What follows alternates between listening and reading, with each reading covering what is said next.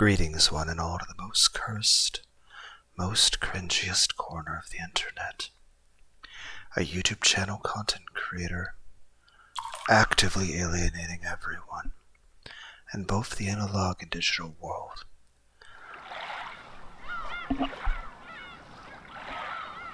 Well, welcome and good evening, wonderful dice of all alignments. I am Lunar D8.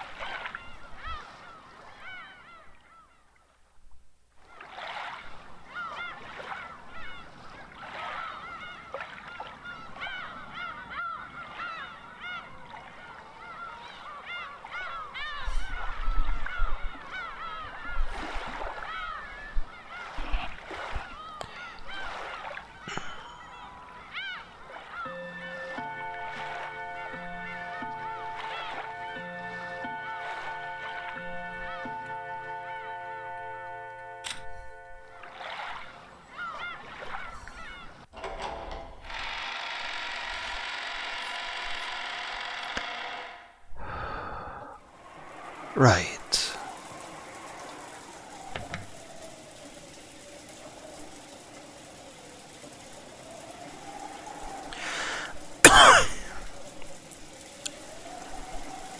Then I'll ask, who in the world is Beatrice?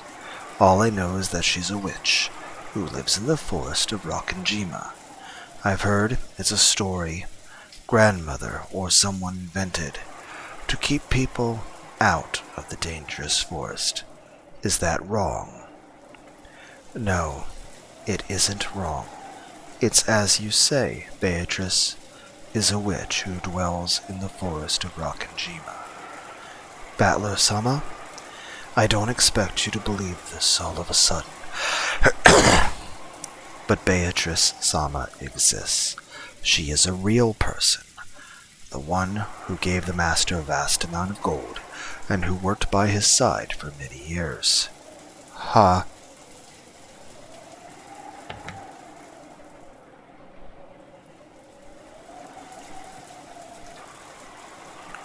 Ah, come on. Is grandfather paying you to repeat everything he says? I laughed like it was a joke, but neither Genji-san nor Kanon-kun laughed. Not even Kumasawa-ba-chan, who was avoiding my eyes, flustered as she started washing the dishes. We're in episode 1 of this game. And this game, I believe, also will involve time loops, and may involve a sort of roulette-style sort of thing, like we have Hinamizawa syndrome, or Hinamizawa, however you want to pronounce it, with Higurashi. But think of the game Among Us, or Nausea.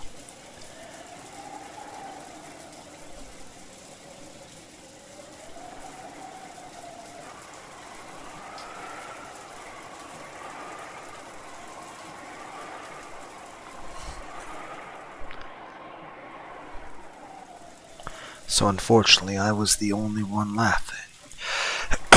Painfully, bitterly.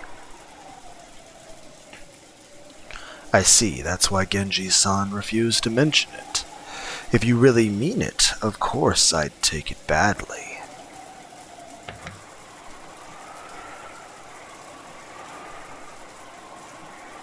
So, you are saying that a person named Beatrice actually exists? Yes. She has been working for the Master since before the mansion was built on this island.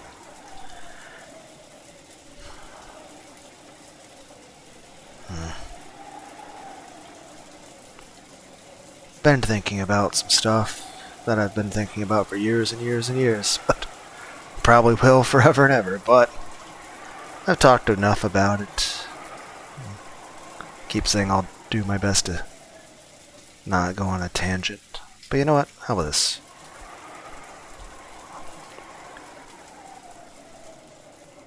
the stuff on my mind I'll just put in the title for the video.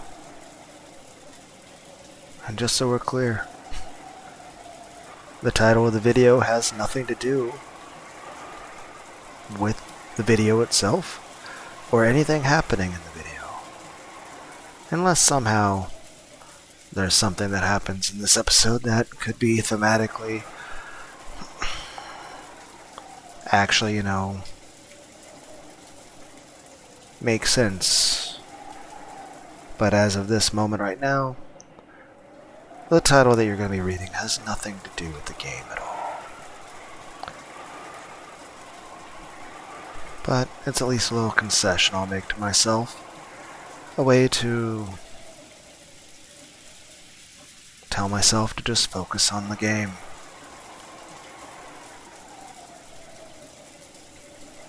We have plenty to read in this very long story.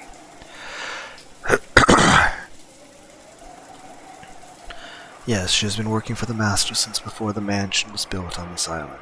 She has most likely been working for him even longer than I have. What do you know? Kairi-san's theory was off. Grandfather really did have a confidant called Beatrice. This does also remind me of how in episode 1 of Higurashi, Keiichi laughed at the idea of an Oyoshira-sama. Is that person on the island now? Yes. I believe that she is here. That's a vague way to say it. I guess that means you haven't seen her face today or yesterday. That is correct. It is extremely difficult to say, but, Canon-kun once again dropped his gaze, avoiding my eyes. Come on, don't just stop there. That's like freezing an inch before the blow, right?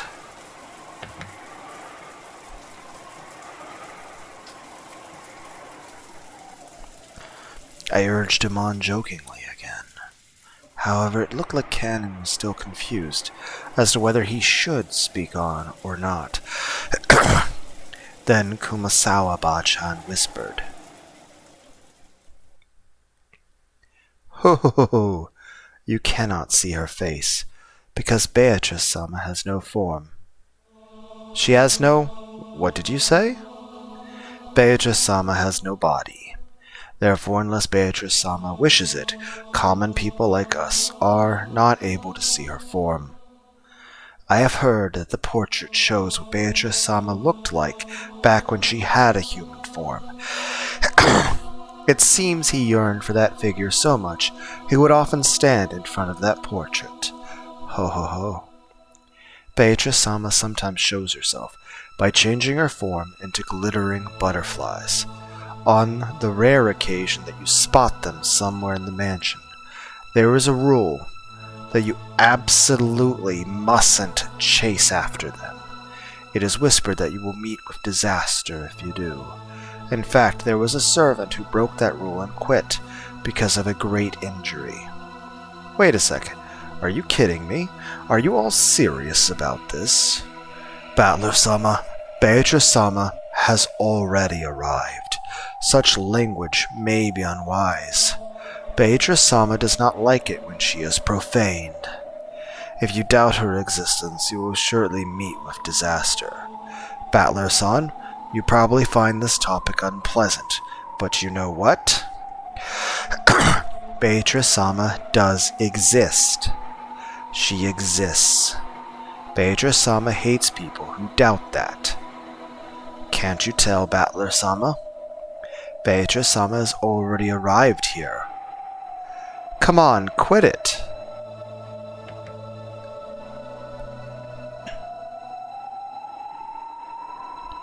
I'm weak against that stuff. Enough with the cheap threats. However, there was no trace of a joke in the eyes of the three servants. On the surface, I laughed and tried to look unconcerned, but I was quickly starting to sober up. Their eyes were also sobering up fast. Battler-san, I beg that you stop profaning at Beatrice-sama. Please, trust me. Kumasawa-chan, who usually cheerful and would always tease people, now spoke with a totally serious, solemn face. Well, even if you say she exists,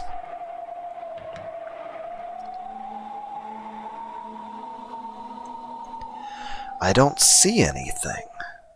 Are you trying to say she's standing right next to me or something? Quit joking around.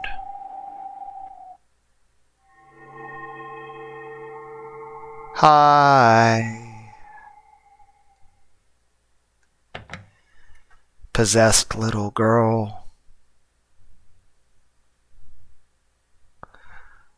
Wasn't this the plot of the Poltergeist movies?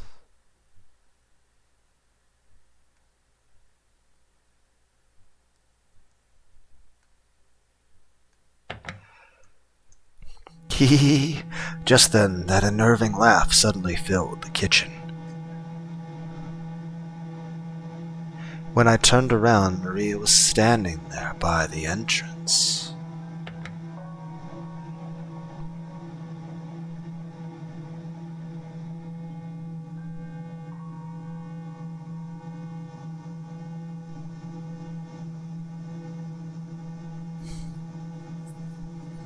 It does also kind of remind me of the thing of Rika with the whole Burn Castell thing.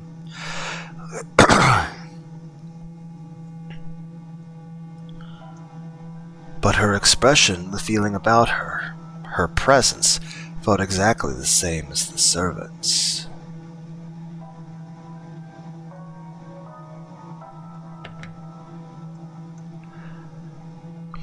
Whether your wavelength matches or not is determined at birth.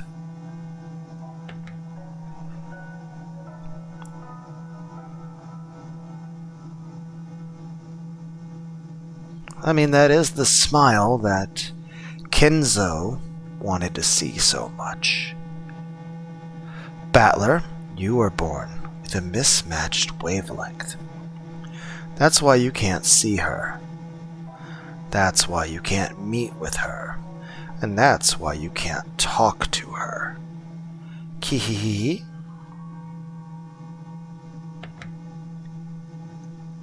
You're the type Beatrice hates the most. Maria laughed like it was funny, but it sounded extremely eerie. It was almost like she was laughing at me because I alone didn't understand. Do you want to know about Beatrice?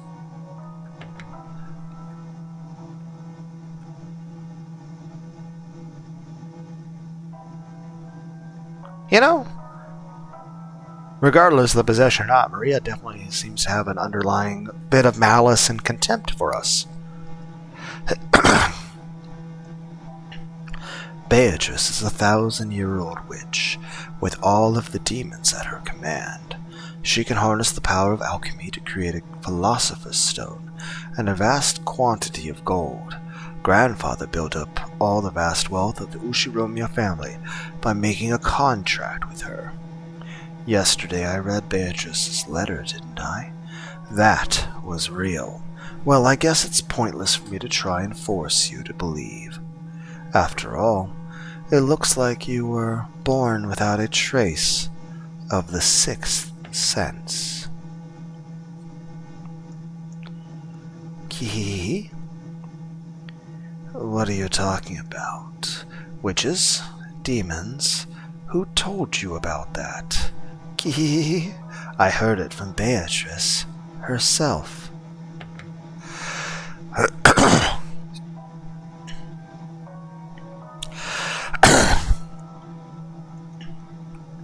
Kee? Maria kept doing that unpleasant laugh. However, the servants who watched over this didn't even blink. She heard it from that witch in the portrait adorning the entrance hall. Maria kept on laughing in a weird voice as though this was nothing more or less than the truth. Maria, it might be rude to ask, but I'll ask one more time, okay? Who gave you that letter yesterday? I got it from Beatrice. How many times must I tell you before you understand? You don't get it, do you? You can't see it. You can't believe it. can you? Hee. Just then Maria's laughter suddenly stopped. Battler, you still don't understand. Beatrice-sama exists. She exists, you say. But where?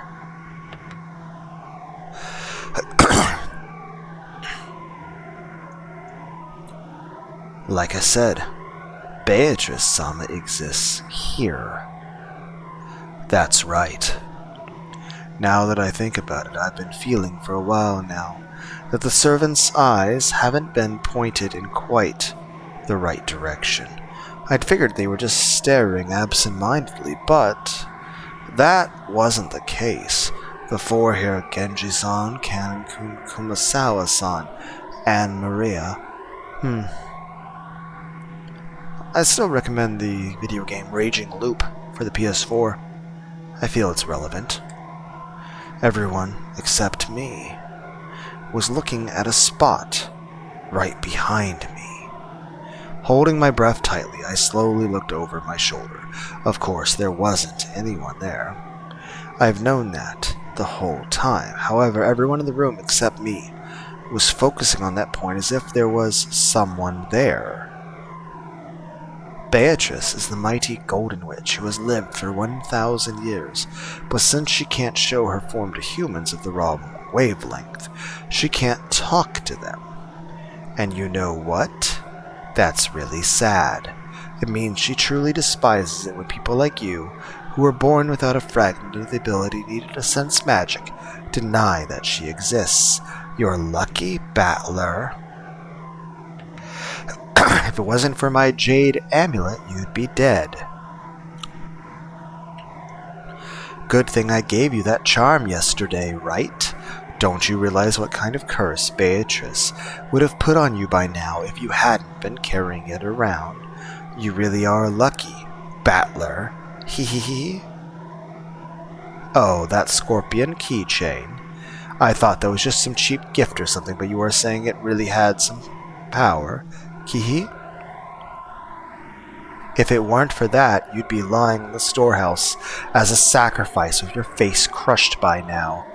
Hee, you're so lucky, Battler. Hee. I see. So if it weren't for that, I'd have been killed by now. Battler, why don't you believe in Beatrice, even though she exists? Right now, over there, look. Hee. I'll bet you want to believe it now. Believe it. And thank me for giving you that charm. If it weren't for that, you'd be in the storehouse right now. But then maybe you would have saved someone else in exchange, right? Hee. Right then, I burst into laughter. Playing witches had been pretty fun up until a second ago, but unfortunately that last one seemed to be too much for me to gloss over. Ha. Then it's all useless, isn't it, Maria? If that's true, then I'm sorry, but it's all useless. When Maria saw me suddenly start laughing, she stopped. Even though she didn't understand what I was laughing at, she realized it wouldn't be pleasant for her. I thought it might hurt you, so I didn't say it earlier, but, well, I thought I'd put that charm you gave me in my pocket. But I must have dropped it somewhere. So the charm can't be the only reason I'm alive now, and even though I should have been cursed by the witch, I'm perfectly fine. Sorry, but I don't believe in things I don't see with my own eyes. Sixth senses? Wavelengths? Magic sensitivity? Sorry, but I don't believe in fake stuff like that. As for me, I'll say this. First off, I will say a healthy amount of skepticism is very important, and there are many situations in which there are circumstances of magic where it's just plainly not true. However, does magic exist? Yes. After all, I believe in God. I believe in angels, demons, ghosts. At that point, anything else really isn't much of a stretch, especially if you sit down and read the Bible. And granted, I believe everything written in the Bible is true. And there are some very, very crazy things that occur there. But I believe every single one of them. Now that being said, there are many things that could be considered contradictory when it comes to my own personal beliefs, but I've already explained those in full in several other videos. I've talked about many, many things in videos, whether it be about science stuff, anime stuff, how much of an otaku and a weeb I am, heck, constant discussions of various video games and animes, or even my own personal life. But I will say this. I certainly do believe things like magic and witches and demons exist, and do aliens exist? I don't know for certain, but I would say more than likely yes. But there's always the possibility that it could be fallen angels pretending to be aliens. It could just be actual extraterrestrial aliens. There could be multiple species of aliens. There could be aliens that have been on Earth for thousands of years, and some that are just recently discovering it. I don't know. Heck, it could also be possible that the government might just have some massive psyop and make people think aliens exist, and maybe aliens don't exist, and they're just doing it as some way to try to freak people out. So, I don't know. But, regardless of any of that, whether it be true or false in any direction, doesn't change me, doesn't change who I am as a person, or what I consider to be right or wrong, and it doesn't affect my faith in God in any way. As far as I'm concerned, if there's aliens and stuff, it just means God created them too. The end. But yes, I do say it's important to have a healthy amount of skepticism. And you can also quite a bit of interest in just, say, Greek mythology. Now, that being said, is Greek mythology just rehashed history with a huge dramatic flair? Were there supernatural beings that were just simply called gods? Were it aliens? Were they fallen angels? Was it something else? I don't know. Or just simply the equivalent of an anime light novel written thousands of years ago? The answer is, don't know. Either way, stories like that and the Canterbury Tales or Edgar Allan Poe, Shakespeare, or even the Odyssey are great, great stories. Don Quixote, even Umineko. I enjoy a good story. I enjoy reading, though I do like something like this that has great music and really cool character portraits with, facial reactions like this. I enjoy reading. I enjoy anime and video games. And I really like the music in this game. When I hear the girls in class start talking about how good or bad their ability to sense the supernatural is, it pisses me off. Again, I certainly do believe that the supernatural exists, and I have seen and witnessed things of the such. That being said, there are some situations where it's just a perfectly rational explanation, or a scientific one. And there's other situations where it's not scientific or rational, and it's literally something that goes beyond, and it actually literally is something supernatural. And there's sometimes it's both.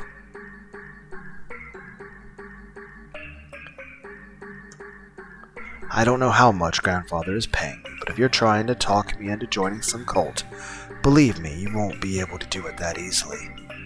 Battler-sama, you guys are free to believe whatever you want. However, when it comes to the things that I believe, the one who decides is always me. Sorry, but I can't believe in something as shady as Beatrice until I've seen her with my own eyes. I spoke forcefully and sharply. Then Maria started cackling again. Hehehe. Well, that's just fine, isn't it? Eventually, even people like you with totally mismatched wavelengths will be able to see Beatrice. Very soon, she will revive. Beatrice will revive. Once that happens, she's promised to talk with me and play with me a lot. There will be absolutely no need for you to doubt or for us to force you to believe. She will appear very soon. Hee.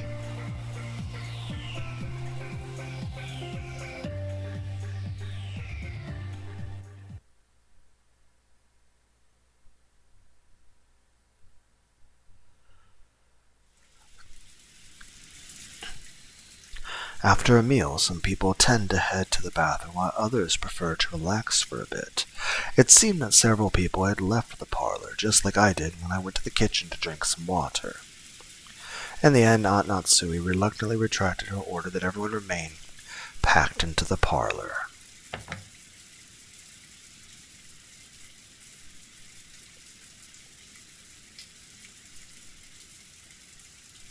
Again, the original art style, I like it, but I like this style much, much more.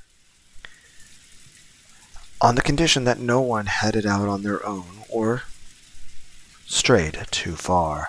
In any case, if 11 people are shut up in the same room, starting early in the morning, the air will start to stagnate. Also, quite some time had passed, so everyone was starting to recover from the shock of that morning, and their sense of danger might have been weakening too. However, it was a certain fact that 6 people had been killed inside this mansion, so no one was completely negligent. So, whenever they went out into the hallway for a breath of fresh air trying to act tough, they would quickly get scared of something standing there. Scared of standing there, isolated, and would eventually return to the parlor. I guess it's like the north wind and the sun. If you force someone to stay shut in, they'll resist, but if you tell them to do whatever they want, they'll come back obediently. People really do like not doing what they're told. When the servants finished cleaning up from the meal, they returned obediently to the parlor just as Aunt Natsui had told them to, and sat on the sofa near the entrance, patiently awaiting orders. Maria, almost as though she had suddenly finished playing witches, had returned to the pure Maria I knew well, saying, "Ooh, ooh." What in the world happened back there? I hadn't felt even an atom of the presence of this person called Beatrice, who was supposedly standing behind me invisible. However, it felt like I'd glimpsed a little of that presence inside Maria. You're right. When Maria starts talking about witches, her personality changes. Battler-kun, you also saw it down by the beach yesterday, right? You mean that scorpion keychain? No, I don't mean like when her feelings were hurt. I'm talking about her having a dual personality or something. Yeah, that happens sometimes too. That thing Maria did when she was talking about the magic circle does happen every now and then. It's freaky though. Apparently Jessica had spoken like Maria a few times. I just happened to catch it at the bad moment, and was pretty freaked out seeing it for the first time. So, what is that? Does Maria have a dual personality or something? Or are you saying that her spiritual sense really is that strong, and she's being possessed by a spirit or whatever? No, I don't think it's that. Haven't you ever experienced it? When you were small, didn't you ever want to be someone other than yourself? When humans are born, no one has any individuality. However, when they reach the growth period, their sense of self starts to be born. I will say this. My sense of self, even though I have gained a lot of experience and been through quite a few years, I would say my personality and sense of self is the same as it was back when I was 7 years old. And I would say largely if I were to speak to the version of myself from over 30 years ago, since I'm currently 38, I think that version of me would still be completely okay with me, and okay with who we are. Probably sad about a few things we've been through, but everyone has a few bad experiences that may have jaded them a little bit, but for the most part, my personality, sense of self, and even my morality have stayed the same for the entirety of my existence. What can I say? I guess I'm a bit stubborn. Or is that called autism? I don't know. They want to be different from other people. But since everyone else in their class is learning the same things at the same rate and being forced into the same lifestyle, of course they aren't going to find anything that makes them different from everyone else around them. Once they realize that, the first thing they do is to start breaking the rules in what's called their rebellious stage. Kind of reminds me there's a song by Ozzy Osbourne called Breaking the Rules, Breaking All the Rules. I think there was a 2-disc compilation of the best of the essential Ozzy Osbourne, and it's track 16, the final track of disc 2. Since everyone else follows the rules, they want to show off their individuality by breaking them. So even those who try to act tough, mocking everyone around them and calling them childish, can actually be viewed as cute kids searching for themselves, if you look at it this way. Well, I'm lecturing about all this like I'm so smart, but I actually got it secondhand from George and Iki. I myself was one of those embarrassing guys who thought it was cool to act like a little bastard. Well, that was when I was at the age where you try to show off for the opposite sex. The main feature of the growing period lies in impulse to break away from your life as a kid, like a chick trying to crack open the shell of their egg. Do you know what makes children and adults different? Age? Or do you mean size? No, it's experience. Adults can look down on children because their children have very little life experience. The reason they snort at everything children say is because they think kids know nothing about the real world. Yeah, I understand that. When you're a kid, you talk like you've got life all figured out somehow, trying to act like an adult. No matter what kids say, adults just snort at them and say they're too naive, or that they'll understand when they get older or something. Well, it's probably true, but to a kid, it's just annoying. Like they're being looked down upon. I get it. It's a question of knowledge and experience. Well, I guess you're right that there's no reason to respect a person for their age if they've just wasted their lives. Therefore, during the period when they try to separate themselves from other children, they also try to take on personality traits different from those around them. And if knowledge and experience is what separates kids and adults, I get it. If they know something no one else knows, it becomes part of their identity. You know, when I was in elementary school, I'd learned things no one else knew, get things no one else had, wear things no one else wore, and became a bit of a hero for it. I'll bet you've done the same thing, Battler. Yeah. There was definitely an age when I wanted to excel in some skill or another.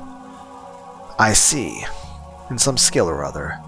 I see, so that's because I was trying to separate myself from being a child, or going through my growing period, in other words.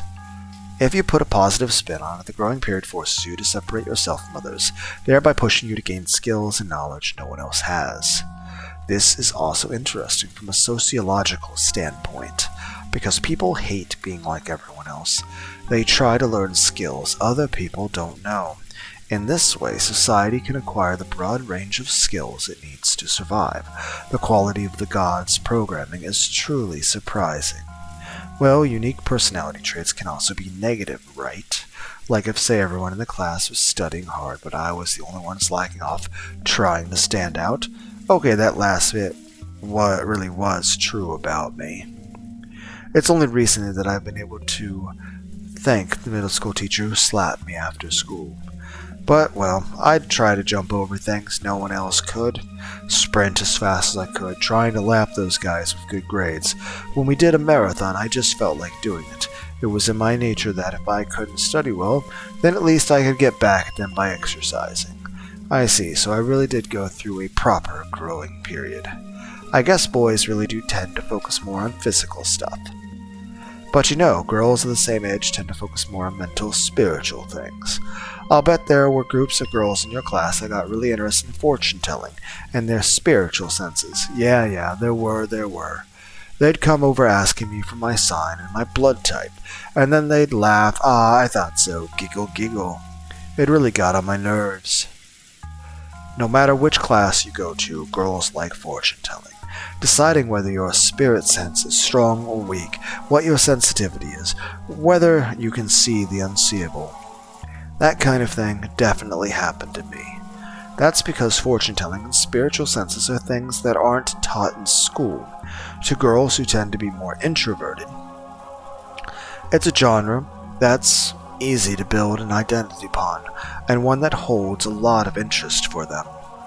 Just like how when boys enter the growing period, they start acting tough and rebel against adults. When girls enter their growing period, they start getting interested in that kind of thing. Well, I didn't, though. So Maria having so much interest in the occult isn't that rare among girls her age. Even if we accept that, I wonder if it explains that creepy dual personality thing. Actually, I think I probably could accept that explanation, more or less. As you just said, becoming an adult means gaining knowledge and experience. So to gain that, it's necessary for children to learn all sorts of things and break free from childhood. However, there are certain convenient delusions that you see often in the world of children, both now and in the past. Do you know what I mean? You see it all the time in manga and anime, right? It's kinda like that. Like you've got memories from a previous life that start to resurface. Like you're being possessed by the soul of the great something or whatever. Or it could be that a sleeping gene gets awakened. Or maybe a sealed power of memory returns. There's all kinds. For some reason, stuff like that really popular at that age. Why is that? Of all those examples you've just mentioned are illusions that let children immediately add to their sum of knowledge and experience.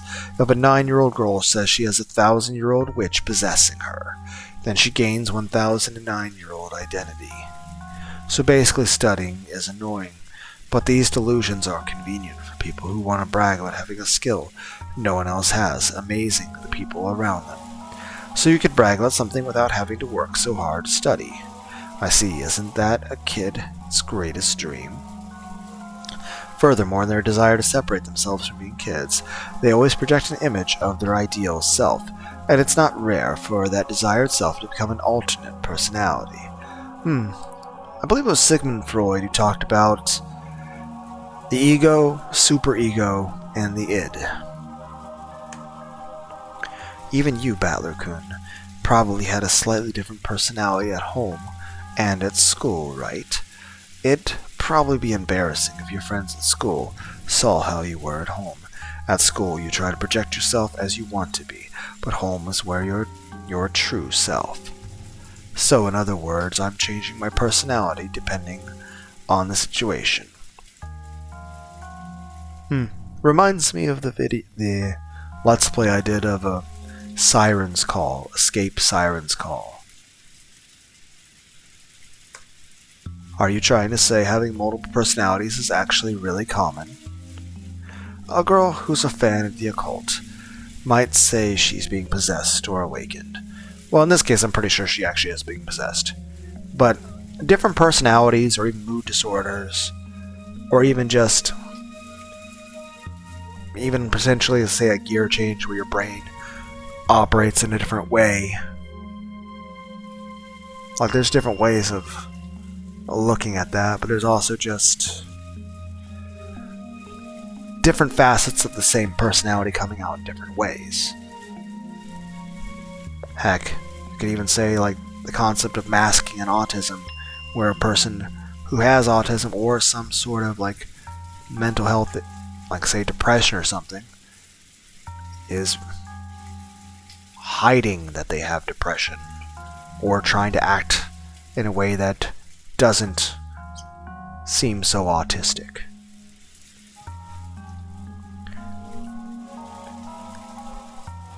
Honestly, there are some kids who change their personality so much it's creepy. And some boys do it too, right? Guys who say they blown their tops and suddenly turn into some overplayed violent character. But they think it's pretty cool, but it's painful to watch. Let's sum this all up. So you're saying that even if a girl about Maria's age shows a creepy second personality, like she did a minute ago, it isn't such a rare or unusual thing. Simply put, that's right. Identity is an important factor when building up one's sense of self. If you make fun of it, it could actually cause children to go back into their shells. So it's important to go along with them to some degree, although the broad-mindedness of the parent determines whether they play along in full or not. Like I said, the whole rebellious thing, but at the same time, you don't want to go too far into supporting it either, else you become enabling of a bad habit.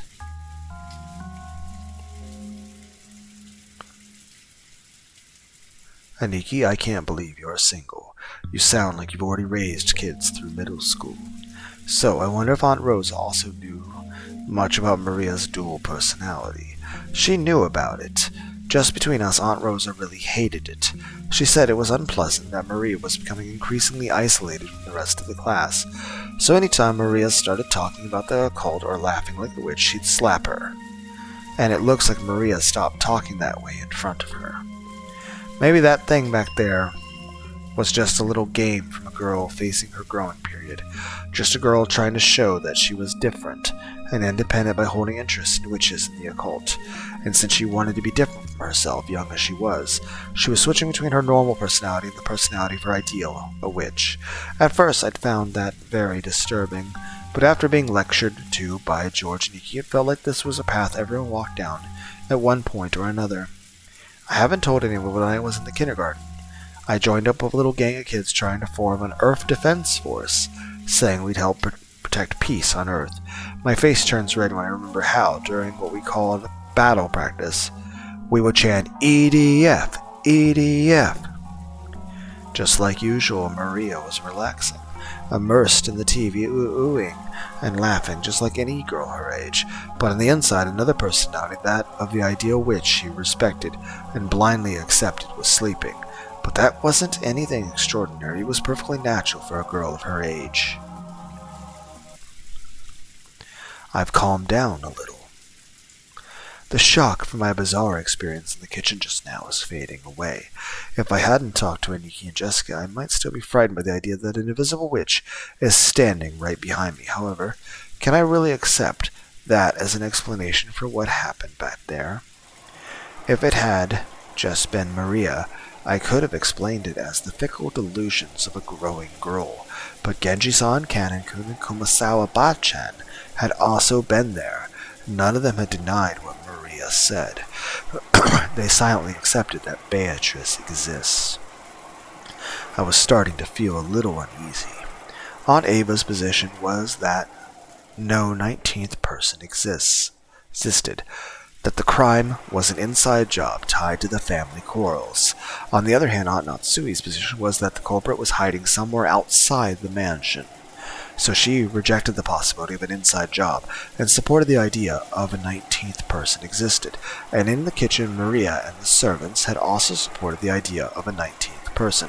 But according to them, the 19th person isn't human. But they said it was an invisible witch carrying out some mysterious plan. Is there a 19th person or not? And is the culprit human or a witch? For some reason, I couldn't just laugh off any of those possibilities. Not even the most ridiculous story about the witch. By the way, I like this story. Let me know in the comments. Whether it be a book that you've read, doesn't matter if it came out this year or thousands of years ago. Whether it's a manga, an anime, or even a video game. Tell me a story you find interesting, one that stuck with you, one that you think everybody should read. For example, the story of the anime's Dot Hack Sign, or Elfen Lied, or Ghost in the Shell, or Bubblegum Crisis Tokyo 2040, or Serial Lane Experiments. I think those are all very good stories that everyone needs to be familiar with. You don't have to give me your reasons, but they're welcome if you wish to share them.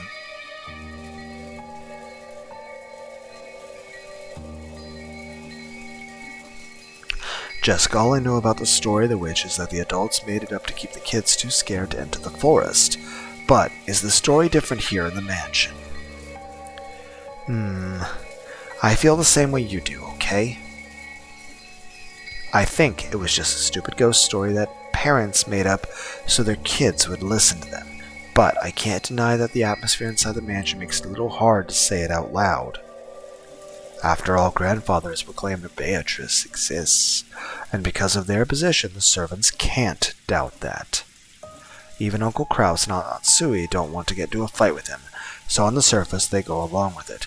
So it's probably fair to say that doubting the existence of Beatrice is taboo to those who live and work in the mansion, unlike the rest of us who can only come here once a year. You saying it's like Stockholm Syndrome? Is that right? Jessica took a deep breath in admiration. It looked like Aniki had guessed right. It's just like you say.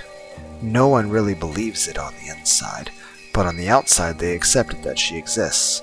See, it's just like the way some people are about God.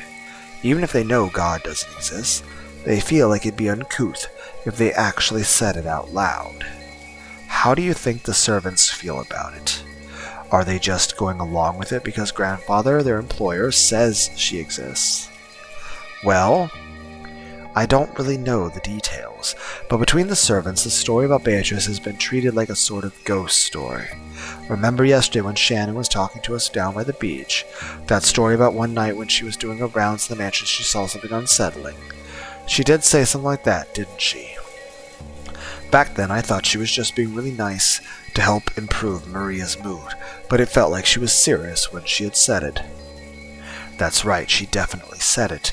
She definitely said the same kind of thing that Genji and the arrest had all unanimously declared back in the kitchen. In addition, some servants have also seen will-o'-wisps and glittering butterflies dancing around. Cannon-kun also saw something like that when he went patrolling one night. And recently you often hear servants talking about the strange footsteps heard inside the mansion near midnight. We've whispered together that the Beatrice-sama in the portrait sometimes makes herself invisible and walks through the mansion. It happened a while ago, but even I heard the footsteps while patrolling at night that resemble these stories. That's right, she definitely said that. Exactly the same thing I had been told just now. Ah, but there's nothing to be afraid of. Beatrice-sama is another ruler of this mansion, separate from the master, so there's no need to be unnaturally afraid if you respect her. I hear she won't do anything bad. However, she'd be quite terrifying if you don't respect her, right? Correct. I've heard that just before I began working here, someone who spoke badly about Beatrice-sama fell down the stairs and quit after receiving a large injury to their back. Because of that, there was a rumor between the servants that Beatrice-sama's anger had been brought down upon this person. If you don't respect her, you'll suffer her wrath and get hurt. So to the servants, Beatrice's existence is just as credible as the story that if you pull pranks on Inari-san, you'll receive Kitsune-sama's curse. Of course, even though everyone accepts that the curses and the like don't exist in the modern era, people are still afraid and still have a little respect for them. You often see it when in a residential area someone is building a house, and they call a Shinto priest for a ceremony to honor the god of that plot of land. Like I said, there's a line between superstition and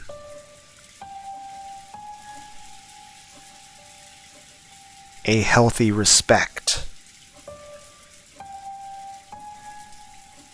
of something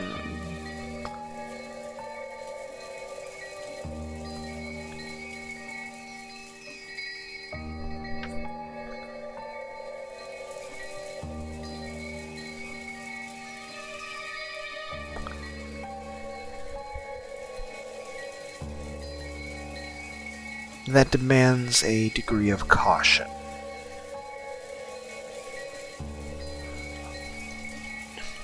You might think that that was just a big waste of time and money, but it is said that if the workers don't do that, a big accident will occur, so they never neglect to do it. You also hear about how if an Inari shrine is carelessly removed during a town replanning, there'd be a curse by Kitsune-sama. I think I might have read somewhere that when the occupying forces were trying to expand an airport, they tried to remove an Inare-san that was in the way. My view on the Shinto stuff when it comes to Japan is this. Simply put, I would not worship such a being, because I would feel that it would be disrespectful to God. But I would feel that I should be respectful of that land and of the shrine and of the statue, because even if there is nothing behind it whatsoever, it would still be very impolite and rude to the people who put such strong faith in it. And I don't like being rude. That being said, while I certainly wouldn't view any sort of supernatural force behind a shrine as a god, for I only see one god, but I would certainly be able to expect and accept that there is some sort of supernatural or even non-supernatural entity behind it. Whether we're talking ghosts or whatever. Main point is this. No matter what, I'd want to be respectful, even if there was nothing behind it whatsoever. Simply. And even then, I also tend to have an appreciation for architecture. If someone's going to build something, then it's certainly a marvel of the hard work and intelligence and ingenuity that went into designing such a thing. But again, while I would not worship such a thing simply because it would be disrespectful to the god I believe in, I, in general, don't like the idea of being rude or disrespectful. Now, if the shrine itself or the people involved were rude or disrespectful to me, well, I can't say I appreciate that.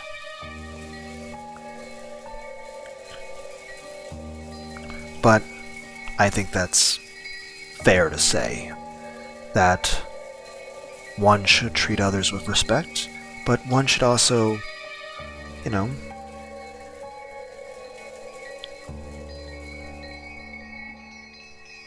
value good or evil in others, and whether the person respects or disrespects you.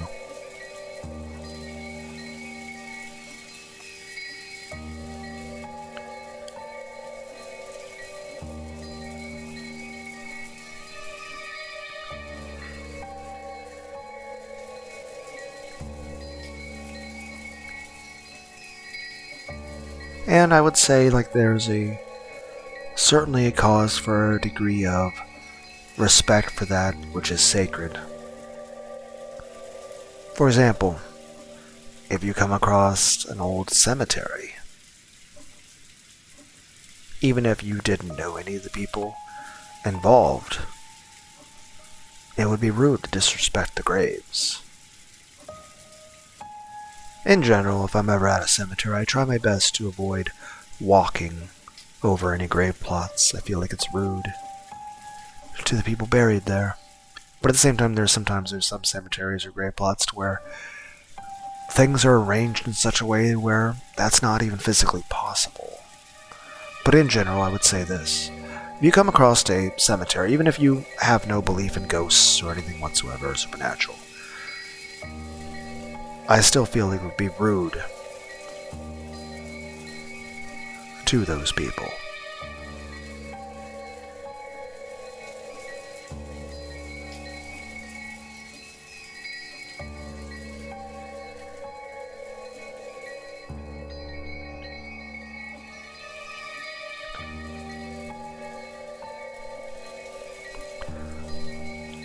Then again, I'm also the kind of person that if I talk to a grave plot of somebody I know, I'll gently delicately place my hand on the stone. Basically just to sort of mimic or pantomime, as if I was actually placing my hand on the shoulder or even giving a head pat to a person. But that's, well, one could consider that a respectful gesture. That's more so a thing done for my own emotional well-being. Basically something,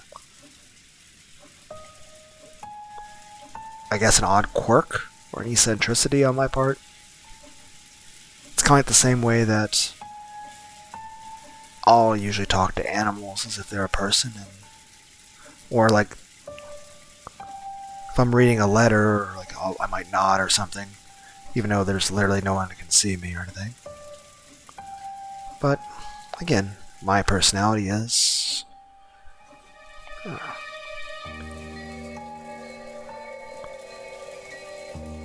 I don't know. I value being polite. Heck, I feel like we have an epidemic, a pandemic of rude people in the world.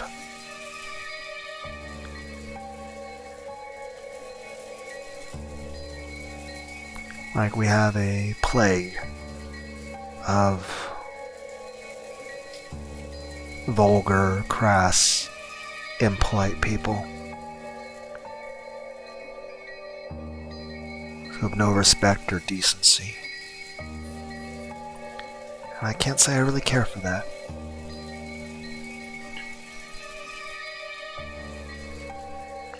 I believe it's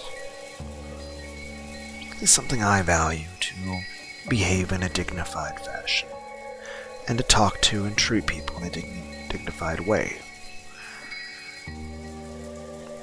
And the workers kept getting struck down by mysterious fevers. Even in modern cities like Tokyo, it wasn't rare to see modern buildings packed all around an old Inari shrine, leaving the shrine itself untouched. I do value the idea of leaving historical things alone. Like if you come across a historical building from like a long time ago, I think it's important to leave those alone unless you are trying to preserve it. And this wasn't limited to Japan. It's probably similar to how foreigners baptize babies.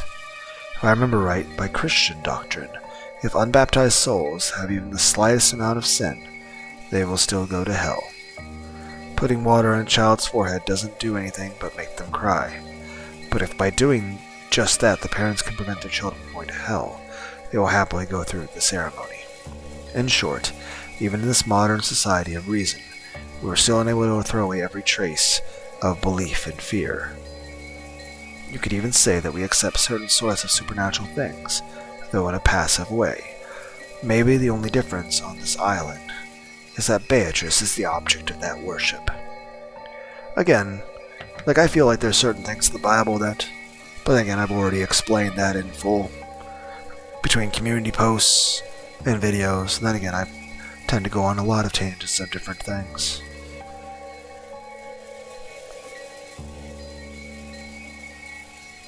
Heck, the title of this video is a concession I'm making to myself so I don't go on a tangent talking about my son. Because I still feel very angry and sad about that. But that's never going to change. But, like I said, no matter what, I will always love him. I will always care about him very much. And above all, I'm just happy he's doing well. I'm happy he's safe, alive, healthy, happy. And I'll always be there for him. And I'll always be thinking of him. So. And I miss him and I want to give him a hug. But that's not going to happen again anytime soon. So,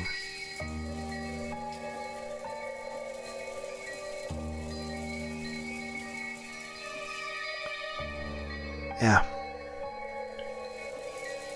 Just I love him very much, and I feel a bit sad and angry about things that happened, but at the same time I also feel happy and grateful that I had a son in the first place, and I love him very much, and I'm happy and grateful that things worked out as well as they did, where, he's alive and he's okay. Still feel like I lost my family and my family was stolen from me, but hey, I'm not the only father out there that probably feels that way.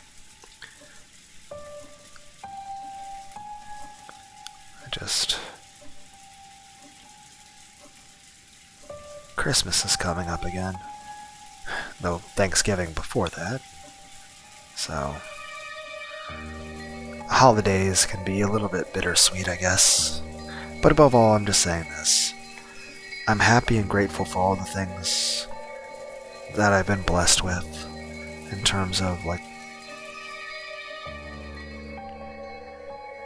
I had a son. I have a son. I was able to have a son. And he's still doing okay. He's alive. And I have a lot of happy memories with him. And I'm just glad he's okay. And I'm grateful for everything and everything, God has blessed me with. I appreciate the blessings that I've been given, the things that were good, and I appreciate things that worked out as well as they did. Heck, I appreciate that I'm even still alive myself. But it doesn't mean I am not allowed to acknowledge that I feel sad and angry as well. But, yeah, that's what the title of the video is about. It's basically me trying to avoid talking about it, even though I've been doing it for the past few minutes now. Probably making an expression very similar to what Battler's making right now. So in other words,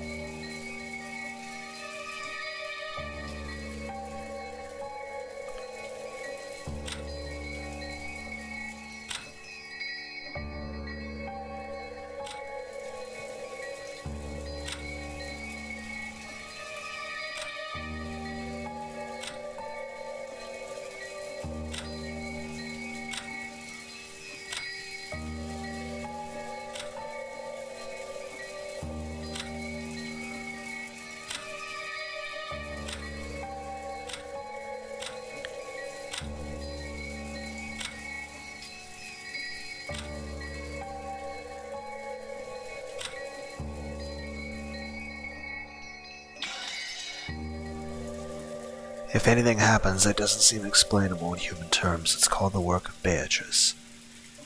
I think Shannon Chan said it herself. Windows and doors and locks that were tightly shut would be open the next time you went to check them. Lights that should have been on went out and lights that should have been out were turned on. And if I remember correctly, even Jessica was joking about it, saying it was the work of Beatrice when she couldn't find her bag in the morning. Your memory's pretty good. Normally you'd say some little imps took them, but on this island it's Beatrice. Well, it's all pretty stupid, though. This mansion has been standing for about 30 years now, hasn't it? It's natural for things that old to get their fair share of ghost and occult stories, like the 7 mysteries at a school. But that's where I'll spin the chessboard around. Huh?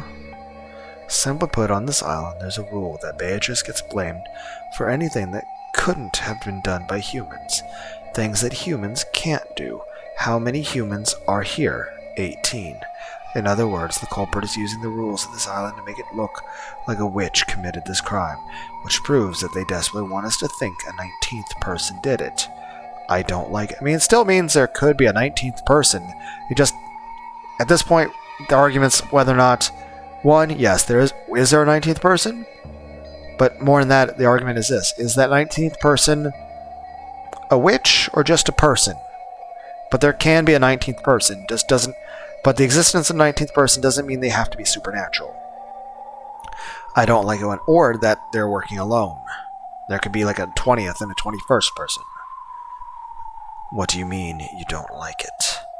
Let's assume some invisible 19th person exists and wants people to know they exist. If it were me, I'd do it with even more perfect timing. What do you mean by perfect timing? Well, the crime took place sometime between the middle of the night and dawn, right? We had some people who were talking together until the middle of the night. Some people on night shifts and some people who returned to their rooms and were sleeping. Everyone's alibi is really vague, so there's plenty of room to suspect that the crime was an inside job. George and Nikki, Aunt Ava probably told you too, right? That there's a good chance this crime was an inside job? Yes, I guess. In other words, if this invisible 19th person really exists and wants to let us know it, the first crime was a complete failure. No, in the first place, they chose the wrong time of day to do it. If this invisible 19th person really wanted to show themselves, they had to make sure that the crime took place under conditions which proved that the remaining 12 people were all innocent. As long as there is a single human we can suspect, this 19th person's attempt to highlight their presence fails. That's why near midnight, when everyone's alibis are at their vaguest, the 19th person's existence is also at its vaguest. And yet the culprit chose to commit the crime at that time. By committing the crime then, only one of the 18 would obviously be suspected. I mean, heck, is it possible one of the dead people did it? And yet someone handed Maria the letter and called themselves a witch, even though everyone denies they did it. In other words, you're trying to say that one of the 18 is trying to make it look like a 19th person called Beatrice exists. That's a pretty crazy idea. I think Mom's theory about someone hiding outside the mansion is a bit more credible. Battler, don't tell me you actually think someone in this room is the culprit. I do. Someone's trying to force us to accept that Beatrice exists. That's right, this whole thing started as far back as the letter last night. I don't have any basis or proof. But with the chessboard turned around, this is my best guess. Seriously, that's too crazy. You sure you haven't been reading too many weird detective novels? However, it's an angle we can't ignore. Whether there's a 19th person or not, the culprit's definitely planning something involving that rule about this island. Just now, listening to Battler-kun talk, I remembered something that's a little disturbing. Something disturbing? Yes. Do you remember Beatrice's letter? It said that Beatrice was going to collect interest, and by interest it mentioned everything of the Ushiromiya family. Jessica and I thought back on what Maria had read about aloud the previous night. Yeah, it said that. It definitely said that. That the collection of the interest was going to take place shortly, but if the riddle of the gold could be solved, she'd lose that right. Grandfather received the gold and rebuilt the Ushiromiya family. In other words, according to Beatrice, everything created using the gold as capital counts as part of the interest. Which means... That's pretty scary for a joke, Aniki. You don't mean everything of the Ushiromiya family. In other words, everything that grandfather gave birth to. In other words, everyone with grandfather's blood flowing through their veins. If you interpret the letter that way, these murders are just Beatrice legitimately collecting interest. If that's the case, these crimes will continue, because the collection of interest is still only halfway completed. George turned around, looking over the parlor. There were still many people who held the name Ushiromiya, and because Goda-san and Shannon-chan had been killed, we knew that not even the servants were safe, despite lacking the Ushiromiya name. So are they planning to kill us all? But that's weird, George Nissan. In that case, why only 6 people? They should have been able to kill a lot more. At worst, it should have been possible for them to assault everyone while they were sleeping and kill them in a single night. Why didn't they do that? The special clause. If someone manages to solve the riddle of the gold, their right to the interest will be lost. And remember how the letter ended. It challenged us to solve the riddle of grandfather's gold. Jesus. It looks like we're finally understanding the culprit's message. In other words, the culprit's telling us to try and solve the riddle on the epitaph grandfather had made. On top of that, they're saying that if we just sit around, they'll keep collecting interest. I realize this is all based on several guesses that are way out there, but not everything that happens in this world fits together in a perfect line. I mean, technically making guesses that are way out there is generally how 99% of all scientific advancement has occurred. I mean, that's technically how we figured out how Neptune and Uranus existed, because we were observing differences in how Jupiter and Saturn behaved in their orbits that required an outside gravitational force. And granted, while there is a massive amount of distance in between Neptune, Uranus, not only between each other, but also with, I think people misunderstand or underestimate the distance between Earth and the Moon. You could fit all of the planets of the solar system in between the Earth and the Moon. The Moon is actually very far away. And I think people underestimate that.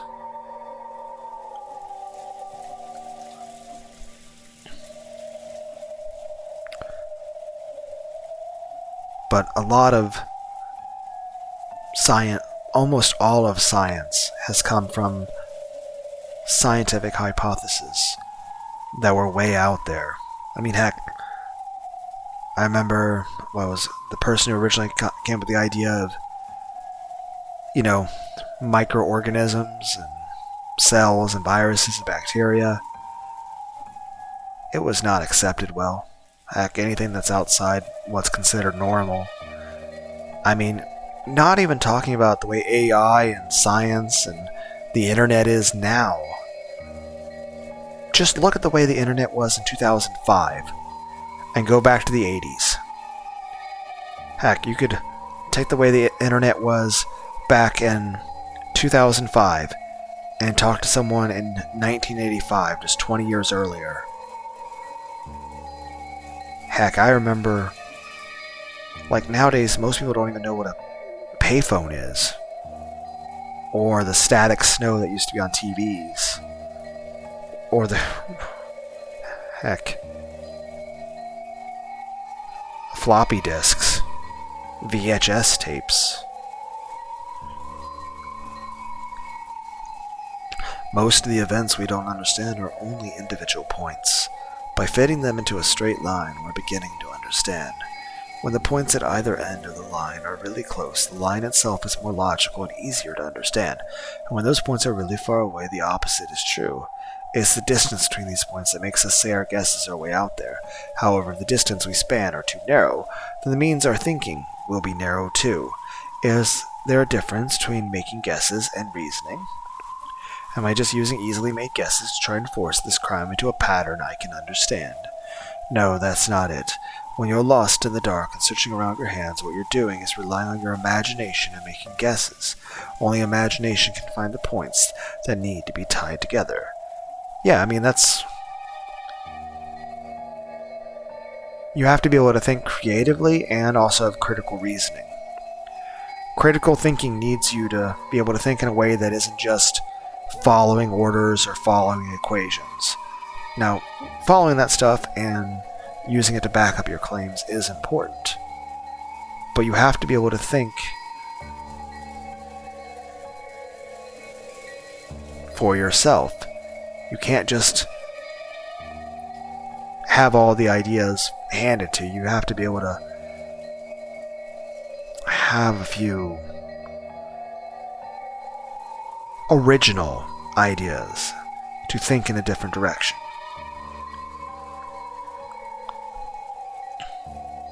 It's basically creativity and critical thinking skills. And abstract thinking. Reasoning is nothing more than the act of drawing lines between them. If you can't imagine, you can't reason. What I'm doing now might be way out there, but I'm sure it isn't a mistake either.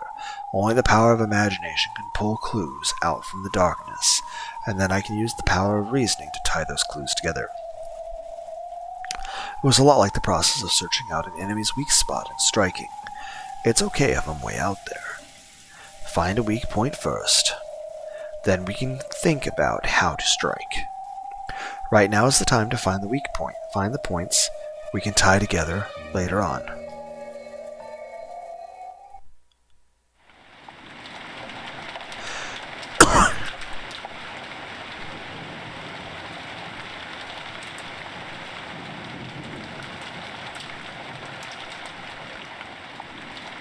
For the time being, I put aside whether a 19th person existed, and announced our theory that the goal of the culprit might have been to make us solve the riddle of the epitaph. Uncle Hideyoshi seemed to be extremely interested, but Aunt Natsui said it was ridiculous and dismissed it. Of course. If you think about it that way, even that letter from yesterday makes sense. That motive seems to fit pretty well with the facts, setting aside whoever it was that gave Maria-chan a letter. Ooh, Beatrice exists. Ooh. Even though she was puffing up her cheeks in that cute way she'd been doing since yesterday, I couldn't think of it as cute. If I poked fun at her, it might suddenly transform into a creepy laugh. There is no hidden gold. However, the culprit is blindly sure of its existence, and if they're trying to make us solve the riddle before snatching the gold away from for themselves, then I will agree it makes sense. However, if that were the case, why would they start by killing those most highly ranked in the Ushiromiya family? I see your point. If they wanted to make us solve the riddle, killing those closest to Kinzo-san doesn't sound like a good plan to me. That's true enough, and if we're going with that argument, wouldn't it have been quicker to threaten Father in the first place? You'd think it'd be faster to just ask the person who wrote it, rather than try to force us to solve it. You've got a point there. Still, I think it'd take more than your average threat to make Father spill the beans. Anyone who knows Kinzo-san well would probably realize that he won't bow to ordinary threats. He's the man who bears responsibility for the Ushiromiya family and all of its vast wealth.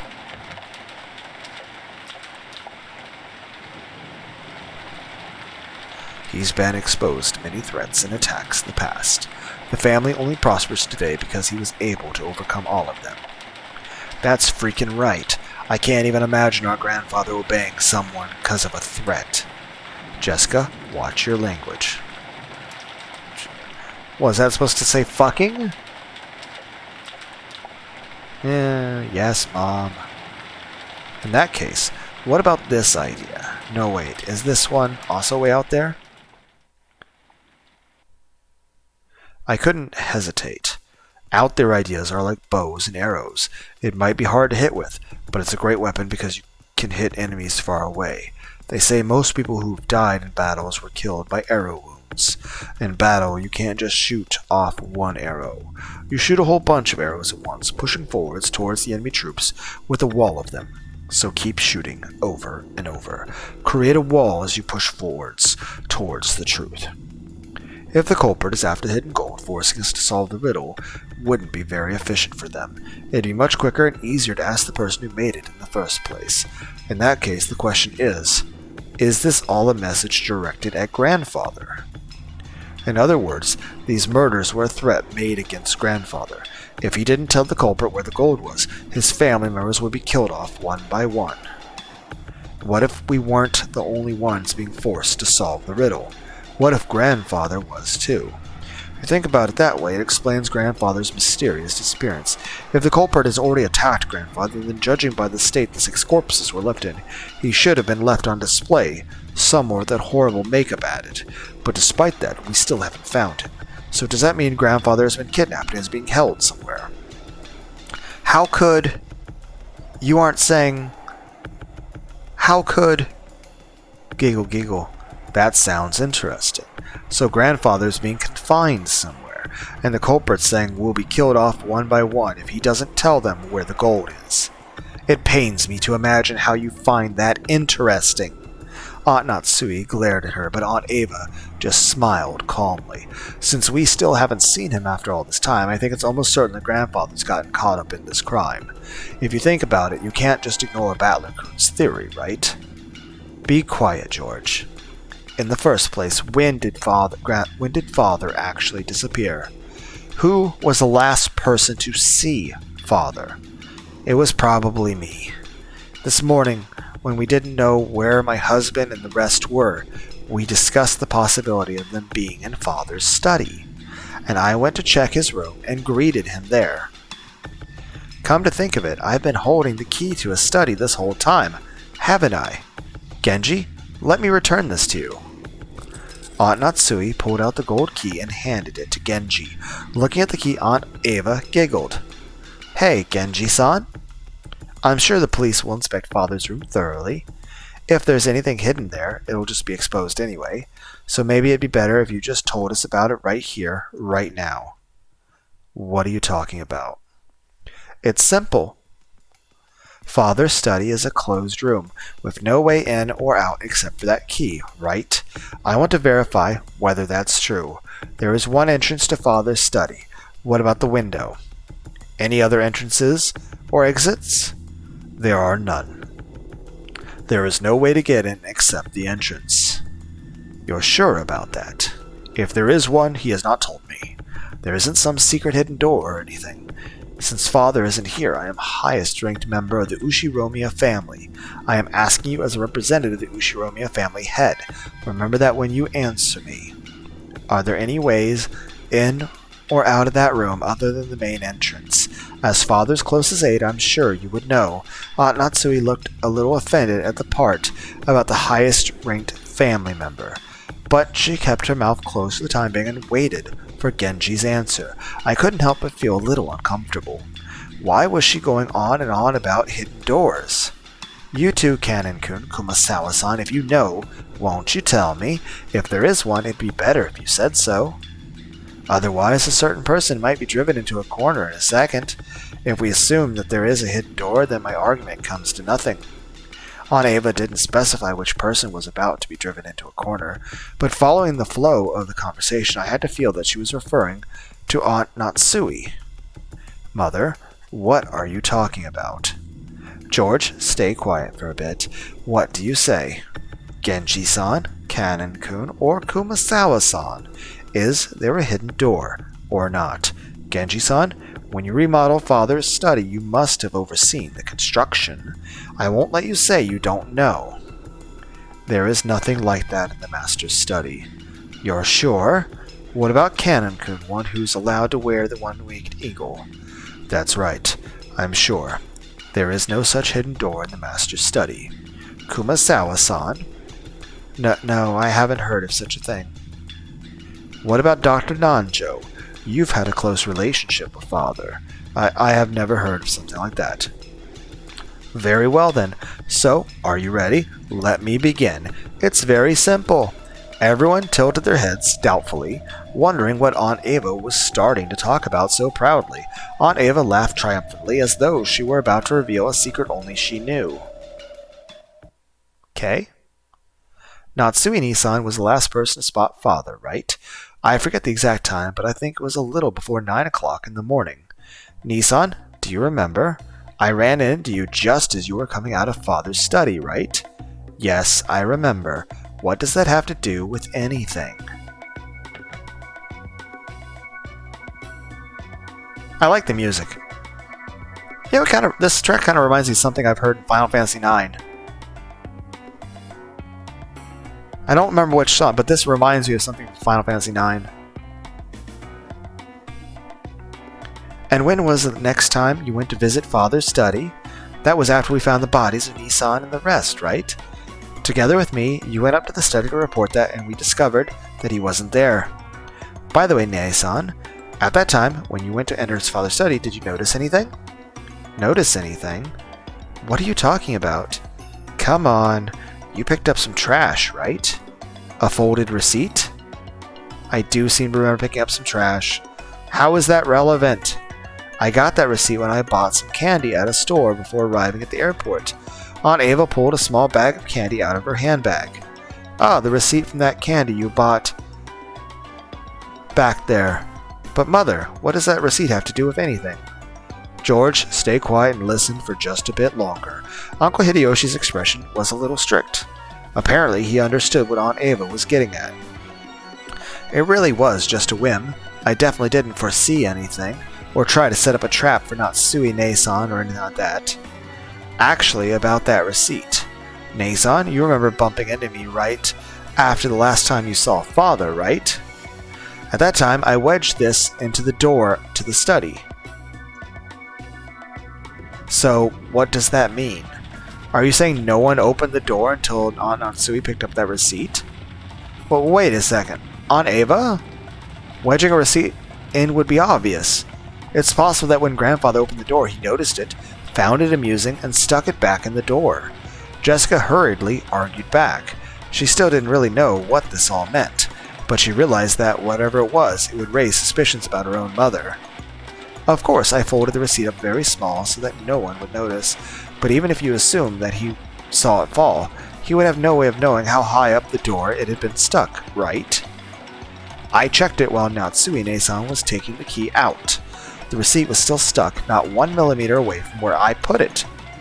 I can't understand why you would pull such a childish prank. I'll bet you were the one who did that prank on the door to my room, too. The door to your room? It was unpleasant to talk about, so I never mentioned it. But when I woke up this morning, there were signs of some prank outside of my door. It was probably the same red paint that was scribbled across the shutter. There were some unpleasant marks as though someone had been tearing at the door. Wait, what's this? Why'd you keep quiet about this till now? My apologies. Since so many horrible things have occurred since then, I had completely forgotten about it until this moment.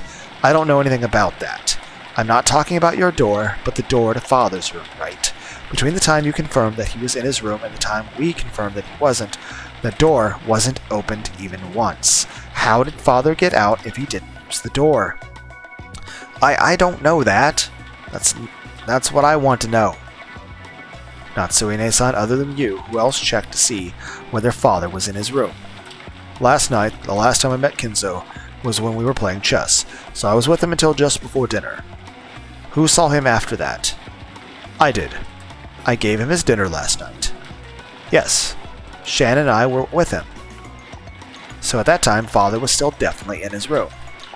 However, Natsui-ne-san, when you found out he wasn't there, it looks like all the ways in and out of the study were closed, right? But even so, you said you met with him this morning. Is there any chance he was hiding somewhere in the room?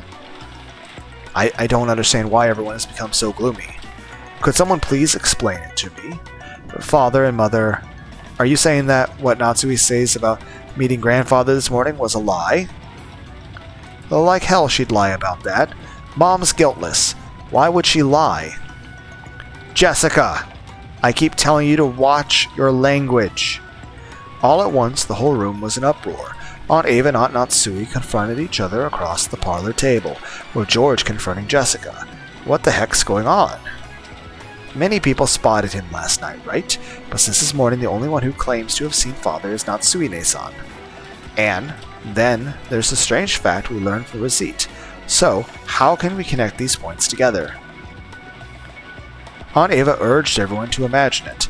Sure, that receipt could become an important point, but I didn't know which other points to tie it to or how. If we try searching for the answer Aunt Ava probably wants, we'll find that Aunt Natsui lied and acted as though Grandfather was in the room this morning. Has the fact been exposed by a whim of Aunt Ava's? I don't get it at all. Why would Mom have to lie? She had no reason to, right? That's what I want to know. But Jessica-chan, you can't be sure she had no reason to lie and say that Grandfather was in the room. After all, you see it in mystery novels every now and then. That trick where people fake the time of death to create an alibi for themselves. What are you talking about? I've never heard of that. We still haven't found Father yet, but it's pretty natural to assume he's already been killed. If that's true, there's no doubt we'll find his corpse soon. If at that point the time of death could be cleverly faked, Natsuine-san would be able to create an alibi. Do you understand, everyone? This morning, when Aunt Natsui confirmed that grandfather was there, she lied, and he was already dead at that time. And then she moved the body to some other location and tampered with it so that when we find it, we'll think that he was killed just a second ago. That'd make it possible for her to create an alibi, even just by staying with the rest of us. Then she could say, "I heard something," screaming, dash over there and become the first to find the body along with everyone else. Is that what Aunt Ava's saying? Ridiculous! After all, detective novels are merely books for the purpose of entertainment.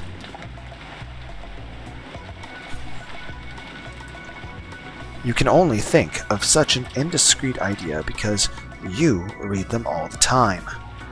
That's right. Even if she did try to fake the time of death a little, all that would be blown out of the way in an instant once the police did their autopsy. That might have worked in the past, but do you really think that kind of trick would work in modern Japan? It doesn't make sense. You think so? This morning, when Dr. Nanju looked at the corpses, he was only able to give a vague estimate of the time of death, right? Autopsy results are very easily affected by the environment and individual differences. It's a very relative estimate with an uncertainty of several hours. And unfortunately, the police's scientific investigation will have to wait until tomorrow. It wouldn't be easy to measure the correct time of death so accurately, even in modern Japan. Isn't that right, Dr. Nanjo? Examining a corpse is an extremely difficult task that requires both experience and instinct. I have heard that there is a very high chance of a mistaken diagnosis. I imagine it is very possible for a misreading of just a few hours to occur. However, for an alibi, that's more than enough. It's an old trick. It's a trick that works well enough. Natsue-san, it's not like we want to suspect you, okay? We just want you to prove your innocence, so that we don't have to suspect you. What is this innocence you want me to prove?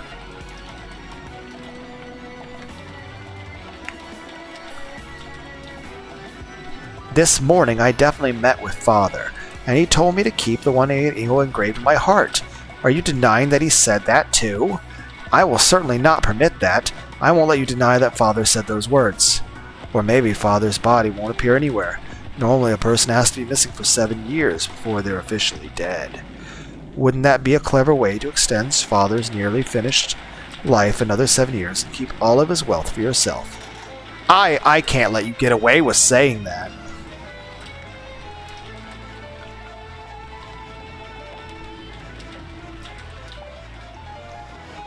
I can't let you get away with saying any more. I am Ushiromiya Natsui. Although I do not have the right to wear the one-winged angel on my body, one-winged eagle on my body, it is certainly engraved on my heart. What do you think you're saying to the wife of Kraus, successor to the head, and the one who will act as such in his place? What's this? Are you going to shoot me with that gun? Go ahead. If only you just shoot. You're just desperate because you can't think of a way out, right? Do it. Just try to obscure the truth of violence. Yet you. It wasn't like Aunt Natsui had been actually holding that gun at the ready and threatening anyone. But as she was egged on by Aunt Ava, she did hold it at the ready. Unsurprisingly, once things got to this stage, Jessica and Genji-san tried to stop her. Madam, please calm yourself. Mom, you aren't lying. But you also shouldn't, shoot a person with a shotgun that isn't actively trying to... guns are important self-defense tools, but at this point there is no reason for you to need the gun. No one is physically attacking. Now, I mean, granted, if someone was physically attacking her with the intent to cause grievous bodily harm or violate certain boundaries, then yes, the gun is fine. But right now is not... The person shit-talking you, as much as that's rude, it's not justification to shoot them. So there's no reason for you to listen to this. Calm down, Natsui-san. All you've got to do is swear that Father definitely was in that room. Why are you getting so worked up? That is correct. Natsui-san isn't lying. Shouldn't that be the end of it? Then I want you to explain. How did Father manage to disappear from the room?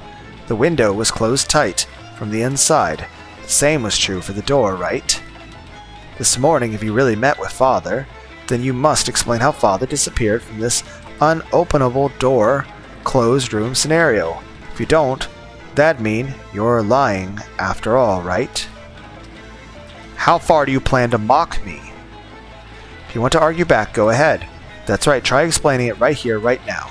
If you do, I'll apologize for suspecting you. How did Father manage to get out from that closed room? I cannot explain, and there's no need for me to do so. Really? Then let me explain it. Let's take the best parts from my perspective and yours, and come up with a more friendly explanation. I'll believe what you said about Father still being in his room this morning. However, the next time the door was opened, Father wasn't there. You don't have any objections so far, right? I have no desire to hear anything more you have to say.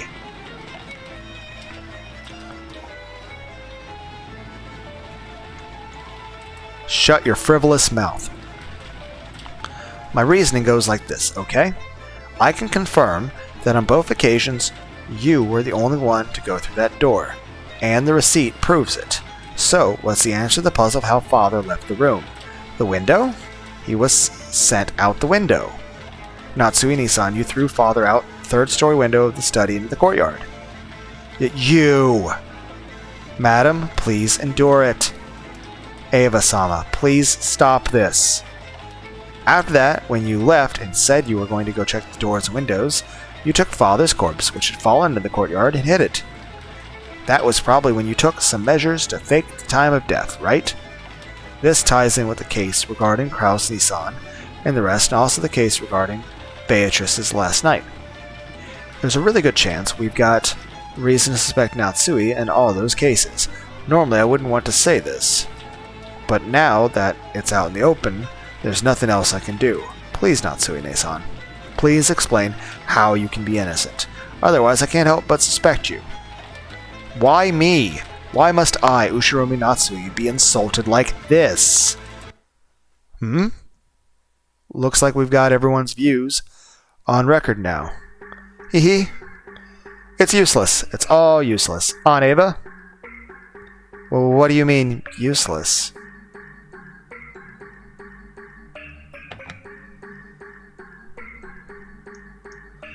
Jessica looked up at me, hanging on to my every word.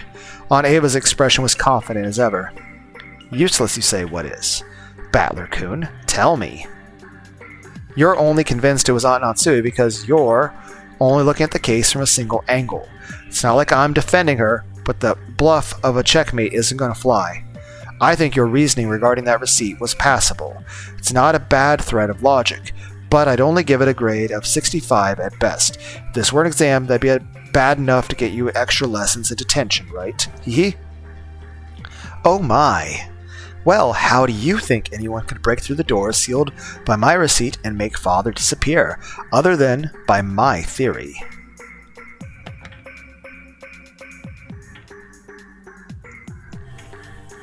It's true that your theory is an interesting one. And if you could say for sure that there was no way to make Grandfather disappear, then you probably would be able to prove that the last person to see him, Aunt Natsui, was guilty. However, since there's still a possibility she's innocent and these accusations are false, we can't be sure about that. Then Battler-kun, are you saying someone other than Natsui-san made Grandfather disappear?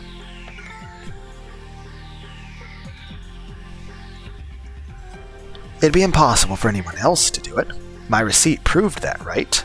After the first time she visited the study, and until the second time we visited together, the study was a perfect closed room, and when the seal was broken on the closed room, he was already missing. If that doesn't prove she's the culprit, what kind of trick could they have used? Like I said, Aunt Eva, only 65 points. So let's try spinning the chessboard around, shall we? The question isn't how someone managed to make Grandfather disappear from the outside. We should think about how Grandfather disappeared from the inside. The door had the receipt stuck in it, so it couldn't have been used. He also couldn't have gone through the window because you can't lock it from the outside, and when Aunt Eva visited the study, she checked to make sure it was locked. So, the window also wasn't used. At that point, the study really was a closed room. We have to accept this. However, the study didn't remain a closed room forever. Once the seal created by the receipt was removed, it'd be possible for someone to escape by the door. In other words, the question isn't how Natsui made Grandfather disappear. We need to think about how he was able to escape. Grandfather's study isn't an ordinary study, right? According to Genji-san, there's a toilet and a kitchen and even a back room, almost like a little house. For example, what if he was hiding under the bed and the two of you only thought he was missing? Aunt Ava, even you didn't check that far, right? And then the two of you went back down the stairs thinking he wasn't there. At that time, the receipt was already gone. In other words, if Grandfather was hiding in his room the whole time, it was a closed room, and escaped after letting the two of you go past him. We can crack this closed room right open. But what are you talking about? Why would Father need to escape the room in such a bizarre fashion? Don't be so absurd. Yeah, it might be absurd. However, it still shows that there's a possibility Aunt Natsui is being falsely accused. Your receipt wasn't perfect. In chess, we might call that a check. But it isn't checkmate. But the thing that really pisses me off is how you're pressuring Aunt Natsui to explain it, then claiming that she must be guilty if she doesn't. If you want to go down that road, then why don't you let me, Ushiromiya Battler, spin the chessboard around one more time? Aunt Ava, according to your own argument, you must explain to us why you and Uncle Hideyoshi couldn't have killed those 6 last night and then casually returned to the guest house. You've been trying to force Aunt Natsui to explain, so I'm sure you can prove your own innocence, right? Especially now that all of Grandfather's wealth has suddenly plopped down right into your hands. That's right, you're suspicious enough yourself, aren't you? You say Mom's suspicious because she was last person to see him, then what about you, Aunt Ava, the last person to see Dad and the rest? Just like Battler said, prove that you two weren't the ones who killed them. Mother, I also think that your reason was a little overeager. I'm sure the receipt was an important hint, but like Battler-kun said, that's not enough to prove that Aunt Natsui was responsible for some plot. We're all equally suspicious. It's not right for only Natsui to be persecuted. Our proud father crawling under his bed? You call nonsense like that an explanation? In that case, why don't you explain first? Who killed those 6 and how? And then try showing us the proof that you weren't involved. Cough, cough, cough, cough. Are you dying of cancer? What? Are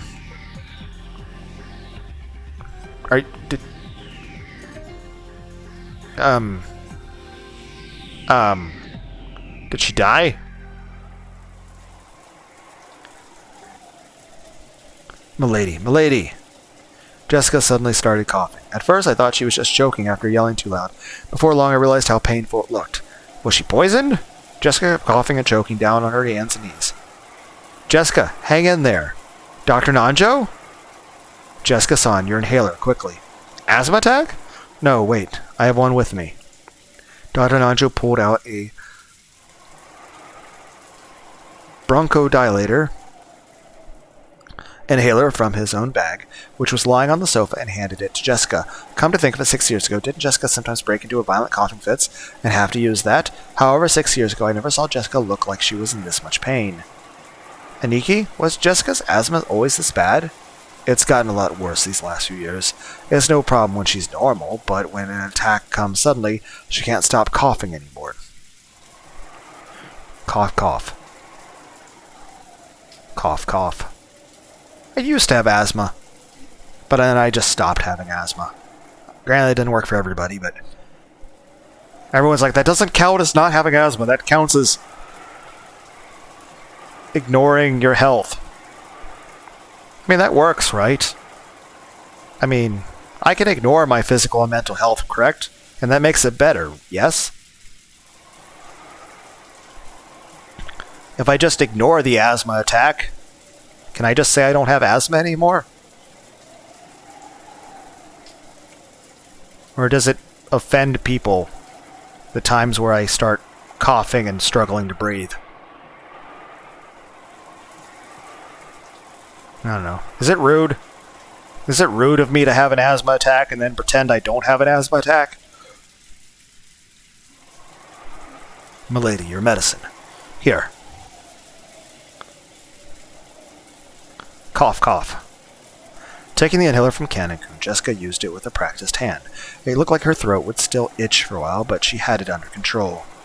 Are you okay, Jessica? You scared me. It's no big deal. Don't worry about it. Beads of sweat covered Jessica's whole body, and she couldn't hide her rough breathing. but it looked like her sudden attack had calmed down for now. This disturbance had made the dangerous atmosphere up until now seem slightly unfocused, but that's fine. That kind of battle of mutual suspicion is completely unnecessary. When you think about it, finding alibis for each other and looking for the culprits is probably meaningless. After all, we're just powerless, ordinary people. And when the police come tomorrow, they'll definitely employ cutting-edge techniques and investigate the case thoroughly, solving all of the riddles and arresting the culprit. Perhaps Battler-kun is right after all. Just as Natsui-ne-san is suspicious, I can't ignore the fact that I'm suspicious too. Arguing about that now will surely be unproductive. Everything will be fine if we just leave it to the police tomorrow. But don't you want to know too, Battler-kun, who the culprit is? Don't you want to let them know the pain you feel from losing someone precious to you as soon as possible? I won't deny that. Even one day would be too long to let the wonderful bastard who's behind this go. But that doesn't mean I want to suspect one of the 18. Even though I said what I said earlier, I don't even want to suspect you, Aunt Ava. To me, you're an awesome aunt who's always fun and playful. I don't want to trade insults with an aunt like that.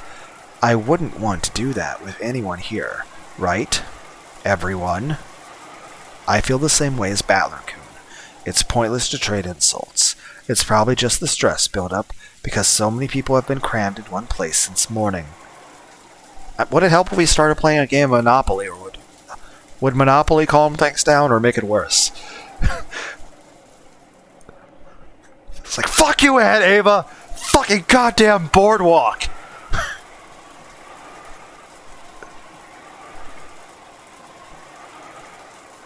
Probably. It is only natural. It may not be my place to say it, but I think we should all relax as much as possible.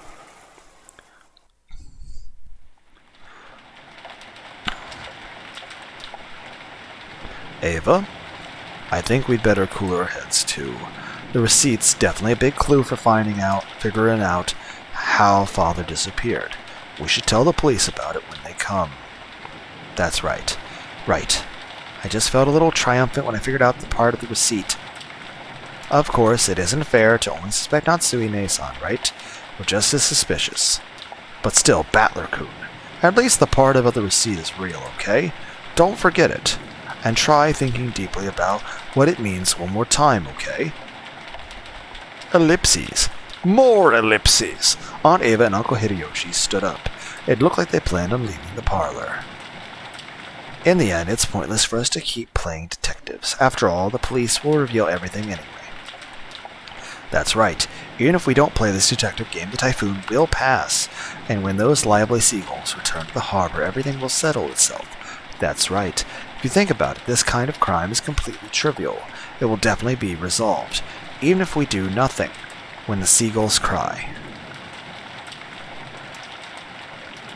Natsui-ne-san, I take it you don't want to see my face anymore.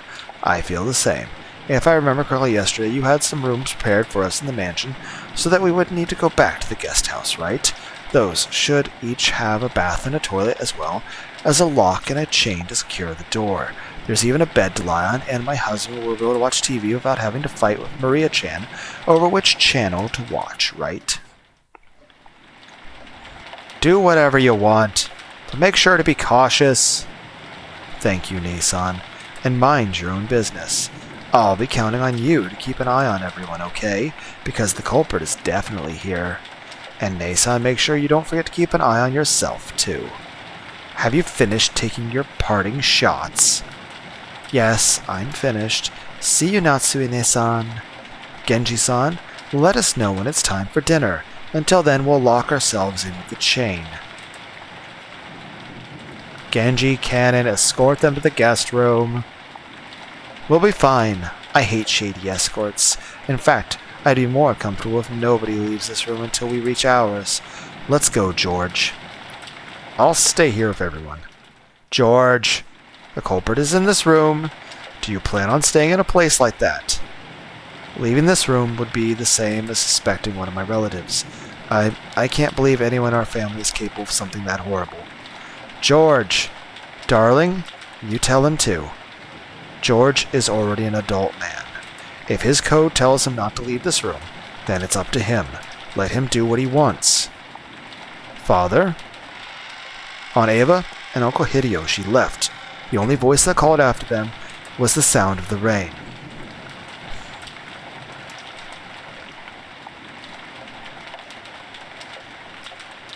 The parlor was being buried beneath the savage atmosphere. When I looked at the clock, I was surprised to find that it was already evening. Had we really spent that much time worrying about needless things, talking with each other, fighting with each other? Feeling bored, I started scratching my head when Maria and I made eye contact. I was a little surprised since I thought she was completely immersed in the TV. I believe it now. Ooh? The letter, the murders, everything was all Beatrice. In fact, I almost feel like begging her to come out and take credit for it all. I want it to be the work of a 19th person. Otherwise, the 18 of us will keep on suspecting each other. I think believing in a 19th person is better than that. Bringing grandfather outside without opening the doors or windows must be a piece of cake for Beatrice, right? Maria, after taking a single short breath, hung her head and then raised her face again. That's right. Kihi, locking a door is useless against a witch.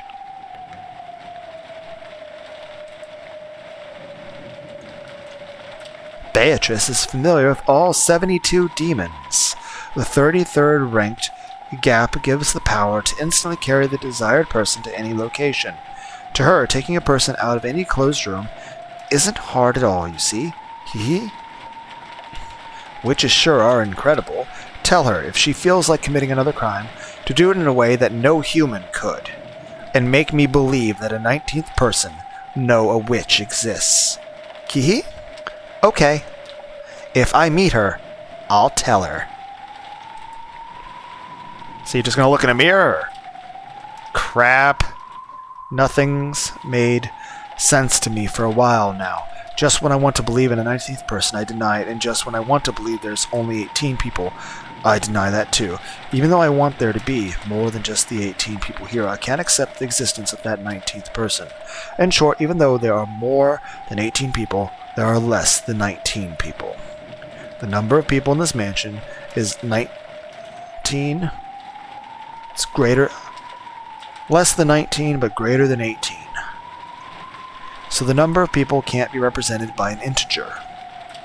However, it's impossible for there to be anything after the decimal point. You shouldn't be able to show that number of people with anything but an integer. And yet 19 is greater than x, and x is greater than 18. How do you explain that fraction of less than 1? It's no wonder. That 19th person was something that couldn't be seen. That's why, since you can only write the number of people as an integer, you couldn't see that person. That witch cannot be seen, because Beatrice has no body. Therefore, she is invisible. Is there a 19th person or not? Does the witch exist or not? The witch exists somewhere in that X. Again, you guys ever watch the Chaos Head Noah Let's Play? Okay. Dinner time.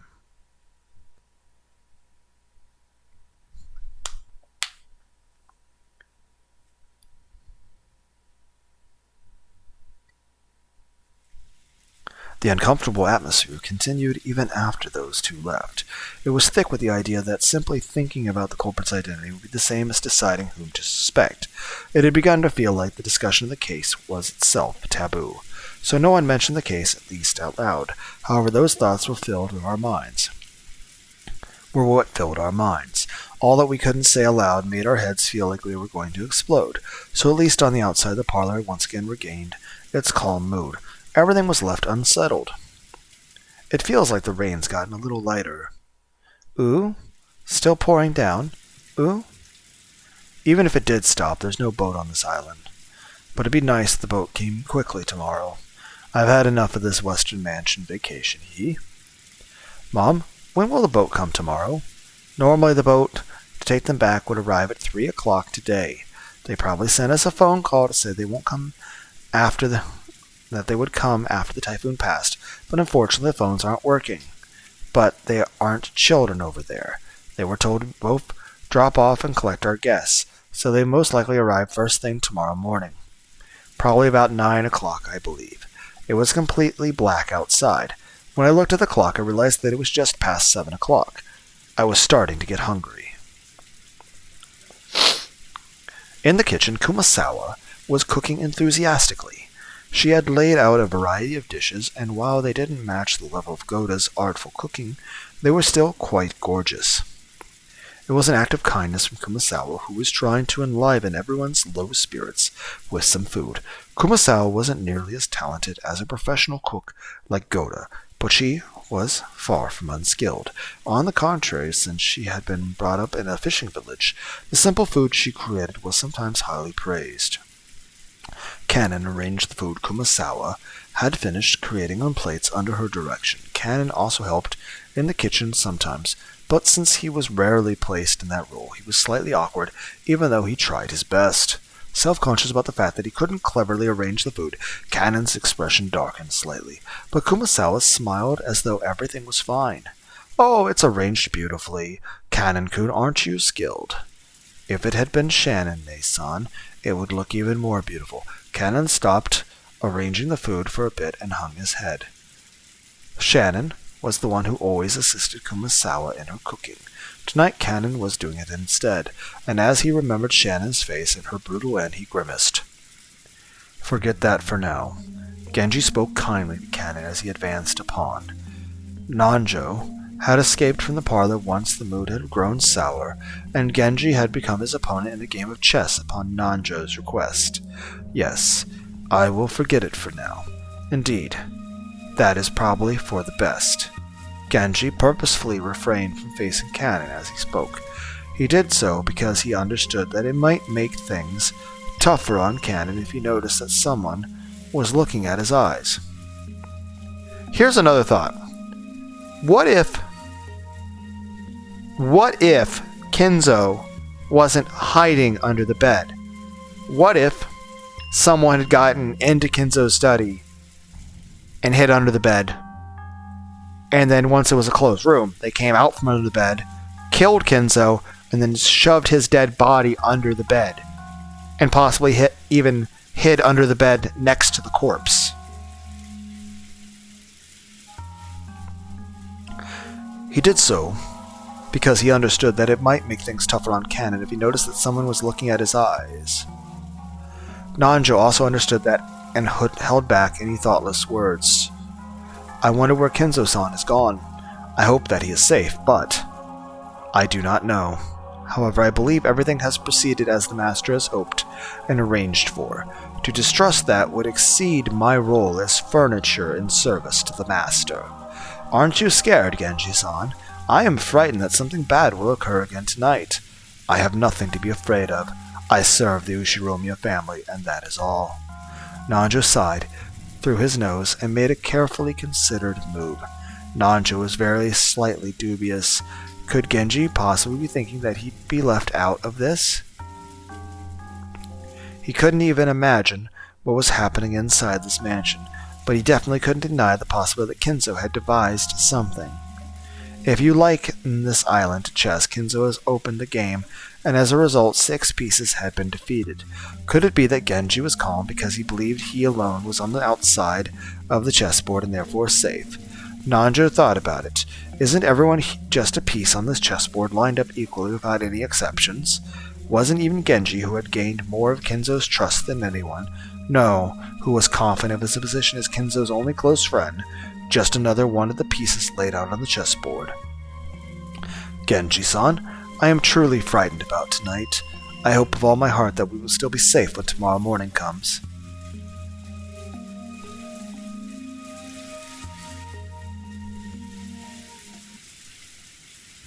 The guest room Eva and Hideyoshi moved into had originally been built to house guests before the guest house's construction. So, until a few years ago, they had stayed in these rooms every family conference and were very familiar with them. This room was just like a room at a hotel with a bedroom and a bathroom. So even though they were still shut in, it was far more comfortable than the parlor. Guess it's true, you can relax more when you're alone with your family. Maybe it'd be better if everyone else also shut themselves in guest rooms and locked the doors. Natsuine-san said that no one could leave the parlor throwing her weight around. I'm sure no one will be able to talk back. She's always been treated so coldly, so now that Nissan's dead, she's getting excited about finally having so much power. Seriously, how shameless can she be? Come now, don't say that. Natsue's doing pretty well. No need to jump on her like that. And about that receiver, you went too far. Come on, if I hadn't said it there wouldn't be any good time to say it.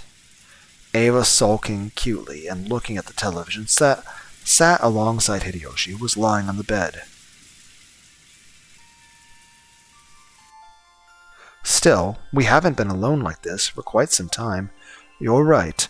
Come to think of it, both you and I have gotten pretty old.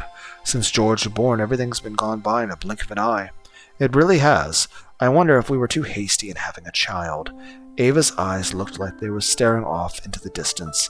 Yes, she had thought of it as a once-in-a-lifetime chance.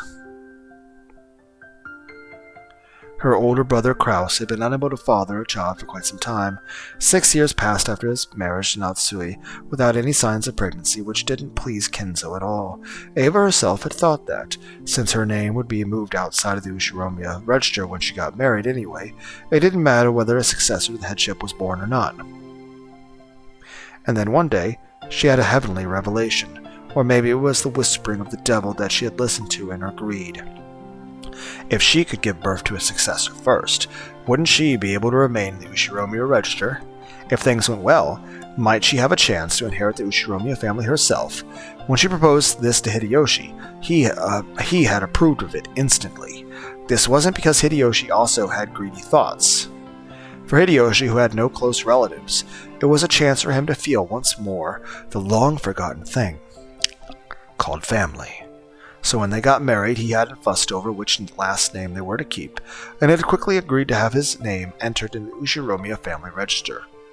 It hadn't been easy to persuade Kenzo, but as his daughter, Ava knew Kenzo's personality well. So by choosing the time when Kenzo was most dissatisfied with Natsui, she was magnificently able to make him accept Hideyoshi as an adopted son-in-law.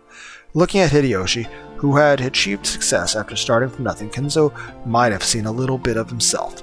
He quickly grew to like Hideyoshi and approved his transfer into the Ushiromiya register. George would eventually become the successor to the Ushiromiya family. They had raised him strictly with that purpose in mind.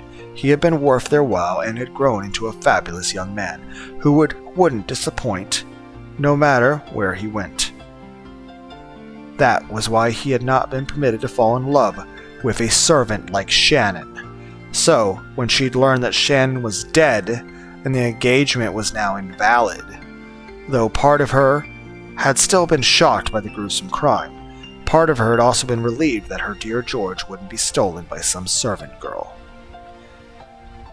I have hated Kraus-Nissan since long ago.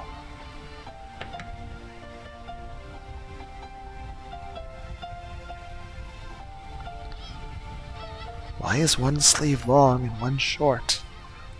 What is this? What is this on the... What is this?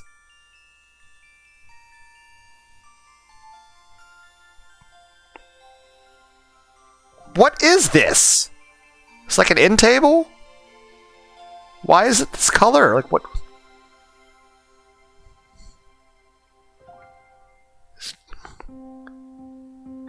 What am I looking at? He was so full of himself, always swaggering around, so proud that he would one day become the head, so I wanted to get back at him. Was that just a childish emotion?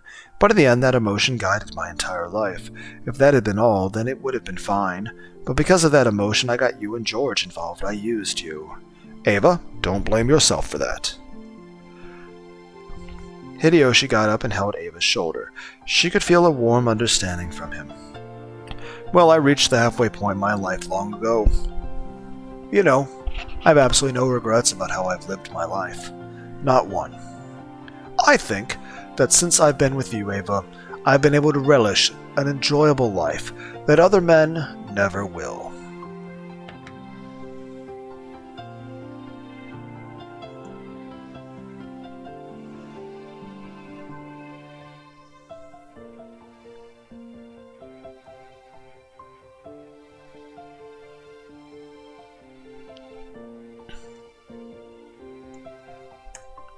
After I lost my relatives in the war, you reminded me what the warmth of family is, so I'm grateful to the Ushiromiya family and think of it as my only one. In this life I've led with you, not a single thing's been wasted. It's really been a fun life up till today. Thank you, darling. Eva hung her head, burying her face in Hideyoshi's chest. Probably no one in the parlor could even imagine that this side of Eva existed. I'm the one who should be thanking you. Until today, there hasn't been a single day I've regretted being with you. Me too. I'm so glad to have you by my side.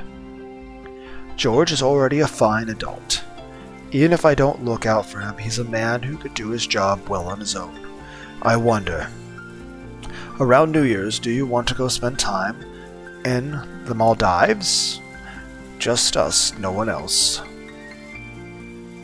No way. Aren't you always saying that you're so busy responding to New Year's cards that you don't even sleep? None of that this New Year's. I won't read New Year's cards. I'll just stay quiet and check to see if I've won the New Year's lottery. It'd sure be nice if we won a color TV this year. No way. I don't want to waste time checking the lottery while I'm in the dives. Then none of that either. How does it sound? Just the two of us, take it easy. Like when we were newlyweds, just before George was born. Yes, in that case, fine. I hear the Maldives are wonderful. An island with nothing on it, surrounded by beautiful coral reefs and cottages lined up over the water. Like when we were newlyweds, you say. Starting when? As soon as I've finished up some business. I won't know till I ask the travel agency, but probably before New Year's Eve. No way. Right now. I want to go right now. Eva nagged at his lips in a peevish yet flirtatious manner. The only sounds that filled the room were the distant voice of the announcer on the news which Hideyoshi had left on and the obnoxious pounding of the rain against the window.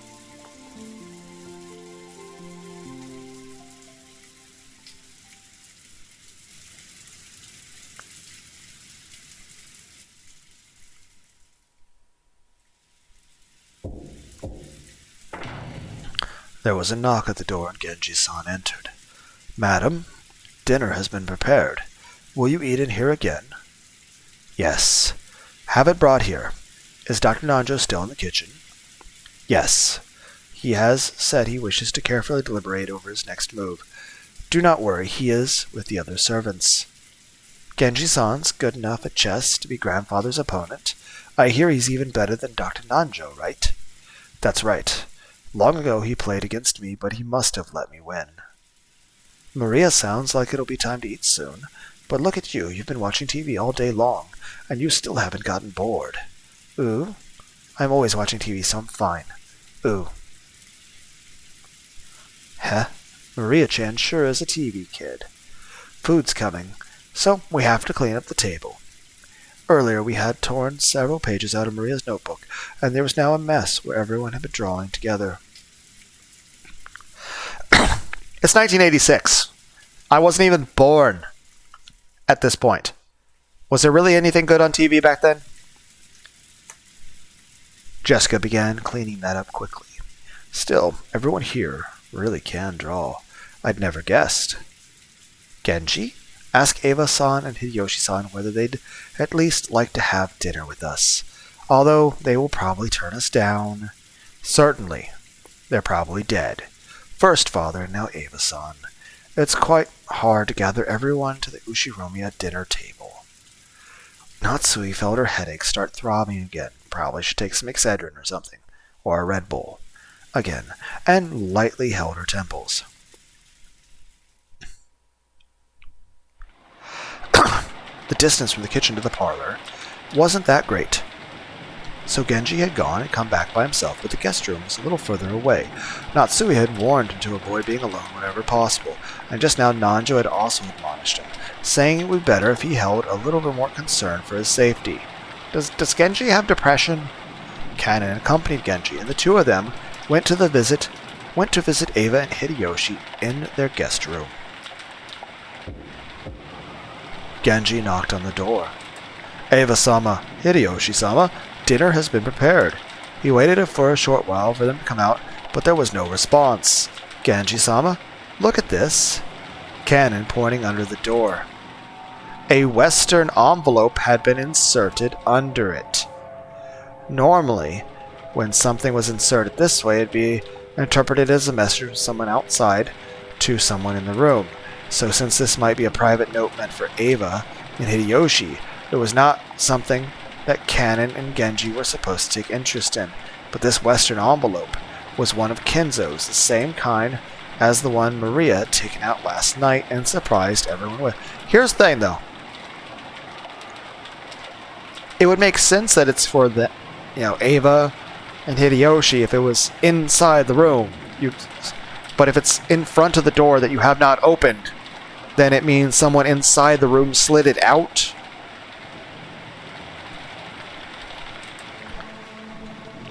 There can be no mistake. It is one of the master's envelopes. Or could it be... Even though this was one of Kinzo's envelopes, the letter Maria read out loud previous night hadn't come from Kinzo. Genji continued knocking a little harder and called out in a loud voice, Eva-sama! Eva-sama! It is Genji! Are you there?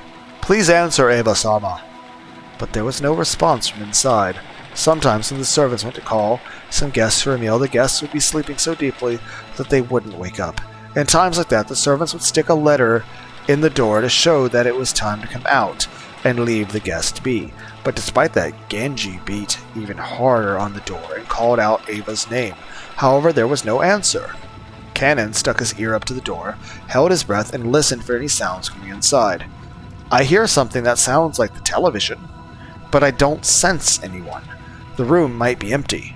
Genji took out a handkerchief and, careful not to touch it with his bare hands, gently pulled out the envelope that had been stuck under the door.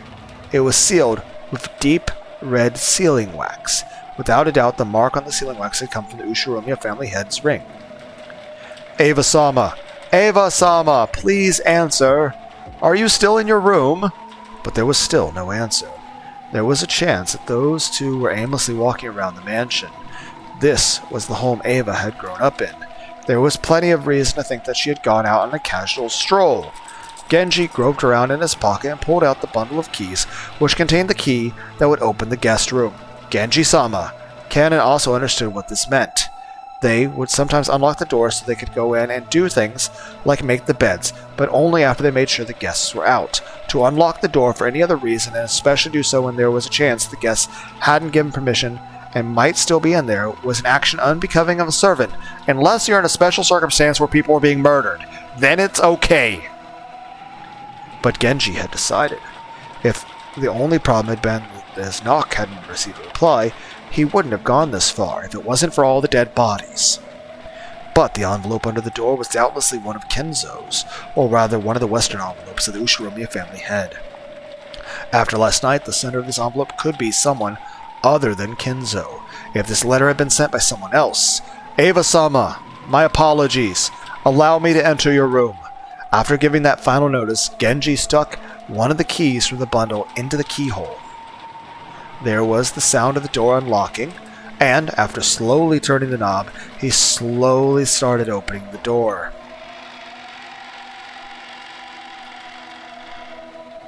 Light seeped through the crack of the door.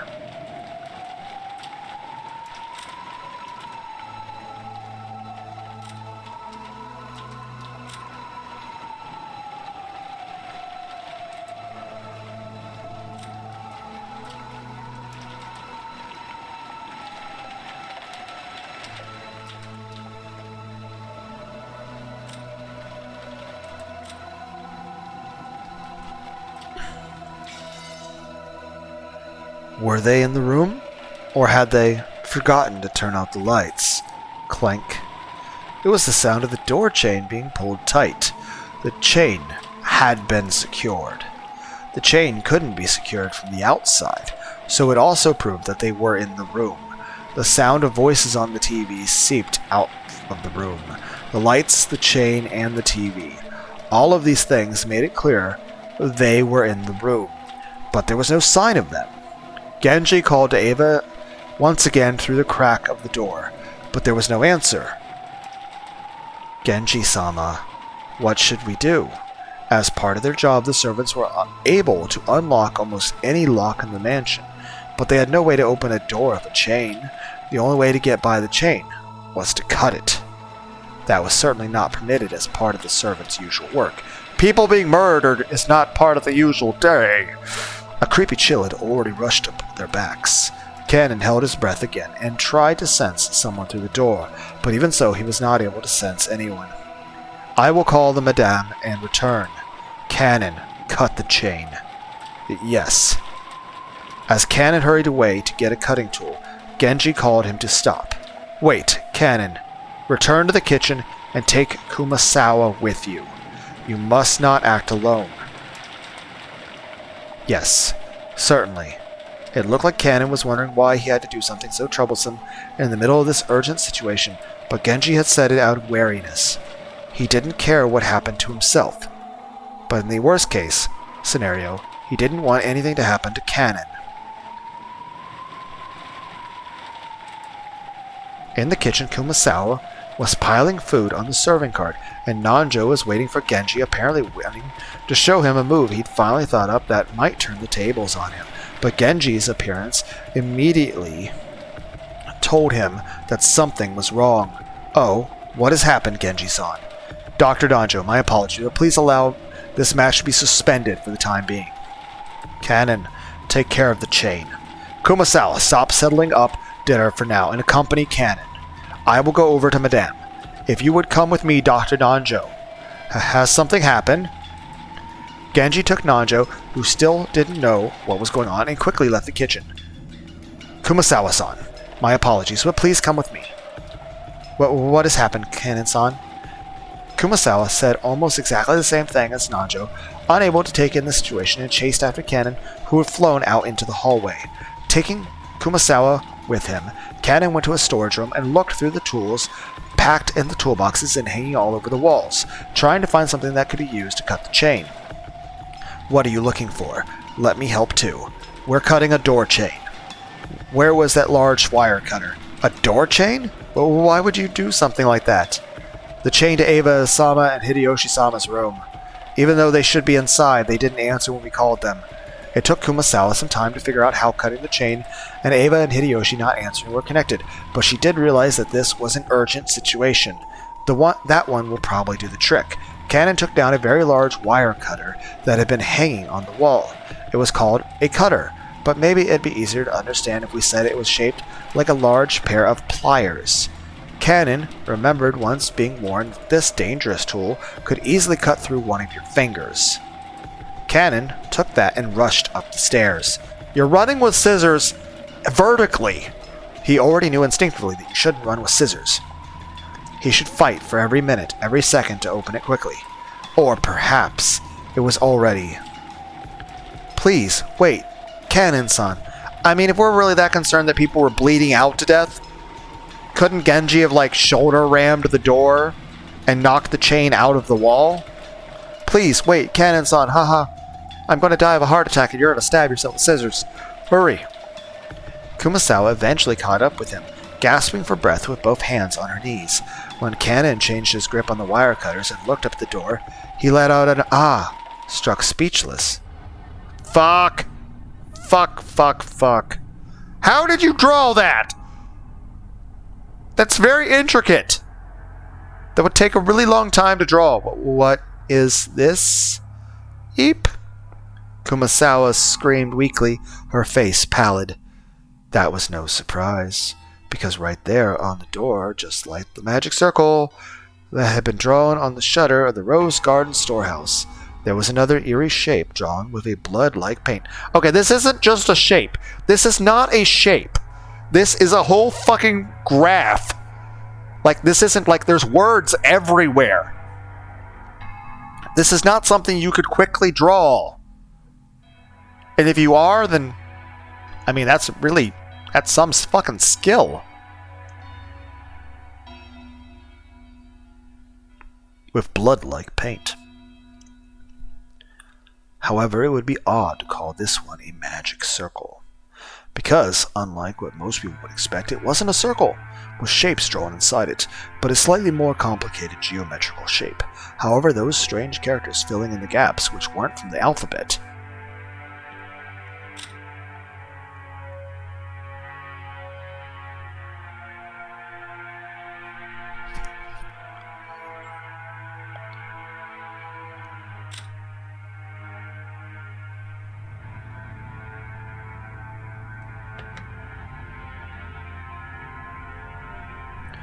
That was no surprise, because right there on the door, just like the magic circle that had been drawn on the shutter of the Rose Garden storehouse, there was another eerie shape drawn with a blood-like paint.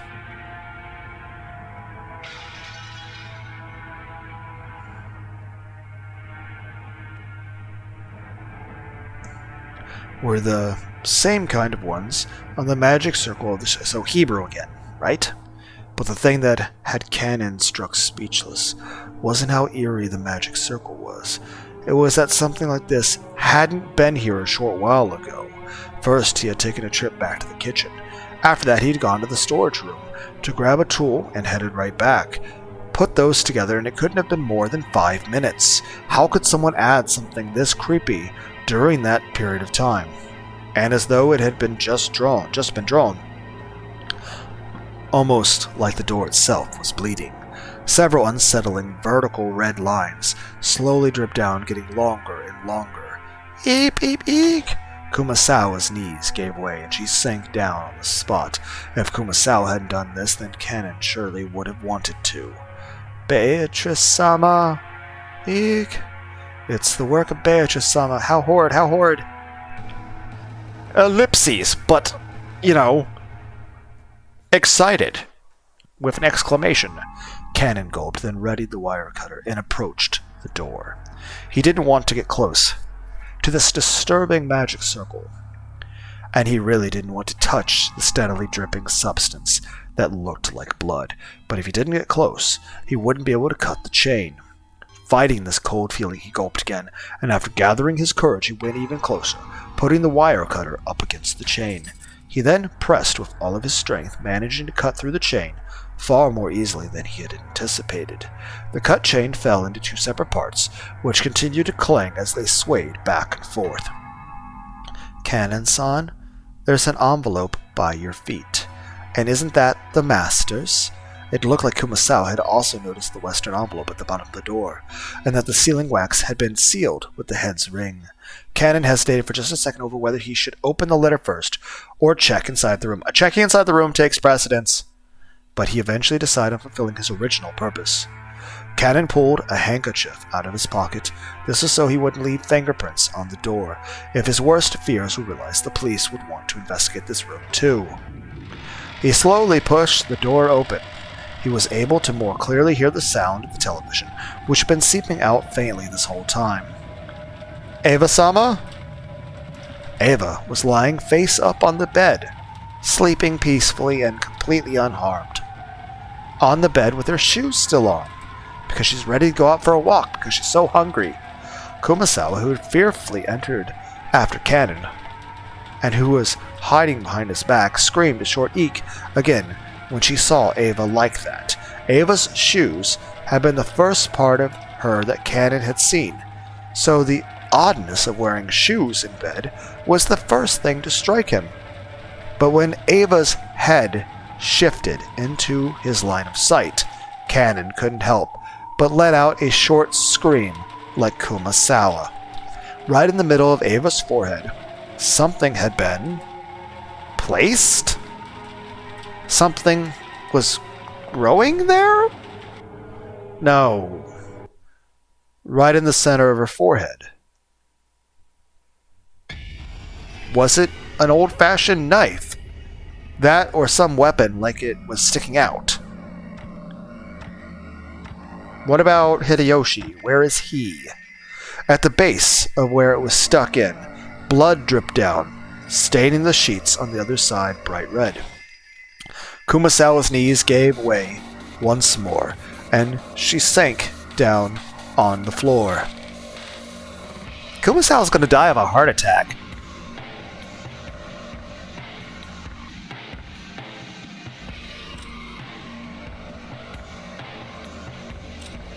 not been updated yet.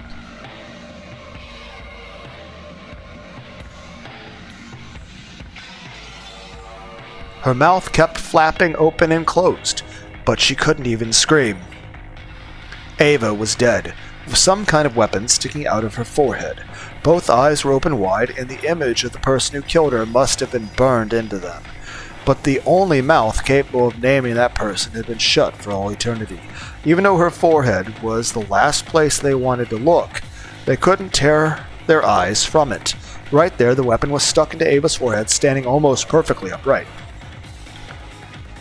And on the handle was a complicated design that you wouldn't expect to see on an ordinary weapon. That thing could be summed up with one word: occult. It was a vulgar object with a design that might have been of some demon. What about Hideyoshi-sama? Hideyoshi-sama? Ava was on top of her bed, but the other bed was empty. Where was Hideyoshi? After taking a backwards glance at Kumasawa, still on her knees and stupefied, he checked the bathroom just in case. At that moment he opened the door. He was greeted by steam and the sound of the shower. The bathroom was of the same familiar style as most hotel bathrooms. When taking a shower, a waterproof curtain was used to keep water from flying out.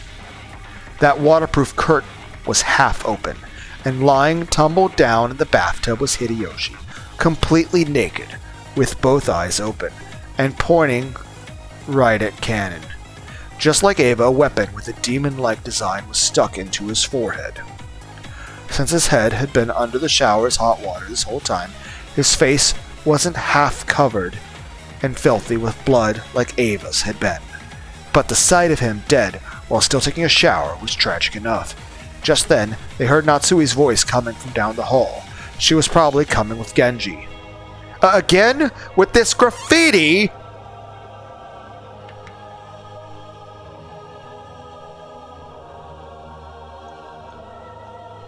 What about this letter? What does it say? We haven't read it yet. We've been too busy having panic attacks. I can't multitask, okay? I can read a letter or I can have a panic attack. I can't do them at the same time. Guess which one I'm currently doing? I don't know. I haven't read it yet. We're too busy with the dead bodies. We shouldn't touch it carelessly. The culprit's fingerprints might be left on it. We should hand it over to the police. But we're definitely reading it. We are definitely reading it. They went out of their way to leave it here. I'm sure they wouldn't have left fingerprints. And even if they did, we're still reading it. Carefully, mind you, but we're still reading it. As Natsui said that, she picked up the envelope. And before checking its contents, she entered the room herself, where she found Ava dead. Ava-san! Madam, Hideyoshi is here too. This is truly atrocious. Cannon, turn off the shower. Don't let this be any more pitiful than it needs to be. Yes, ma'am. Cannon gripped his handkerchief and twisted the valve, turning off the shower. In the bathtub, a small jar of body soap had fallen with its cap off. It really looked like he had been attacked while taking a shower. There was still a small splash of blood clinging to the white bathtub, and the combination of red and white made a horrible contrast. Dr. Nanjo, I understand. No signs of post-mortem lividity. I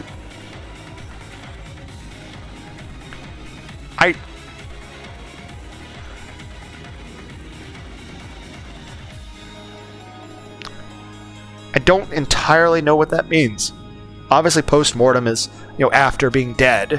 Lividity, livid means you're very angry and very emotionally charged, particularly in a hostile way. You're pissed. But that's obviously not what this means in this circumstance. I would assume lividity in this circumstance would mean signs of damage after death.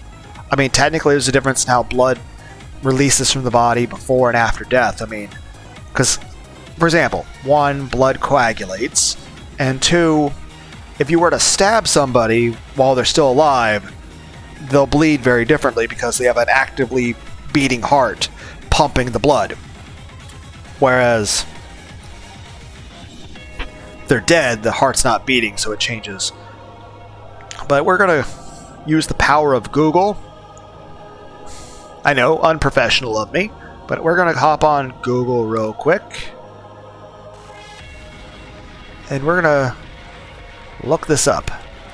Define lividity. Lividity refers to a bluish-purple discoloration of the skin that occurs after death. It is caused by the pooling of blood in the lowest parts of the body due to the cessation of the heart's pumping action. So it's a way of considering time of death. How recent has the person died?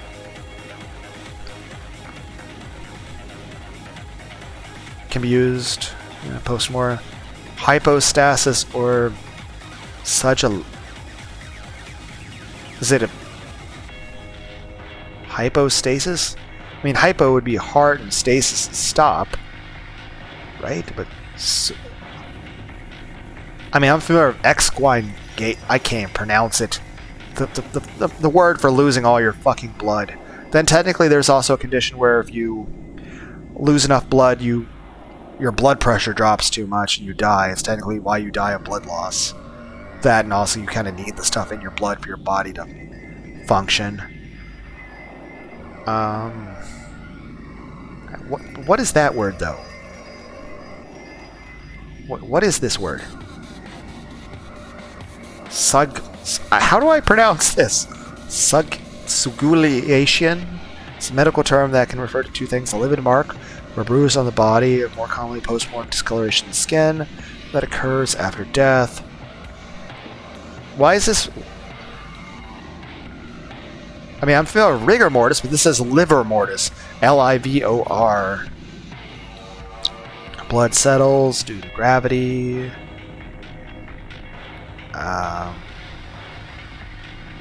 What about hypostasis? Like, hypo would be heart, stasis would be stopped, so... Hypostasis. Accumulation of fluid or blood in the lower parts of... So just... They're all synonyms. Or in cases of poor circulation. So this can happen to you if you're, still alive. But basically, the main point is this. They died very recently. Rigor mortis hasn't begun either. It would seem that an hour or so has passed since they were killed. Has it been an hour? Or...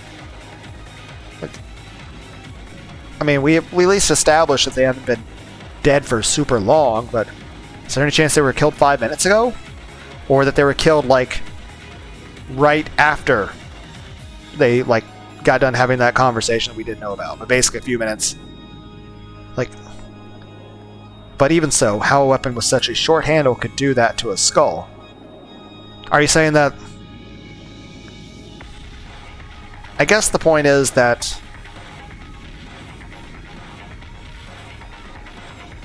the amount of physical... granted, yes, it's possible for someone who's not very physically strong to use, a bat, still crack open somebody's skull with, a bat or something, but there's also the point of, if you're going to actually break something in a certain way or hit at a certain angle, a person has to either be a certain height and have a certain amount of physical strength. So it's quite possible that the question is, there's a way for someone to die in which there's no way for physical strength to... a human can't do something at that angle. Though I would say if a knife's being dug in like that, I would imagine it would have to be hit with a hammer or something. Like the way you use a sledge and a wedge to break open stumps when you're chopping firewood. I cannot imagine. Nandru checked their pulse and their pupils, making certain that the deaths once more died. As Cannon watched this business-like treatment, he thought, couldn't you tell at a glance that they're dead without doing all that? I mean, there's a chance they could have lived. I mean, I'd rather we double-check. Yep.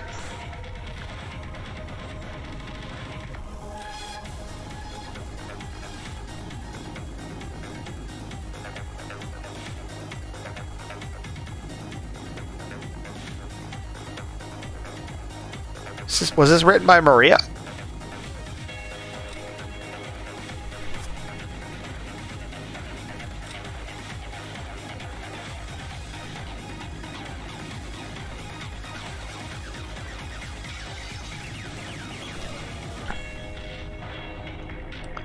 Nanjo thought about removing the weapon, but then decided it'd be better to preserve the scene and hand it over to the police, so he left it alone. But a close inspection of the base showed that it didn't have a blade. What? Then how is... In fact, it was more conical, so like a nail, than a blade-shaped. He noticed that, rather than being a knife, it was more like a short-handed spear. Something with a shape better suited for thrusting than slicing. Some people might have likened it to a thick ice pick, rather than a short spear. At any rate, after looking at this scene, no further words were needed to describe what sort of terrible purpose such eerily designed weapons were originally made for, nor was it necessary to explain how they carried out their function. Natsui, hoping to escape the repulsive steam filling the bathroom as soon as she could, covered her mouth with a handkerchief and dashed from the room. Just viewing their gruesome bodies for an instant had been enough to burn the image into her eyes. If she looked any longer, the image would surely remain in her vision for all eternity. The rising urge to vomit was exactly the same feeling that she had the morning of the gardening storehouse. For a while, Natsui couldn't help but stand with her back facing the guest room, fighting the sickness in her stomach. At any rate, we can't let the children... That actually is the best course of action. Not especially George. You know, it's his parents. But basically we can't... And even though Maria's kind of going insane, but main point is this. We should avoid everyone else seeing the dead bodies. We're kind of running out of adults at this point, too. We can't let George-kun see this room. Seal this room with all haste. But yes, we mustn't let them see. If George-san saw his parents in this brutal state, but they could tell that those fiercely racing footsteps in the hallway belonged to George even before he came dashing into the room. George and the other children had been waiting in the parlor. However, when they saw Genji speak to Natsui, when they saw her turn pale and fly out of the parlor, they'd felt a sense of foreboding. And when they saw a large group of people gathered around the guest room, they were sure of it. Father. Mother? But what is this? Another magic circle? You can read these things, Maria. Aunt Ava and Henkel Hideyoshi are safe, right? Hey, Cat and Cone, what's this all about? Battler-sama? Keep George out of here. Ken didn't have to say anything. George's scream after he ran in the room told them everything they needed to know. Crying noises. Who did this? Are you in the room now? I'll kill you. I'll kill you. George-kun, hang in there. Natsui touched George's shoulder with her hand, but he violently shook her off. George fell over beside Ava and buried his face in the bed in front of his mother's face, wailing. Then he pounded on the bed with his fist over and over. George, Nissan, hang in there. Battler? Battler-sama. Battler had his back against the wall of the hallway and was covering his eyes with his right hand and weeping without restraint. Horrible. That's horrible. He proposed to the girl he loved and lost her the next day, and on the same day even his mom and dad were killed. Isn't that too harsh? Of course, it's sad whenever anyone dies, no matter who it is, but to Battler, those left alone by the deaths of others were far more worthy of pity. Everyone here now had lost someone close to them. George wasn't the only one to be pitied. However, George's pain was far greater than everyone else's. Battler, I know. Everyone dies, sooner or later.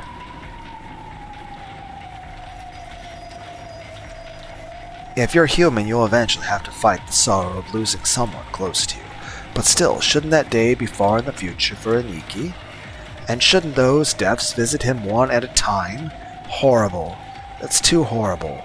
That bastard, that bastard. Doesn't he have even a speck of human sympathy in him? Ooh, Battler, don't cry, don't cry. Maria tried to comfort Battler in a mechanical-sounding voice. I mean, maybe it's not split person, maybe it's just dissociation, along with a little manic insanity. Battler violently wiped his tears. Yeah, damn it, I won't cry anymore. Tears of regret, tears of sadness, I won't shed them again.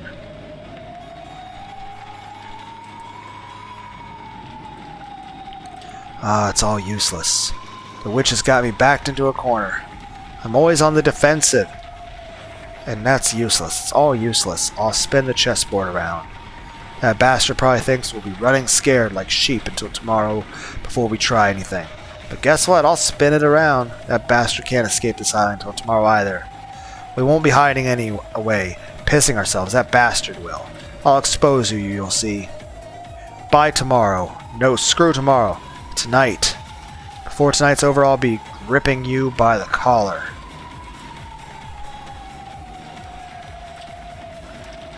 But the future refused to change.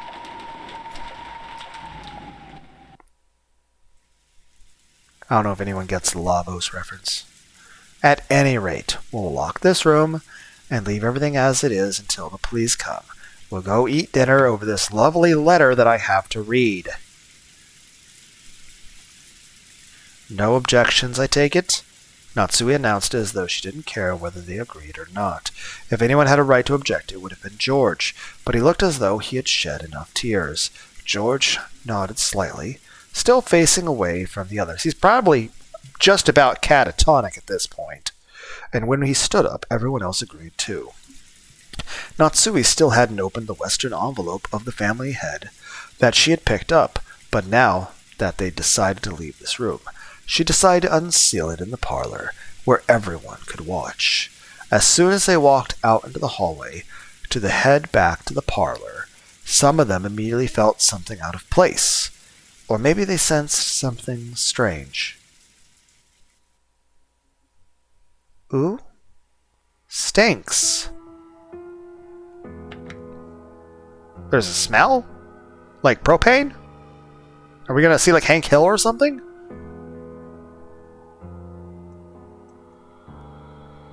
Did you notice it too, Maria? Seriously, what's that smell? It's awful. When everyone sniffed the air, they did notice a horrible burnt smell drifting through the hallway, one that none of them had smelled until then. Well, if it's a new smell, then it just occurred. A burnt smell. Did the dinner catch fire? Was someone lit on fire? Is someone burning? I will go quickly to check the kitchen, which is probably on fire. I was hungry, too. I know people are dead, but do we have like Pizza Hut or something? I'm sure I turned the flame off. After noticing a burnt smell, it was natural that Kumasawa, who had just been using the burn in the kitchen, suspected that her own slip-up had caused it. Understandable, given the circumstances. We had a very unordinary circumstance occurring that perhaps certain other safety cautions, like turning off a burner, could be. I mean, I'm always checking the stove to make sure I turned it off. I usually triple check that shit. Kumasawa hastily dashed away and broke her hip because she's an old person. Cannon, go with Kumasawa. Do not let her be alone. Yes. After nodding at Genji's order, Cannon followed after her. He wasn't running, but as he followed her, he tried to search for the cause of smell in other directions as well. Ooh, stinks. Ooh. It truly is a stench that makes the nose wrinkle.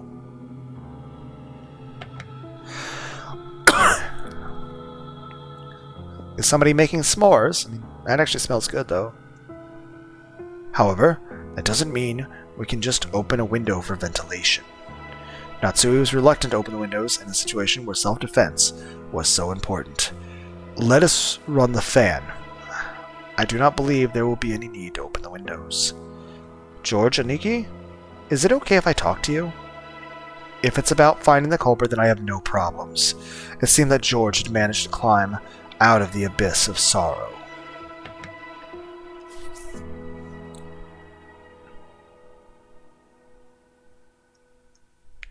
All that filled his chest now was the quiet flame of hatred towards the culprit who had stolen the lives of the one he loved and his beloved parents. The chain for this room was set. From what I could tell by looking at it, I'm positive that it couldn't have been opened from the outside. In other words, this was a perfect closed room. That does seem to be the case. Is the culprit somehow hiding in the room? They wouldn't have had a chance to leave yet. So before we leave this room, let's check everything thoroughly. Maybe someone's hiding behind like a curtain or something. In the case of the Rose Garden storehouse, they might have sneaked the shutter key out of the servant room. Or maybe they had a duplicate key. I can imagine many ways they could have done it. But this chain is different. Among generally used locking techniques, a chain is the simplest one to create a closed room with.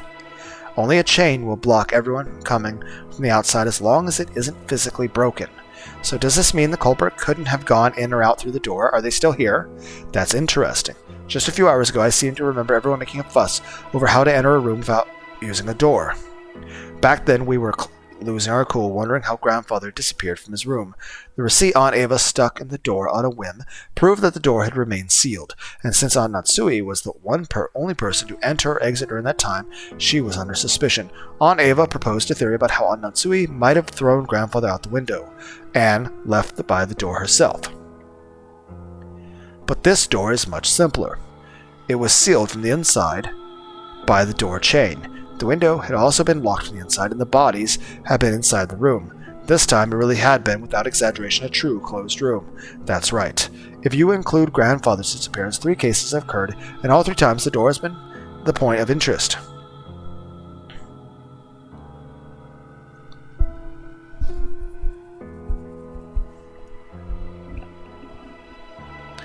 The first was the shutter.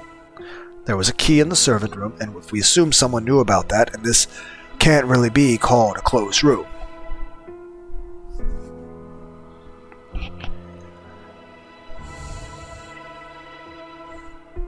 I mean, that's a pretty big desk.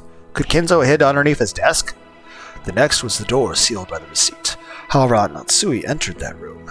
So if Grandfather had left through the window, or had been thrown out, she would have been able to lock the window before escaping. Or, like my theory, Grandfather could have hidden until the receipt was gone and left the room later. Basically, the door can be defeated with a handful of desperate tricks. In that sense, you really can't call this one a closed room either. And now we have the door sealed with the door chain. Finally, we have to give up. The window, the door, everything had been locked. It was a perfect closed room. The first, unless there's a secret door in this room, the first hadn't been a closed room, because everyone could be suspected. The second hadn't been a closed room because Aunt Natsui could be suspected. But this time, no one can be suspected.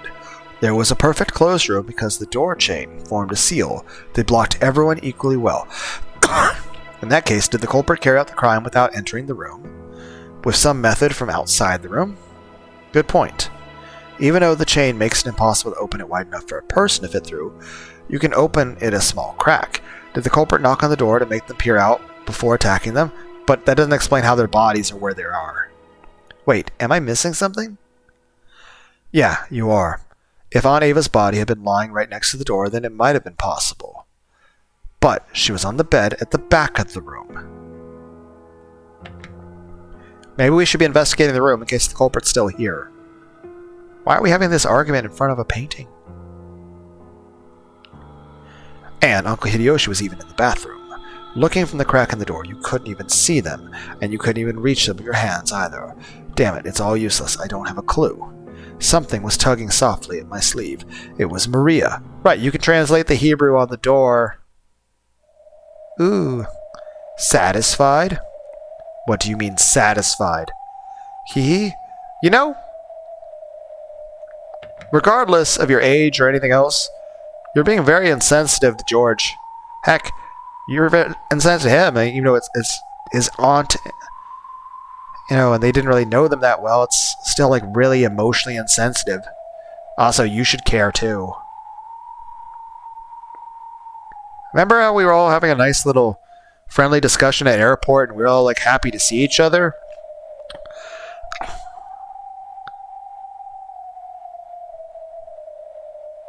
And you were like really good friends with George? I feel like it's very insensitive to the person that you're supposed to be really good friends with and family member you actually care about that, hey, your parents are dead, ha ha ha, I'm gonna gloat about it. I feel like that's not really nice. Battler, since you didn't want to suspect any of your relatives, you made a wish saying you wanted the culprit to be Beatrice, right? Well, Beatrice granted that wish. Just as you asked, she did something that was completely impossible for a human to make you believe in the witch. And now you're complaining? How selfish. Kihihi.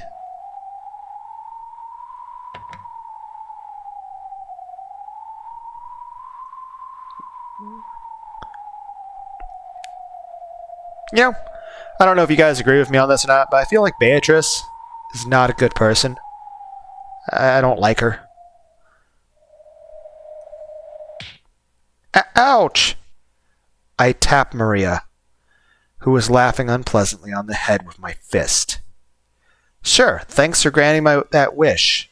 That just now was to thank you and also to teach you to stop laughing when it's inappropriate.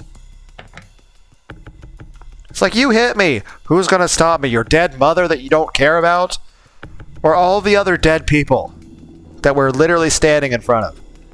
More importantly, tell me. There was another mysterious scribble on the door to Aunt Ava in Uncle Hideyoshi's room. Was that another magic circle?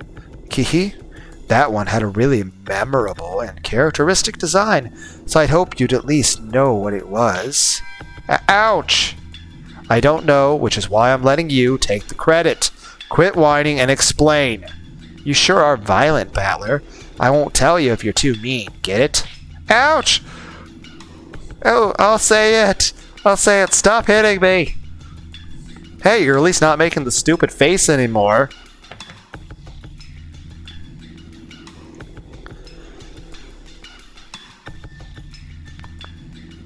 That's the first magic circle of the moon.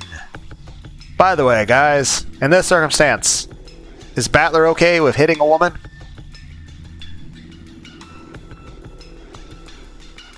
Let me know in the comments if you agree. Type ampersand in the chat. Look, no one's like the and symbol.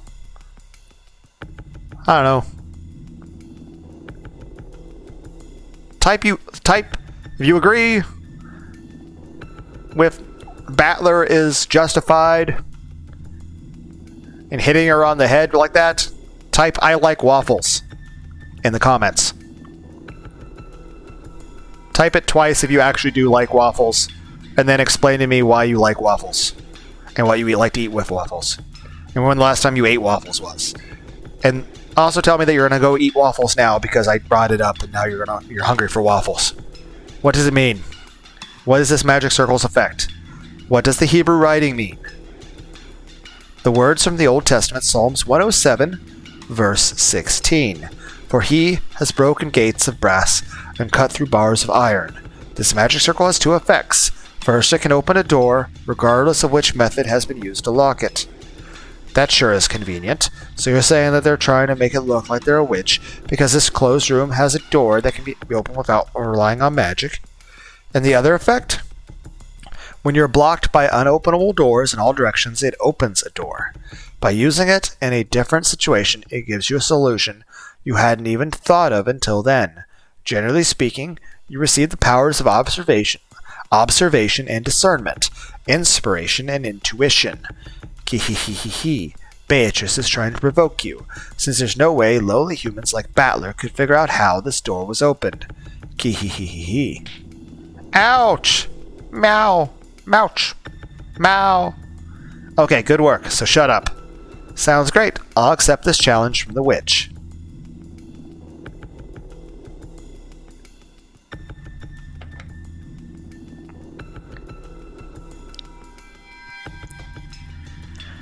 Maria-chan.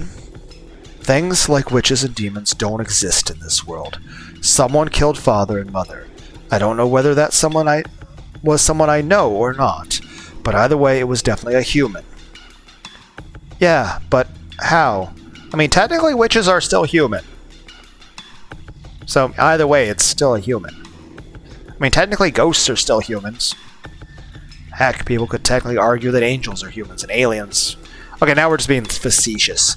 Okay, I'm trying to make it less... I don't know. I'm trying to make it more lighthearted. It's like, you're failing, Lunar. You're failing.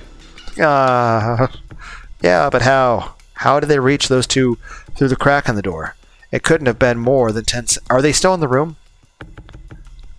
At any rate, I can hardly stand the stench. What in the world could it be? Maybe it's the soap that Hideyoshi was using. Like, maybe it's like, I don't know, like earthy scents? I don't know.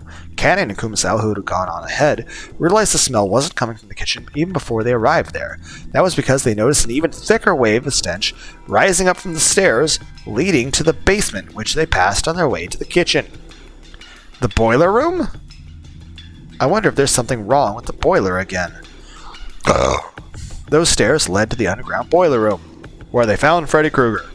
The mansion's boiler was old and in poor condition. Why? You guys are rich. Well, shouldn't it have been fixed by now? Both of them had witnessed problems with the boiler on several occasions. But they had never smelled the boiler belching out a stench like this before. Is Kinzo's body inside the hot water tank? How would you even do that? Like, also, wouldn't that contaminate all of our drinking water? Ew.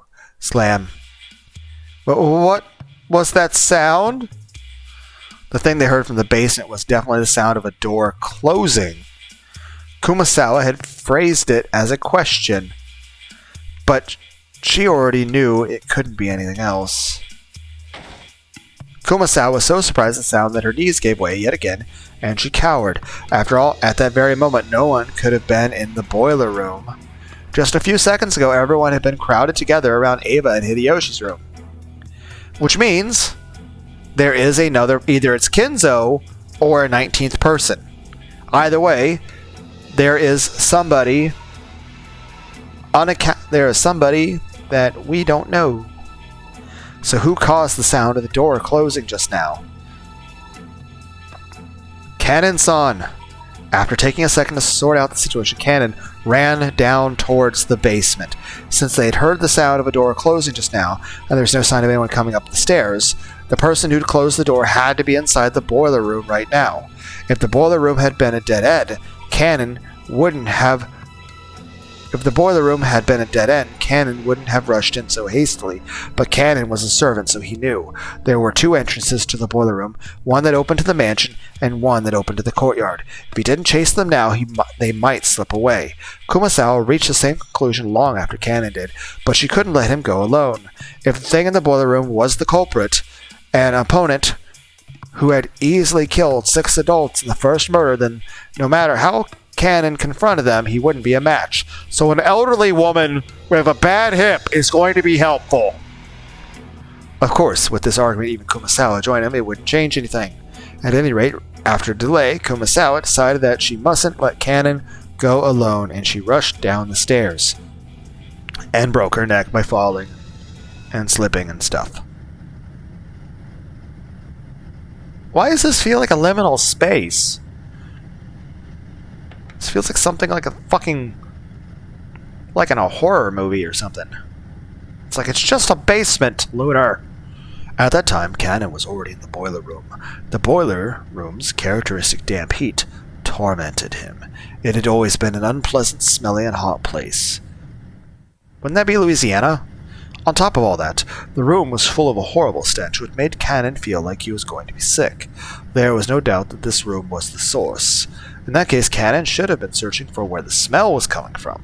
However, Kanen kept gazing straight forward as he grabbed a hatchet from a tool shelf just off to the side of the door. He hadn't stretched out his hand because he'd wanted a hatchet. He'd wanted to grab a weapon. Any weapon. Why? Self-defense, of course. So where are you at, you bastard? I have Rena Ryugu's favorite weapon. A grilled cheese sandwich. Kanen gazed into the darkness, where Lunar keeps getting off topic because he's hungry, where the naked light bulb couldn't pierce. Then he answered. In roulette, you bet on a number or the colors, red or black, vying for a payoff. However, low-risk bets like black and red only offer a similarly low payoff. The words coming from Cannon's mouth were swallowed up by the darkness. That darkness suddenly started to swirl, glittering. That's not good. We need to fucking run away. We have discovered the culprit. Butterflies. And butterflies are very dangerous. And there's Will-O-Wisp. It was such a fantastical scene. Golden, sparkling butterflies that hid in the shadows all over the boiler room, flapped their wings, twinkling beautifully, and gathered in the darkness, disappearing. Cannon continued speaking, directing his words at the darkness as it swallowed the butterflies up. But as the butterflies gathered in the darkness, they probably know they would certainly laugh. But Cannon continued to speak without faltering in the slightest. However, if you bet on something with a lower probability, your payoff increases proportional to the risk. Does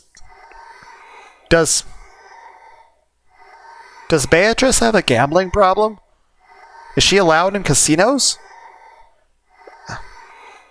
Is it possible the Golden Witch of Beatrice, was like banned from Las Vegas? The master called succeeding despite an astronomical risk a miracle. I feel like we need Frederica Bernkenstill, to have a happy solution. Then again, I feel like even her might need a little bit of help. Yes. Calling out the Lambda Deltas. I'm looking forward to when those characters show up. Plus, I know there's a bunch of other characters that eventually show up in the story. Like, there's there's a Erika, Farud, like people with similar names to the Higurashi people. They show up at some point. I have no idea when. For the most part, this story is essentially blind, and I can't say I know too much more than just really what I've already said.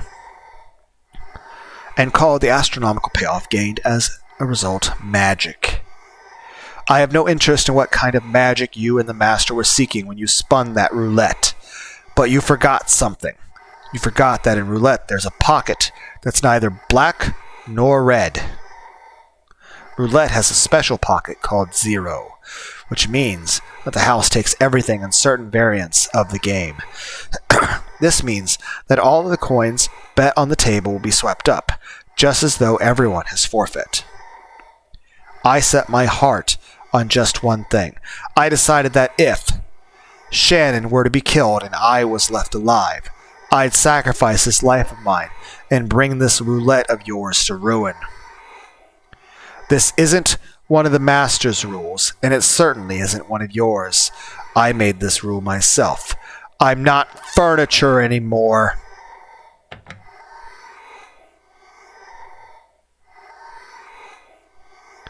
I'm the 0 on your roulette. Cannon's face twisted with humiliation. It was clear that his defiance against his own weakness was being ridiculed somehow. Cannon's brow creased even further, and a fierce expression that he had never shown to anyone appeared on his face. The hand grasping the hatchet was shaking. His sweat became drops which slid downwards. It was clear that the emotion causing Cannon's hand to shake wasn't just anger. However, Cannon suppressed that emotion. I won't let your words lead me astray again. This is where the demon's roulette ends. Wait another 1,000 years in hell for your next summoner, Beatrice.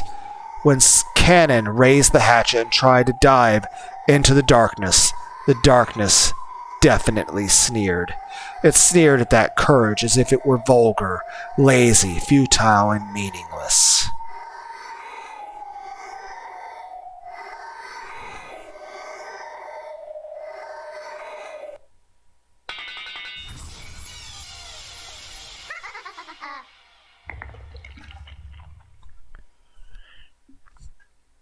Okay. Cannon, his hatchet still held aloft, couldn't take another step after that. With a clang, the hatchet he'd been grasping fell and rolled on the floor. And following that with a pair of thuds, Cannon's knees hit, left then right. That hand, which looked like it was trying to catch the sky, now that the hatchet had been dropped, gradually lowered, landing on his chest. Then the other hand did the same. Okay. Right there was a handle with a demonic design engraved in it. As Cannon looked down at his chest, the same type of weapon that had been stabbed into Ava and Hideyoshi's foreheads was. Bleeding to death noises. Cannon was curled up in anguish, fresh blood dribbling from the corner of his mouth. It was makeup too extreme for Cannon's white skin.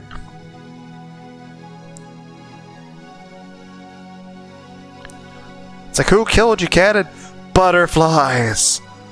It's like, you guys remember the Team 4-star Hellsinger Bridge? It was Nazis! I was sent by fucking nuts! God damn it. Around the scene, the glittering gold butterflies danced through the darkness, mesmerizing. It was a beautiful, beautiful dance, a funeral march of tribute, ridicule, and contempt for a single boy's self-sacrifice.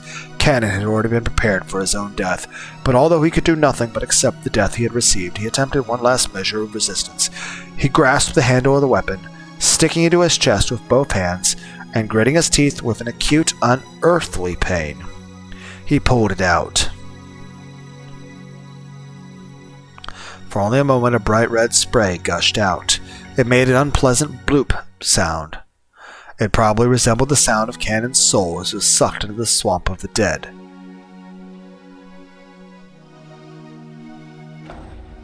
Cannon-san? Eek! Someone! Eek! Kumasawa screamed at the incomprehensible sight in front of her. Cannon was lying in a pool of blood. Kumasawa's heart was a complete mess. Ah, what a horrible fate. He wouldn't have been killed if I had been with him. Ah, what incredible luck. If I had been with him, I might have been killed too. As she screamed, her expression was filled with complete confusion, and all of the muscles of her face were pulled up, almost as though she was smiling while crying, but no one could have made fun of an expression like this. What is it, Kumasawa?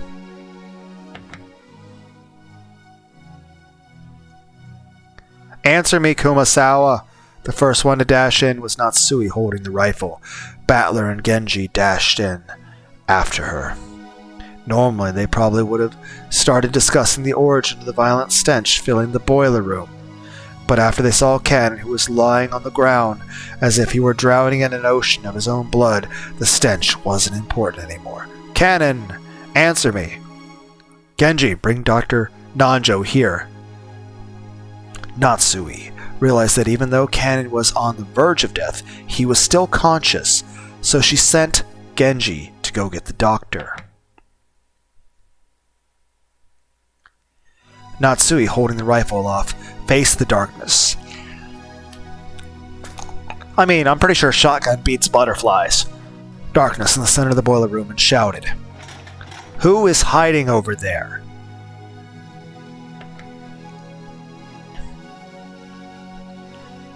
Come out quietly. If you don't come out from there, I'll shoot without mercy. We need light. Ah, Natsui, let's light them up. Battler, thinking quickly, took a large flashlight from the tool shelf alongside the door and used its light to cut through the darkness Natsui was glaring into. Yujiro Hanma! But the light only shone on mechanical-looking piping and a door. The door had been left open a small crack, and it was obvious that someone had left there in a hurry. Ah, Natsui, where does that door go? Genji, where does that door lead to? The courtyard. Like hell I'd let you get away, you damn bastard! Battler let out a war cry as he slammed into the door. Cool air from outside suddenly rushed in. There was some thin, rough stairs leading up. Battler ran up them, shouting, "Wait! Battler-kun! It's dangerous to be on your own right now." Natsui was also rushing up the stairs, chasing after Battler. They were in the courtyard. The courtyard of the mansion had been built strictly for lighting purposes, so it wasn't a very elegant place. Because it was surrounded on all sides, the air was calm and completely undisturbed, even though they could hear the sound of strong winds. There was only the gentle, sorrowful rain. As he ran through the cold, scattered raindrops dashing up the stairs into the courtyard, Battler looked in every direction. Of course, the odds of him finding a suspicious silhouette just standing around nonchalantly were pretty much zero. Battler spun looking all around. He turned again and again. He kept spinning until he almost lost his sense of direction. He prayed that he would see the culprit somewhere in his scenery, but there was no chance. All he saw as he spun was more and more the mansion's heartless walls and windows. Furthermore, there were 2 entrances into the mansion from the courtyard, and neither of them were locked. Because the courtyard couldn't be entered from the outside of the mansion, the doors had been built without locks. He didn't know which one they had left through. He had to give up. Battler pounded the wall with his fist, swearing, "Battler-kun, you mustn't run ahead by yourself."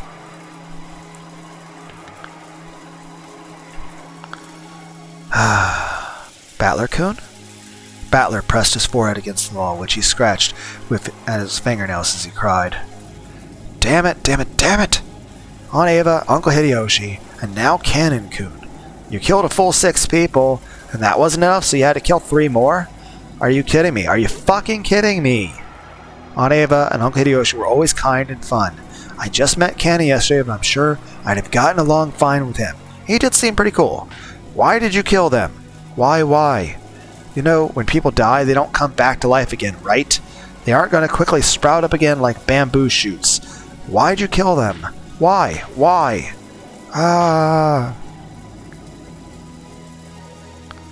I do feel like the world, probably the main thing other than the epidemic of rude people, I think it's a big issue, is a lack of people like Battler. And what I mean by that is,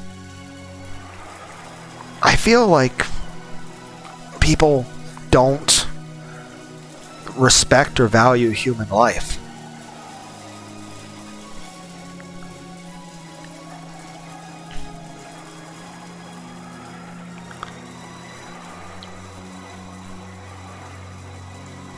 Battler was a boy who could understand the feelings of pain and regret in a person's heart, so he cried with all his strength. Natsui, who had always thought of Battler as a frank person, was a little surprised to find he had this delicate side, and at the same time she understood how easily hurt the heart of a young person could be, so she held him. "It's all right.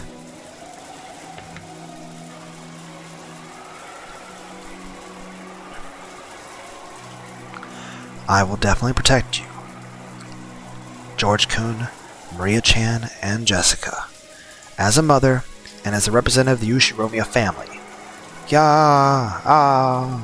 Battler, after sobbing into Natsui's chest for a while, wiped his tears with a bitter smile, as though he had been like that the whole time, and tried to appear as though he had cried more than enough already. "Anyway, let's go back down for now.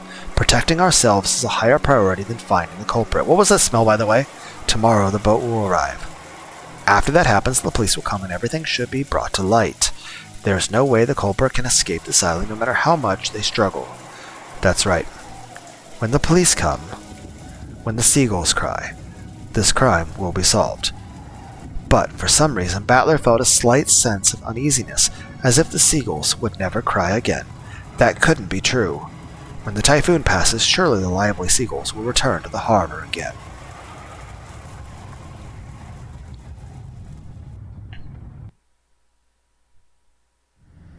I returned to the boiler room, along with Natsui, and told everyone weakly that we hadn't found anything.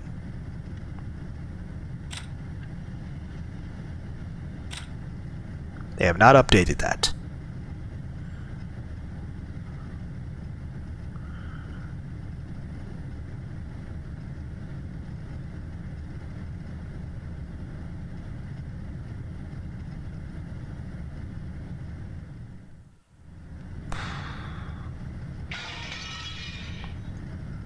We heard that Dr. Nanjo George Niki had carried Cannon to the server. Is he alive still? Did we save him? The server room had a first aid kit and a sink, and could apparently function as a nurse's office. Kumasawa-san and Jessica had accompanied them. Stains from Cannon-kun's blood remained on the floor. Judging by the large amount of blood lost and the roofless shape of the weapon that had fallen carelessly to the ground, I figured that Dr. Nanjo's treatment would probably end in vain. The weapon was doubtless the same that had been stuck into Aunt Ava and Uncle Hideyoshi's foreheads. But wait, isn't the demonic design on the handle a little different. There seemed to be some small differences in that part. Still, as far as the overall shape was concerned, the weapons were all the same type. Though it seemed brutal, we'd left the weapons stuck in Ava and had preserved the crime scene. So this was the first time we were able to have a perfect view of the entire weapon. As we had expected, the weapon was not bladed like a knife, but shaped like an ice pick, or rather a thin stake, and it had a spiral-shaped pattern, sort of like a drill. It looked like something that might be driven into the hearts of human sacrifices in some demonic ritual. Including the handle, it was 25 centimeters long. Half of that was the stake-shaped part, which was stained with deep red blood. The length of the blood-stained part made it clear just how deeply it must have penetrated into Canon Kuhn's chest. But Aunt Natsui and the rest didn't even look at the weapon, and instead stood in front of the incinerator where the horrible stench was emanating from. They must have dragged out that thing which had been burning in the furnace. It was still smoldering and kept sending out dense waves of that awfully unpleasant smell. Genji-san and Maria stared down at it. Aunt Natsui probably couldn't stand to look directly at it. She kept shaking her head, her back to it. Ooh, I thought nothing could surprise me after everything that's happened. But this is... Gah. I stood there for a while, moaning, with a rising urge to vomit. The true source of that unearthly stench was a scorched corpse that had been cooking inside the incinerator. The clothes, the surface of the body, and the hair were all hideously burned. That grotesque corpse was in a state where not the face, nor the age, nor even the gender could be guessed at. But when I thought about it calmly, I realized that a corpse appearing at this time could only be one person. It was Grandfather, who had disappeared that morning and whose whereabouts had been unknown. I believe it is most likely the Master. I agree that he would pass away in such a state.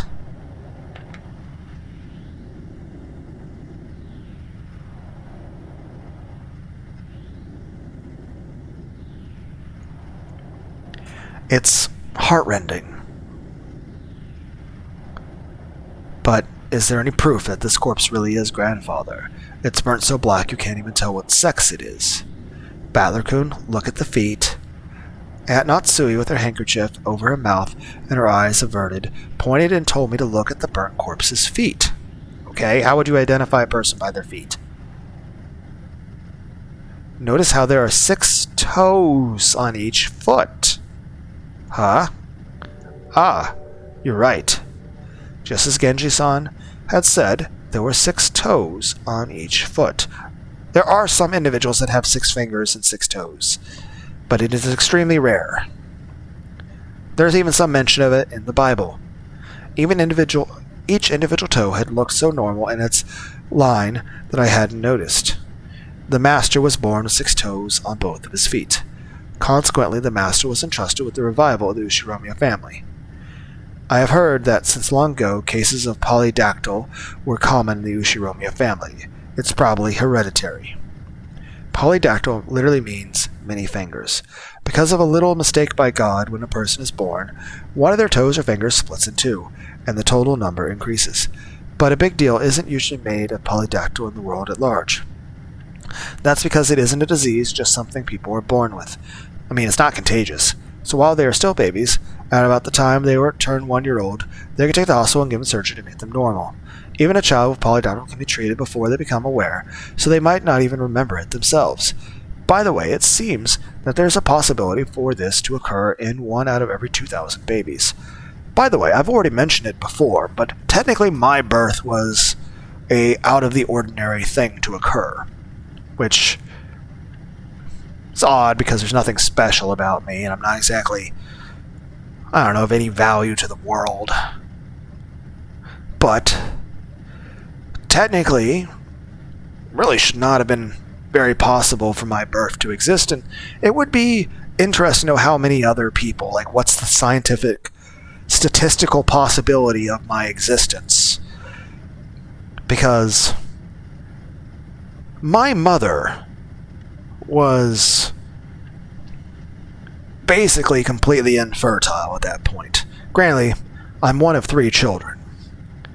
I have 2 older sisters, though One of them died 15. Put a tilde at the end of that 15 years ago. Brain aneurysm. But, heck, my mother had 3 strokes and a brain aneurysm 8 years ago, but she survived and made a full recovery after 4 months. That being said,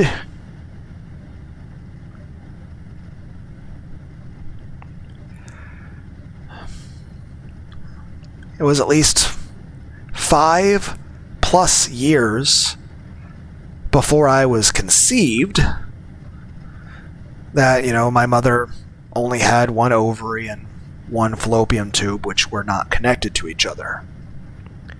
Now, of course, by the time it came for me to exist, my mother's remaining fallopian tube and ovary, which were on opposite sides and not connected at all, had moved of their own accord inside my mom's body and connected themselves to each other. It would be interesting to know what's the... one, how would I even describe that? But what even is the statistical... here's the thing. Most people aren't even in a situation where they have 1 ovary, and even then, it's usually on the same side or something like that. Now, of course, after I was born, she had the remaining fallopian tube, cut, tied, burned, removed, whatever. I'm the youngest and final child of my mother's, but I think another interesting thing is this. Both of my mom and my biological father, I am the only son. I'm the only son. And I'm also the only remaining child of my biological father's bloodline. In the same regard, my son is my only child, and he is also the only... my other siblings had kids as well, but all their children were daughters. So, I'm the only son, and my son is the only grandson. He's the only boy, and I'm the only boy. But yeah, just statistically, and even then, not only, one, are there any other people that were born in such a way, but also, hypothetically, if you were to take every woman on the planet and remove 1 of her ovaries and remove 1 of her tubes on the other side, what is the possibility of those things moving on their own and just connecting to each other? And it doesn't matter which ovary and which tube it is? Do you remove the left ovary and the right tube, or do you remove the right ovary and the left tube? I don't know. I'm just saying. For some reason, God and evolution conspired to make me exist. Don't get me wrong, I'm grateful I exist. I am happy I was born. I appreciate that. I'm thankful for that. I don't know what value my existence has. I'm not special or of value in any way. I'm just some random otaku. So I don't know. I would say, what meaning did God create me for? The answer is none. There's nothing special about me. There is no reason or meaning to my existence, other than just the fact that I'm just some nerdy guy who likes anime.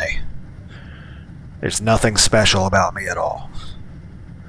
But it is still interesting to try to wondering, what's the statistical possibility that a woman's body would do that. But hey, I don't even know how you would figure out the math on that. So even though it's not usually seen, it isn't that rare at all.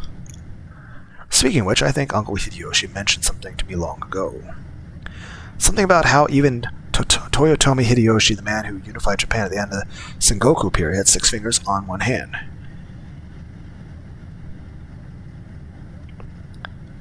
Then again, I've almost died 100 fucking times. Then again, I've also been through 100 separate incidences that have all a little bit of PTSD, but hey, that's something I've learned to deal with, so. According to Aunt Natsui, among the many Ushiromiya family heads, the one most praised for their wisdom all had polydactyl. Because of that, when grandfather was born, his relatives were all excited at the thought that he might become another wise leader. And when the leading relatives all died in the Great Kanto earthquake, it was apparently argued that grandfather should be the one to restore the family because of the auspicious sign of his birth. If grandfather hadn't disliked his position as the head so much, the sixth toe probably would have been pretty lucky for him. Come to think of it, I heard about some country where it's believed people polydactyl should be treated as gods and revered. It's also said that there are individuals again, well, this is besides the point, but it's fairly common in mystery novels for a corpse to be burned to hide its identity. I will say this, I have the normal amount of fingers and stuff on my hands and stuff, but I will say this, if you look at the back of my hands, you know how you have two large veins on the back of your hands? On my right hand, they're closer together. Basically, it goes from, on either side of my middle knuckle, straight back, staying the same amount of distance, both veins from each other. Whereas on my left hand, I would say the one on the outside of the middle finger is the same, but the one that's in between the middle finger and the index on my left hand is different, to where it actually moves out a bit by my thumb and then goes on the inner radial of my wrist. So, yeah, I'm just saying, the way my veins on my arms are not the same as each other.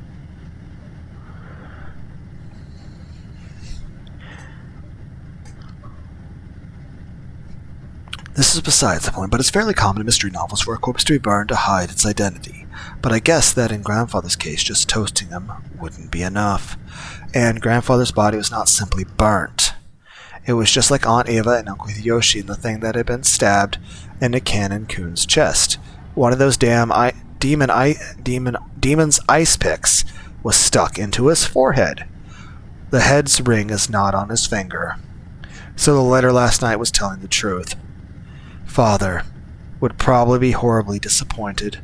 Natsui let her head droop and closed her eyes tightly. This room had also become a vital crime scene for us to hand over to the police. It was decided that we would leave grandfather's corpse here and lock the room, sealing it. It isn't clear when grandfather's corpse started burning in the incinerator. Since according to Genji the strength of the flames hadn't been that strong, the body must have been started burning a long time ago, so that stench could slowly creep out of the furnace and fill the room bit by bit, eventually pouring out and climbing the stairs. Also, since the door had closed, somebody must have just opened it to let it waft up. That's why we started smelling it. Putting aside whether he was rare or well done, grandfather had been brought out, killed, and burned, even though he had started out locked away in a closed room created by his auto-lock. There's probably no doubting this. However, according to Genji-san, the boiler room is usually locked. The possibility that someone outside our group had snuck in and committed the crime was overwhelmingly high. And there was also a good chance that this person was walking around with something like a master key. After all, the doors and windows throughout the mansion had been checked. But despite that, the culprit was able to strut around the mansion freely. Does this crime confirm that a 19th person exists? There's still the contradiction since they're trying to tout their existence without ever showing themselves once. Along with Kairi-san's chessboard theory, I've been using this contradiction to deny the existence of a 19th person. By spinning the chessboard around once more, the very fact that this crime makes itself perfectly obvious that a 19th person exists means that the existence of the 19th person is even less plausible. As long as that 19th person doesn't show themselves in front of us. If the culprit could get grandfather out through the door sealed by the receipt, if they could kill Aunt Eva and Uncle Hideyoshi from the other side of a door sealed by a chain, then could they possibly go so far as to create a fictional 19th person through strange tricks and devices? If we still want to believe that the culprit is among the 18, then the list of suspects has grown very short. The four of us kids, Aunt Natsui, Genji-san, Kumasawa Ba-chan, and Dr. Nanjo. One of these people has to be the culprit. Wait, we can't be sure of that. Just a second ago we started doubting whether the corpse here was grandfather's, right? Maybe we can think of other bodies in the same way. For example, the first 6, all of their faces horribly smashed. The people that we could still see their faces, we can absolutely assume that are because I was saying earlier, maybe it was a dead person. For example, okay, they have not updated that. They have this. But, like, obviously we know Kraus was Kraus, and Shannon is Shannon. But we can't confirm the identity of Goda. Can't confirm the identity of Rosa. Can't confirm this identity or this identity. So we're pretty sure this is him, but there's a possibility that one of these 4 people faked their death.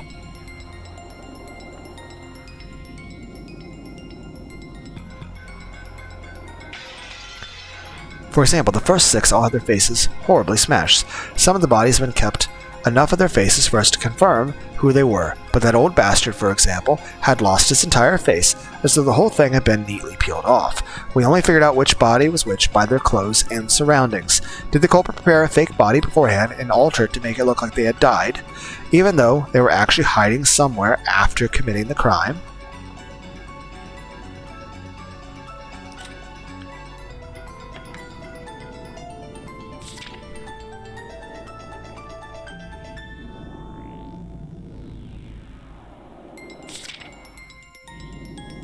The 6 chosen by the key as sacrifices. So is the key the Among Us? You know, the imposter? Does that mean does that mean a human has to commit the crime? Now, don't get me wrong, like say if Maria is the one being possessed. But here's the thing, does the person get supernatural powers? Does the person get the ability to have certain basically it's like you're chosen as the Among Us, you know, the sus individual, but you get certain like Fallout New Vegas perks.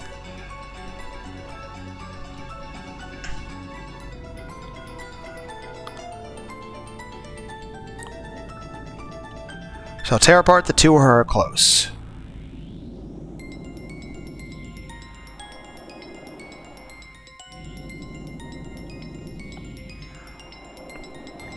Praise my noble name, gouge the head and kill, gouge the chest and kill, gouge the stomach.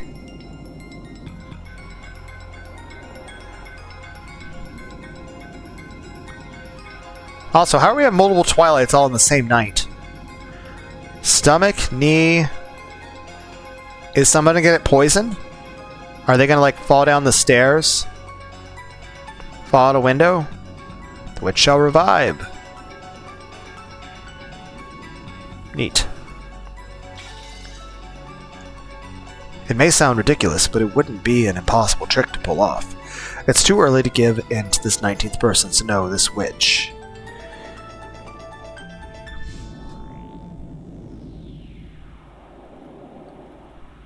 Maria-chan, you mustn't stare so fixedly anymore. Come on, Battler-kun, too. I'm worried about Cannon's condition, and we mustn't remain in a place like this any longer than necessary. We might get, like, lung cancer or something. Let us return. Ooh. Maria didn't go out with everyone else, but remained in the boiler room. The thing she was staring so fixedly at probably wasn't Grandfather's body, but the demon's ice pick sticking out of his forehead. It was probably the sort of item that an enthusiast couldn't bear to ignore. You probably should ignore the cursed items. I tapped her on the head. Hey, Maria. What's Beatrice after? Is it all of our lives? Kihihi. Beatrice will revive very soon. At that time, none shall be left alive. Kihihi. How can you laugh at something like that? Won't you die too? Do you think that you're the only one who's safe? Why don't you feel like you're in danger? Why aren't you scared? Beatrice made a promise. She said she's going to take me to the Golden Land. It's a wonderful place where you have no obligations. Everyone's always together and everyone is always nice to everyone else. Why does Beatrice sound like she just like rolled up to her in like a fucking, abandoned ice cream truck? Like just some random white van, like, hey Maria, you want some candy?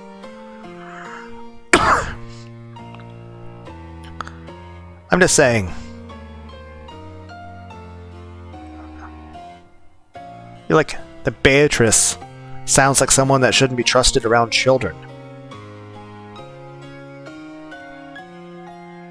I'm looking forward to it. That time will come very soon now.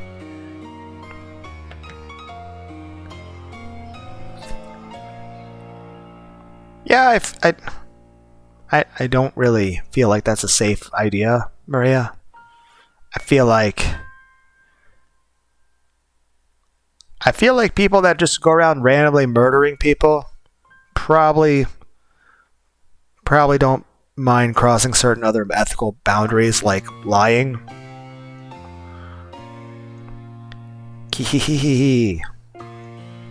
How do you pronounce that laugh? I know there's an umineko anime that your face is doing a thing. Just what kind of person is Maria? I only know what Maria was like 6 years ago when she was 3. She was once pure and obedient, a good kid. This new Maria 6 years later and the Maria I knew didn't seem to fit together. Just who is she, this witch who calls herself Maria? To Maria, who obstinately believes in the witch, this series of unsolvable crimes has proved that the witch actually exists. Every time something occurs that would be difficult for a human, it becomes a little harder for the rest of us to not believe in Beatrice. It must be an intense pleasure for Maria to see her relatives who once firmly denied the witch's existence start acknowledging the witch's existence one by one. Is that why she's in high spirits? Maria, let me ask this one more time. You'll probably answer the same way, but I'll just ask. I'll ask just once more. Who? Yesterday you were given a letter in the rose garden. Who gave it to you? Ooh, like I said, Beatrice. Butler still doesn't believe? Ooh. Maria only repeated what she had already said. Maria met with the 19th person, the witch.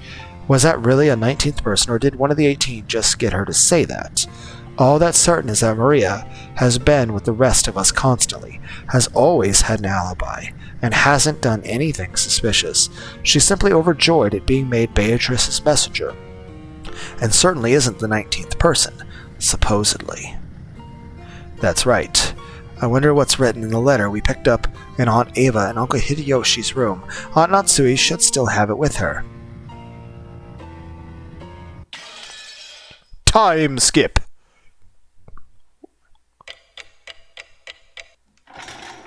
Why is Hit from Dragon Ball Super doing cartwheels? We never did eat dinner, did we?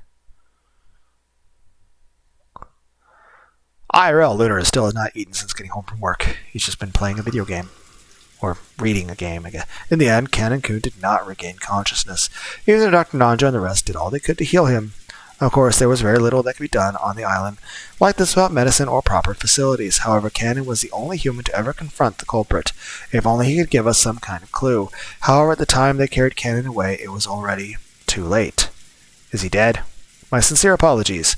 Without proper facilities, there was nothing I could do about such a serious wound. Could we, stab him with an adrenaline needle? Like Nicolas Cage? We just, Wait, maybe that's how we, beat the witch. We'll do a summoning. We'll summon Nicolas Cage. The power of Nicolas Cage will save us. No, that's perfectly understandable. Thank you so much for giving it your very best. Dr. Nanja's shirt had been sprayed by a violent spurt of blood, so it was easy to imagine the devotion with which he had tried to save Cannon's life up until the last second. Is that why they didn't update the thing with Cannon? They were trying to, keep us in suspense, maybe Cannon will live. And then we're like, oh, he did not, and we're sad now.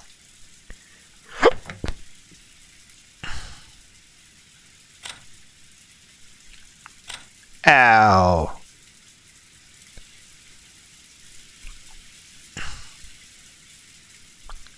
What do you fuck? How presumptuous of lowly furniture to act like that. The old sorcerer's wish vanished before it would be granted. He always knew that this possible result of his risky gamble, the beginning of everything.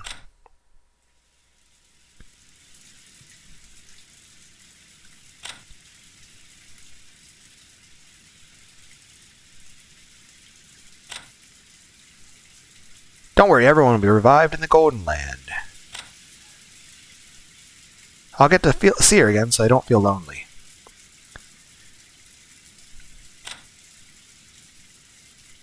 She was chosen by the demon's roulette. That's all there is to it. He has a right to lament his ill fortune.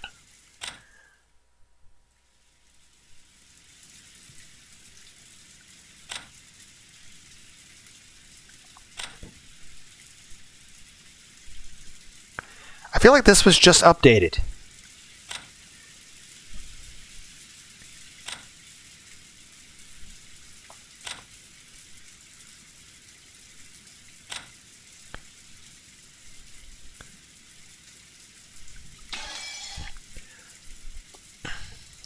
Jessica was crouched in the corridor, crying softly.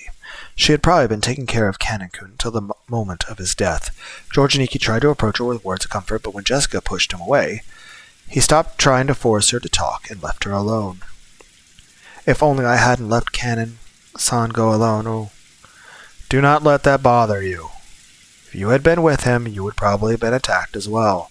He foolishly rushed on ahead and paid for his mistake. How can you say it like that? Canon-kun spotted the culprit and bravely stood up to them. If only Kumasawa had gone with them, the culprit might have hesitated and chosen to run away. Emotion-filled words that I never thought I'd hear coming from Jessica's mouth tumbled out. Kumasawa, looking truly sorry, could do nothing but hang her head. I mean, she's an old woman. Jessica? I mean, it's not like she knows, like, taijutsu or something like that. She's gonna take off, like, ankle weights like fucking Rock Lee right before he fights Gaara. You should... Oh, that's who killed everyone. Gaara. It was Gaara from Naruto. You shouldn't talk to her now. It's the same for me, and probably for you as well, right, Battler-kun? We don't know what's going on, and it feels like our hearts are going to split open. There were tears in George and Ikki's eyes again. Seeing Jessica break down crying probably brought back the pain of losing her parents. I'd done my crying all at once, so I didn't feel like crying anymore. However, I understood how great the pain in their hearts was. It's okay, Jessica. Somebody is going to punch you in the face, Maria. You'll be able to meet Canon again soon. When you die. Stop it. I don't need you trying to console me like that. Beatrice will resurrect the dead, and even love that has been lost. What love? So you'll definitely be able to meet him soon. Then everyone will be able to live in peace. So the one who killed Canon-kun is this Beatrice who supposedly gave you that letter yesterday. Where is she? Where is she hiding? I'll find her and I'll tear her apart. Tell me. You know who the culprit really is, don't you? What do you know and what are you hiding? Tell me, damn it. Milady, please stop. Ooh. Beatrice exists. Ooh. Damn it, let go of me, Genji-san. Maria knows who the culprit is, and she's hiding their identity even though she knows. She must be telling them what we're doing, guiding them as they kill us. Jessica, be silent. Jessica grabbed at Maria. Genji tried to stop her, but Jessica could not be calmed. The next thing I heard was the sound of Aunt Natsui slapping Jessica's face. After that, only Jessica's sorrowful, sobbing voice resounded throughout the hall. Maria-chan, I know there's no way you're the culprit. You've been with us since the beginning, and there's no time for you to communicate with any culprit. So I want you to tell me something. This Beatrice who handed you the letter yesterday, who was she? Although those words seemed kind, they clearly showed that George still had some remaining doubts about Maria. He didn't actually grab at her. However, he felt exactly the same way Jessica did. Aniki, I already asked her the same thing a second ago. Her answer was the same as before. I want to hear it from Maria's mouth. Who is Beatrice?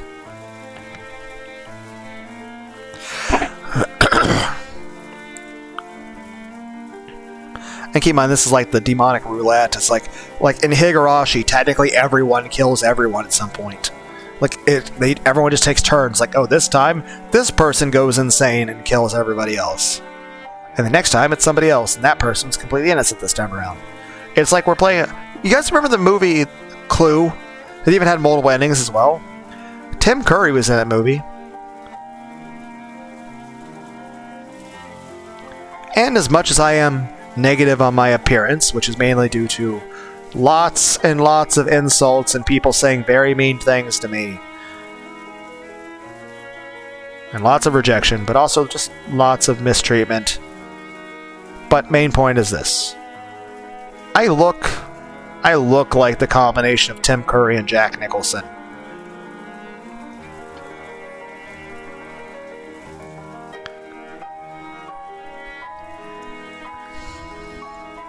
Even if I told you, you wouldn't believe anyway. What do you mean by that? Could it be the culprit's someone we know well, and you're keeping it silent because you're covering for them for some reason? Who gave you that letter? I got it from Beatrice. I'll say it no matter how many times you ask. I got the letter from Beatrice. Laughter noises. George Oni-chan, do you refuse to believe in Beatrice because she's not an opponent you can hit? You want to turn your feelings of helplessness into violence and beat someone up? Okay, this seems uncalled for, even if it wasn't like people dying. It's like he hasn't been being violent. What's happening? So you won't be satisfied unless your opponent's a human you can hit. I mean, I feel like that's a normal response to, like, murder stuff. Like, you're going to want to hit the person who committed the murder. I think that's very normal, and I feel like you're being very insensitive, Maria. So even if I tell you the truth, you won't accept it. I will punch the butterflies. So it's pointless for me to tell you. You won't believe. Gotta go punch butterflies. But I'll keep on... I mean, technically Cannon tried to hatchet the butterflies and it didn't work out well. Because it's true. Beatrice exists. Here's the thing. I could totally get behind you, Maria, if the way you were phrasing this was with a sad face and you're, like, being sincere and you weren't, like, smiling and being mean. You're like, no, it really is, and you were actually, concerned about your own mother's death, and you were concerned about everyone else being... and you were sad about everyone else being dead, but you were still, like, maintaining it was Beatrice. Like, that's the thing. Like, we're fine. Whether it was someone dressed up pretending to be Beatrice that tricked you, or someone actually is, that's not why we're upset with you. We're upset because you're showing a complete lack of any empathy or compassion, and you're treating people with contempt and ridicule, and you're being very mean. The door to the Golden Land will soon be opened. I'll go there, Beatrice promised. In that world, Mama is nice. Papa is with us, and is also nice. I want to go there right away. Everyone is afraid of Beatrice, but that's only natural. So calm yourselves. Beatrice said so herself. By the time the typhoon is past, I'll have ended everything, she said. Ouch. Maria, I don't mind you being talkative, but let's leave it at that for now. I'll bet this is all a pretty happy situation for you since you're always going on about how witches exist, but keep that to yourself for now. Don't try to force that on other people. Ooh. I know I've been creeped out by this girl for a while now, but there really is something wrong with her. Don't you think so too, Battler, Genji-san? Kumasawa-san? What about you, Mom? Maria knows who the culprit is, and she's hiding it. Okay, maybe she hasn't done anything directly, but she's definitely working with the criminal. That's right, she's a spy. We can't let her stay with us any longer. Ki? Maria-chan? You must realize there are times when indiscreet discussion is best avoided.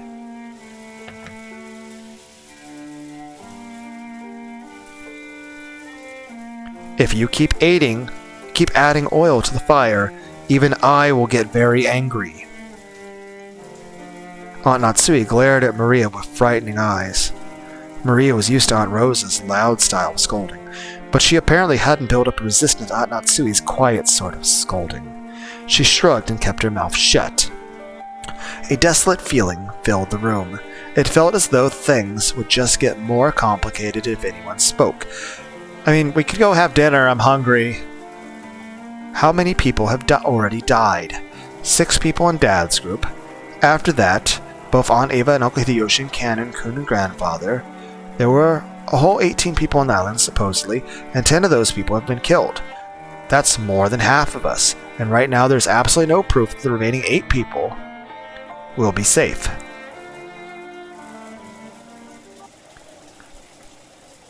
At any rate, this is no time to quarrel.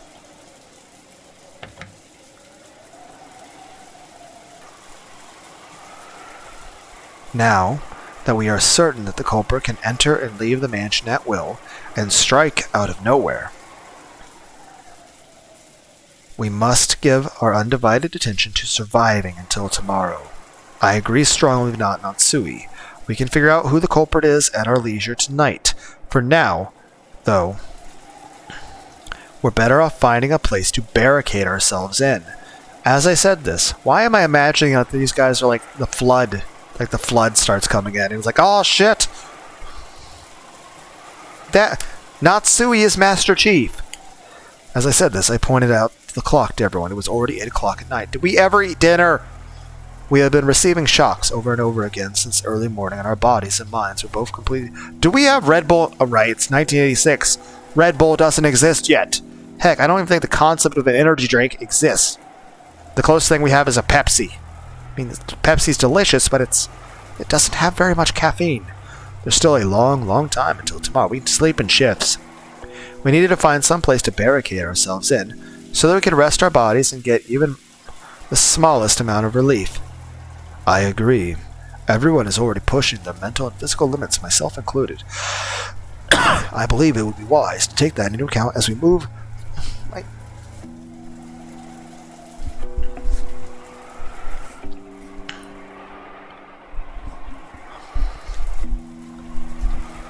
Dear developer of this video game, dear writer of this story, I am trying to make shorter videos, but you have made a story that is so interesting and engaging I don't want to stop reading it.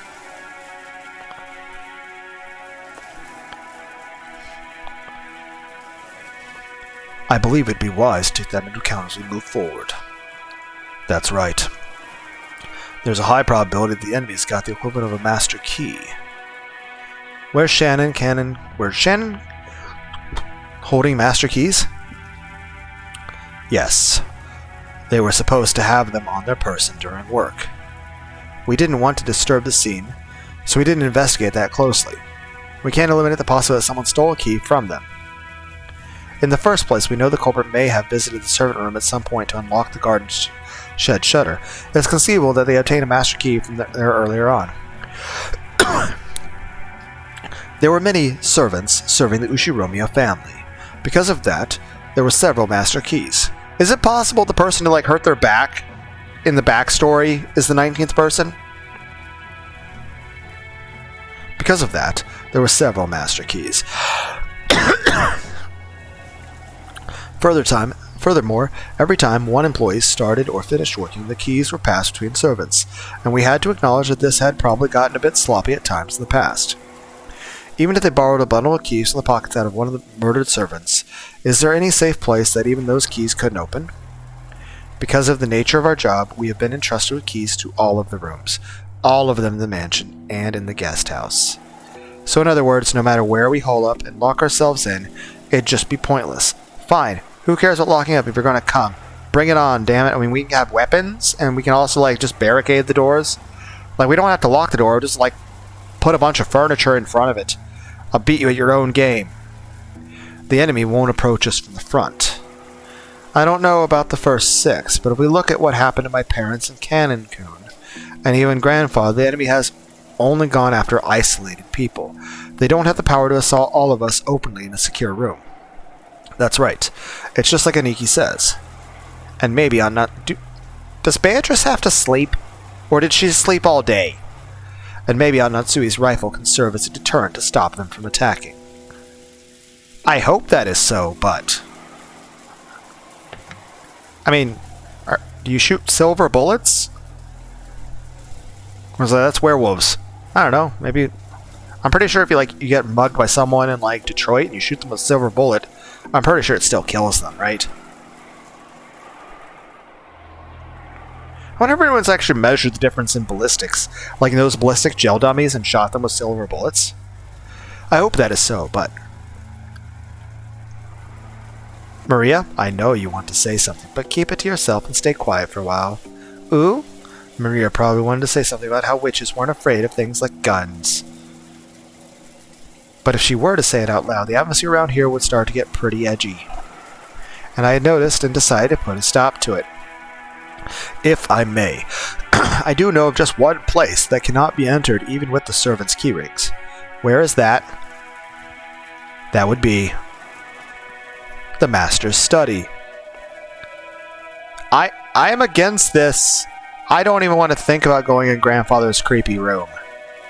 How many keys can gain access to that room?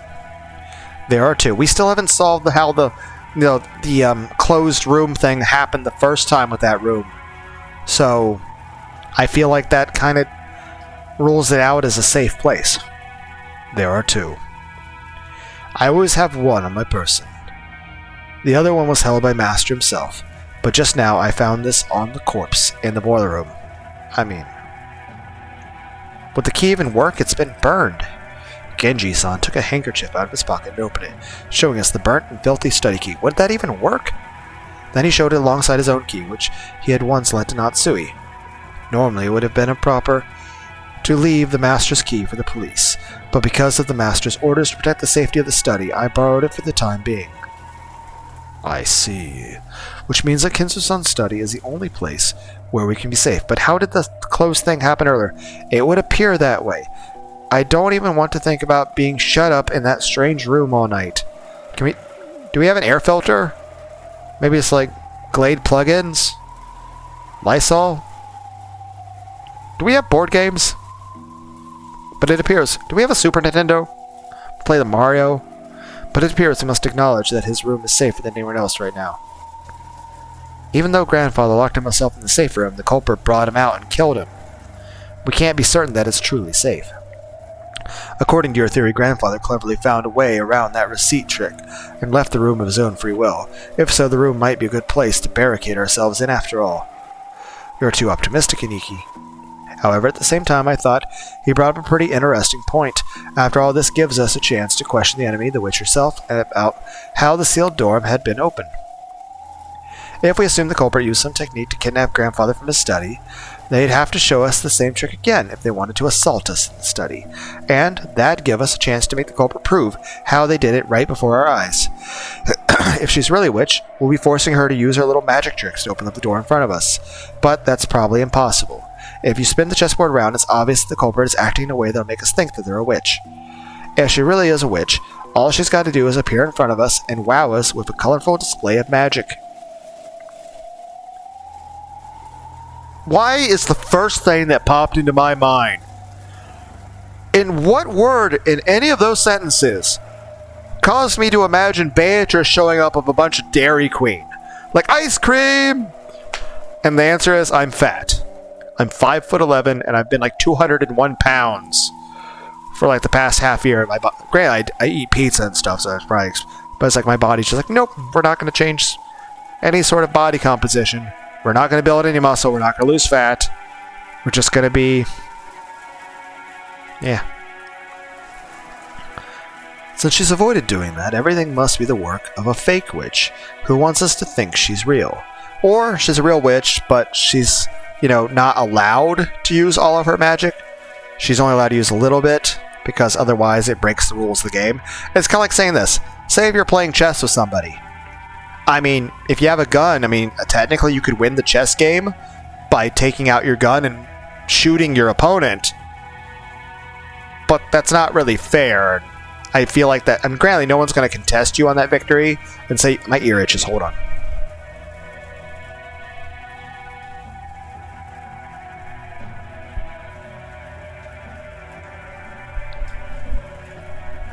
Because, really, no one's going to call you out and say your chess victory wasn't legitimate, because then you'll just shoot them too. But in all actuality, even if no one's willing to say it, your chess victory wasn't legitimate because you shot your opponent. You still technically win, but it's not really by the rules of the game. Same way, if she's a witch with all these powers, it's kind of cheating. I mean, you can do it. There's nothing really stopping her from using her powers as a witch like that. But it's not really fair.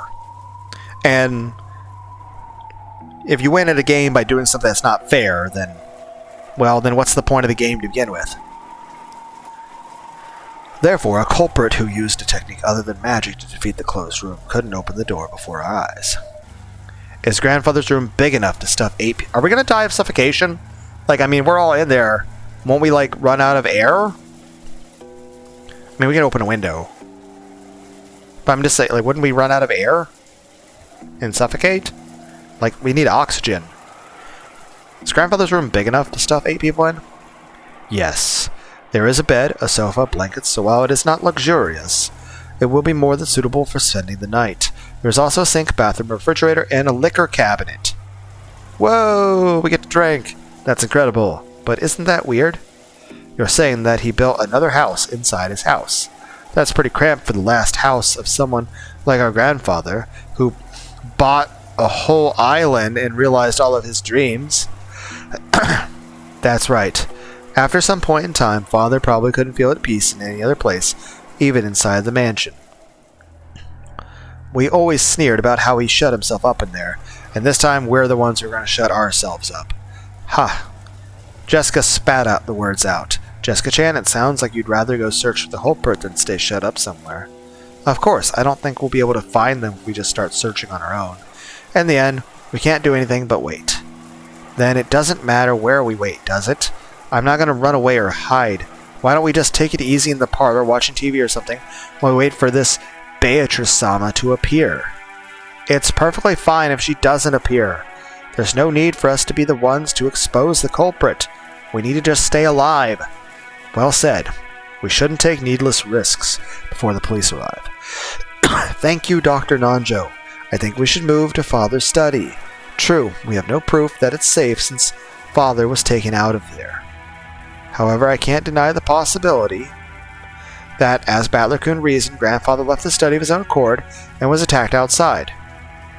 A while back, I proposed that strange theory as a stopgap measure, but just as Aunt Ava said, even though the trick would be possible, I couldn't explain what motive could have made Grandfather sneak out of his own study in such a troublesome way.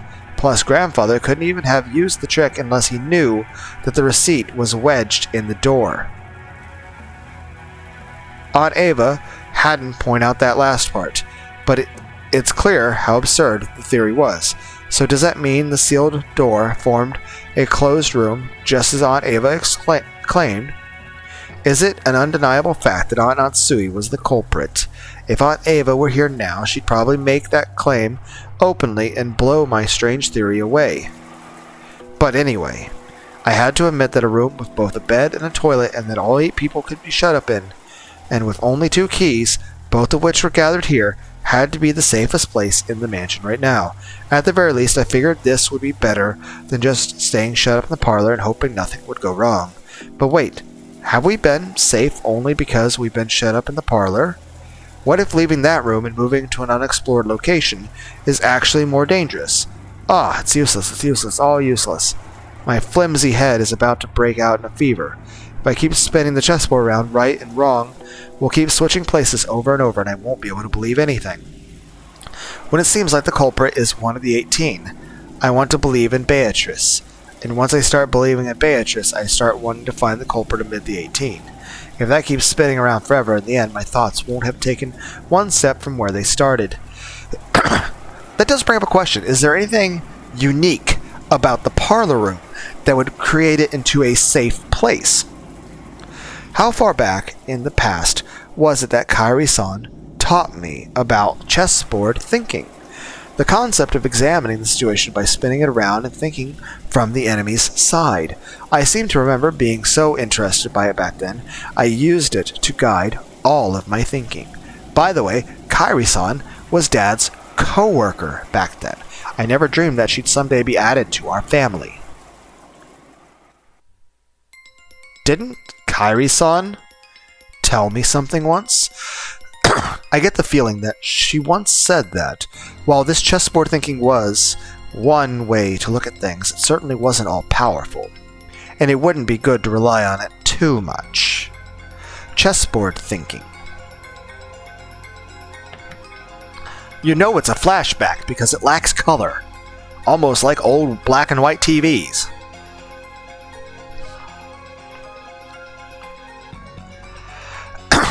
Is my own interpretation of something called game theory. I feel like there's a YouTube channel about that, which I read about in a book long ago. It's a very interesting subject, so you should tackle it yourself when you get into college, Ballercoon. I really want to try it. If I could study and perfect my chessboard thinking, it'd be fun to be able to read into any opponent's moves, wouldn't it? But you can't believe in it blindly.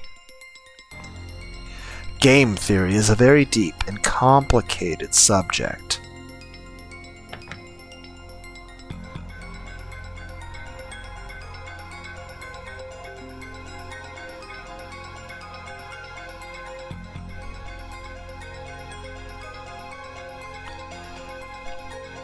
Chessboard thinking is just my interpretation that skims the surface of game theory.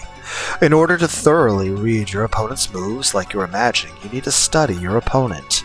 Additionally, while chessboard theory is convenient and practical, it isn't perfect.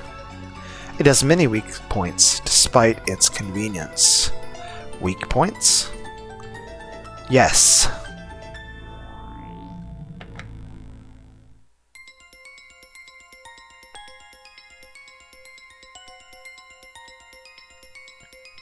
Again, I like the new style much better.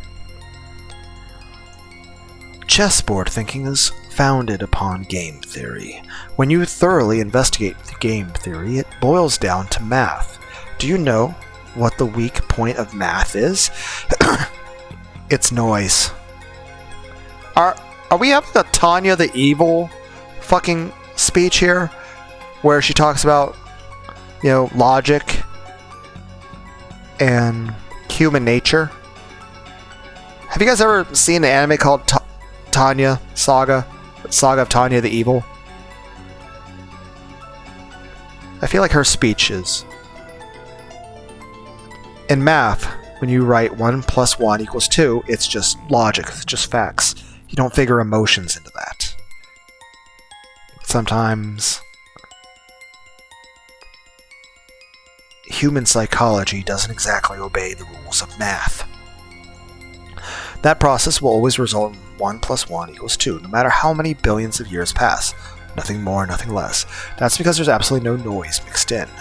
But, for example, unlike math, the Japanese language has noise mixed in. Kanji are a good example. Old kanji and new kanji are slightly different, which represents an introduction of noise created by the changes between time periods. Isn't history the same? There are dozens of policies that seem foolish in the modern era but were meaningful at some point in the past. Because the rules of chess are fixed, when a pair of experts are discussing one particular layout, it's possible they can reach the same conclusions, whether they're from 100 years in the past or 100 years in the future. However, if the rules of chess had gone through massive changes over time, it's possible that a discussion about the same layout would have changed as well. I suppose in a way it could be similar to comparing, say, shogi and chess. What's the analog of mahjong? What's, like, the way chess and shogi compare to each other? What's, like, what chess is to shogi, what is that same blank to mahjong?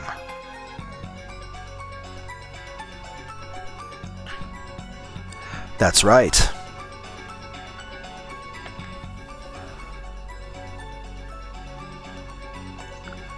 Events in the world of humans are normally full of noise.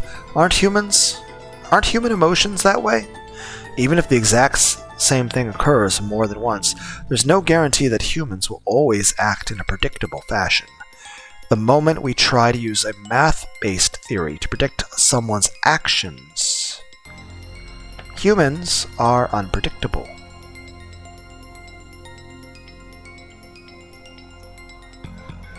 we must be aware that our theory has built-in weaknesses and limits. Simply put, chessboard thinking is extremely weak against noise and fickleness, as well as mistakes or incorrect knowledge. That's right. Kairi-san definitely said that. Chess has always been a game where both sides play by the same rules and fight with the same conditions for victory. That's why it's possible for both sides to predict the other's moves. It's possible to read your opponent because you can always suppose they'll make the best moves they can find. But what if your opponent is fickle or a bit tired and makes a move that can hardly be called the best? Or what if the game actually has a special rule, some unknown thing that only the enemy knows about and can use? In fact, what if the opponent actually has some goal other than victory? That does remind me, I had a friend who was really into hockey and stuff, and he played all sorts of hockey games on pretty much every game console, and no one could beat him, not even the computer. Everybody played against him, and he beat everybody. Except me. Though I never won a game either. But I didn't try to win. Everyone else was either consumed with being overly defensive or overly offensive. They were trying to either stop him from scoring or to score themselves. Or obviously you have to do a mix of both in order to win. But I didn't give a fuck about either. I didn't even for a second even try to score, nor did I really try to stop him from scoring. In fact, most of the times, he wound up with higher score in the game than me by far. I still scored occasionally, but for the most part, he would always get a better score against me than he would get anyone else. But he would never win, because the game would always call it a draw. Even though he had a higher number, the computer would call it a draw and cancel the match, because I would just focus on injuring as many of the players on both teams, even at the cost of my own. Even if I incurred penalties, even if I gave him additional advantages to make it easier for him to score more, in the end it didn't matter what his score was. There was a rule in the computer that if there were too many players injured, the match would automatically be called a draw regardless of the score. So it was impossible for him to ever get a win. I never won myself, but he was never able. I never lost. Then again, I remember in the original Dragon Ball Z Budokai, I even showed it to him, though obviously I told him it was a little exploit I found, but I wasn't going to use it in verses unless he wanted me to. But again, I was able to use this exploit to beat the original Dragon Ball Z Budokai on the hardest difficulty. Because here's the thing. On the hardest difficulty, all of the bosses and AIs would block everything without fail. It made it hard to do any damage. However, I found that if on the PS2 version of the original Dragon Ball Z Budokai, that if you paused right exactly at the second that your Ki Blast, like your Kamehameha super moves, would hit, normally at the highest difficulty, if your enemy blocks that, if the AI blocks it, it negates all the damage and you just wasted your entire bar. But I found that if you paused at that exact second, you could glitch the attack past the block, and since the opponent would block every time, even an inexperienced player could just randomly mash buttons and have a better luck of counterattacking, whereas the AI at the highest difficulty would just uniformly block it every time. And of course, if the block worked correctly, they would negate all the damage, just about ensuring their victory. But since I could glitch it past their block, I was getting a free hit on them every single time, and it turned the highest difficulty into the easiest. Also, it just looked really cool. It made a special effect on the screen, because it wasn't meant to do that, obviously a glitch.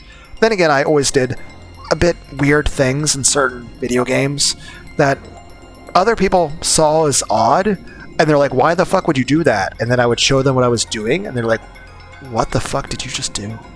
For example, in the original Saints Row, if you take the little quota car and you shoot it with a shotgun, blowing it up. Then you flip it over. You can angle it to make it look like a teeter-totter. You then take a pipe bomb and put it underneath the bottom part of it, and you stand on the other side. It acts like a catapult, and it doesn't do enough damage to kill you because it's shielded largely by the quota car. And half the time you're launched across the entire map, but the other half of the time you get glitched into the skybox. And you're able to walk around and basically go around the sky of the game freely and do whatever you want. And of course, you can come out of that at any point. But it's just little things like that I just thought were interesting. Think from your enemy's perspective. That's the basis of chessboard thinking. Which means if you misread your enemy, the answer you draw from this process will be complete rubbish, useless. So far, I've used chessboard theory to guess several vague bits of information about the culprit hiding behind this case, or so I think. However, I don't know anything about the culprit. Am I just playing around in a labyrinth of thought? If Kairi-san were here at a time like this, she'd probably be able to notice something with her much, much sharper thinking ability. I do say this. I do think Kairi is perfect as far as what I think is good. Like, one, she's extremely beautiful and pretty. But also, she's very smart. I like her personality and her intelligence. Until the very last moment, Jessica resisted moving into Grandfather's study. But in the end, Natsui persisted, and we decided to move there. Do we bring snacks? Do we ever eat dinner? Can we bring cookies? Can we like Oreos? Can I have Oreos? I want Oreos. Did Oreos exist in the 80s? Everyone was completely wrapped in paranoia by now. Kumasawa-san had prepared dinner at one point, but during that time we were discovering the deaths of George and Niki's parents. Both the kitchen and the parlor had been left empty. Someone suggested the food might have been poisoned while we were gone. Because of that, we were unable to even touch the food that Kumasawa-san had taken the trouble to make for us. The manner in which the first 6 were killed was still unknown, but it certainly could have been poison. But there was blood everywhere. So why was there blood? Like, it requires some sort of stabbing, right? Like, unless there's poison that makes you cough blood. It's like, what'd you feed us? Ebola! Certainly that would allow even a single person to carry out the murder of 6 large adults. Furthermore, the idea made it easy to imagine, being only a single culprit, one who would be afraid of Aunt Natsui's rifle. And this was very good for our emotional stability. But the fatigue and hunger were even harsher than we imagined. Do we have Oreos, please? I want cookies. Then Kumasawa-san made a proposal, and we all went together to the kitchen. There we gathered some canned food and other things that'd be hard to poison to take with us. Were you just eating cold ravioli? All of Kumasawa-san's efforts to reward us with just a little dinner on this savage day regrettably came to nothing. The food piled up in the serving cart looked just a little sad. We all started climbing the stairs. Aunt Natsui, who was in the lead, warily stared into the darkness with both eyes and the barrel of the gun. Once we dragged ourselves up the 3rd floor, just as Natsui had warned us beforehand. There was a mixture of chemical smell and a sickly sweet aroma, a stench in the air that felt like it was eating into our heads. I see. This kind of stench probably would give you a headache if you were shut in with it for a whole night. Am I the only person who likes incense? Does anyone else like incense? Then again, I like nice smelling things. I take 15 showers a week, and I take a couple baths in addition to that. So, yeah, I like being clean. Now, to be fair, I smell bad at work, but it's manual labor, and usually in hot, sweaty environments, so I can't help that. And there's sometimes I'm on the bike trail, I might smell, but then again, you know, if you're like walking for like 5+ miles in like 90-degree weather in the sun, yeah, you're gonna sweat. Heck, a year and a half ago, the summer of the previous year, I got lost thinking and I accidentally walked 23 miles. And yeah, I had heat stroke. I definitely had dehydration. I was limping for 2 weeks after that because of how sore my legs were, and it was very hard for my body to recover. Also, the back of my neck is still discolored from how badly sunburned I was. I did not wear any sunblock or bring any water.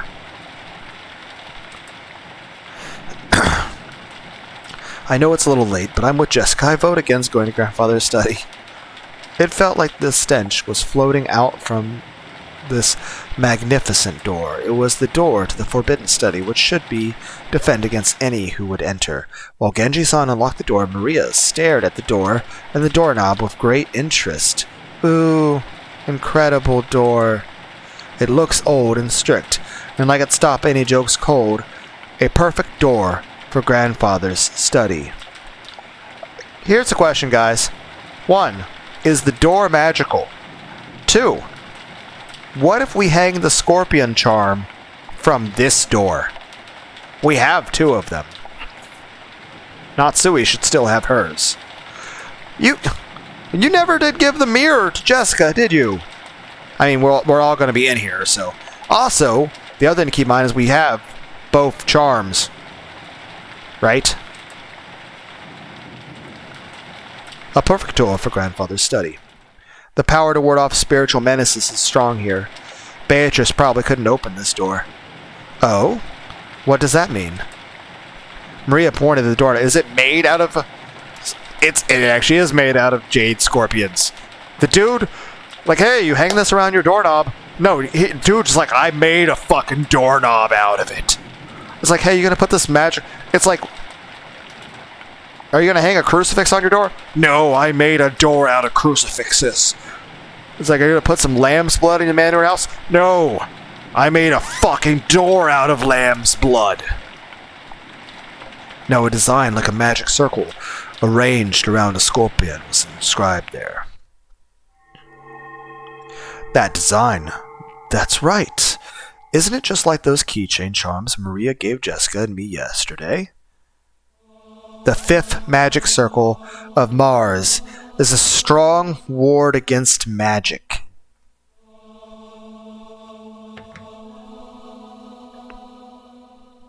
I mean, as much as I'm like, again, I feel like the main thing I have a problem with Maria on is that she's very insensitive to other people's feelings.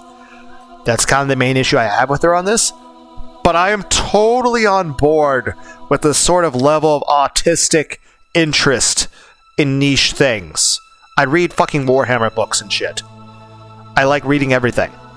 I feel like if I had access to all of the, occult stuff that Maria's read, and somebody like organized all of it and put it in front of me, I would just go get a pizza and eat that pizza and drink a Red Bull and some Cadbury cream eggs while reading all that stuff with probably a very similar smile to what she's having right now. Like, I'd be really enjoying that. As much as that's weird to say, but I'm just saying, if you gave me all this occult stuff and put it in front of me, like, so you're going to use it for anything? No, I just like reading it.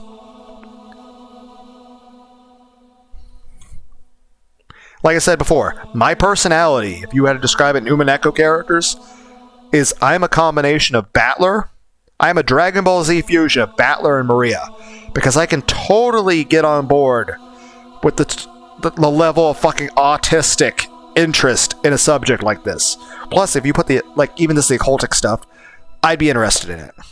Like, if you could put the fucking Necronomicon in front of me, you wouldn't have to warn me not to read it or to read it. Like, I would just want to. The only thing that would stop me is if there's something else that had my interest. It's like I have that level of hyperfixation, but at the same time, I'm easily distracted. It's like I'm very interested in stuff, and I'm getting into stuff very deeply, but I also get very distracted, and then also very sleepy. So,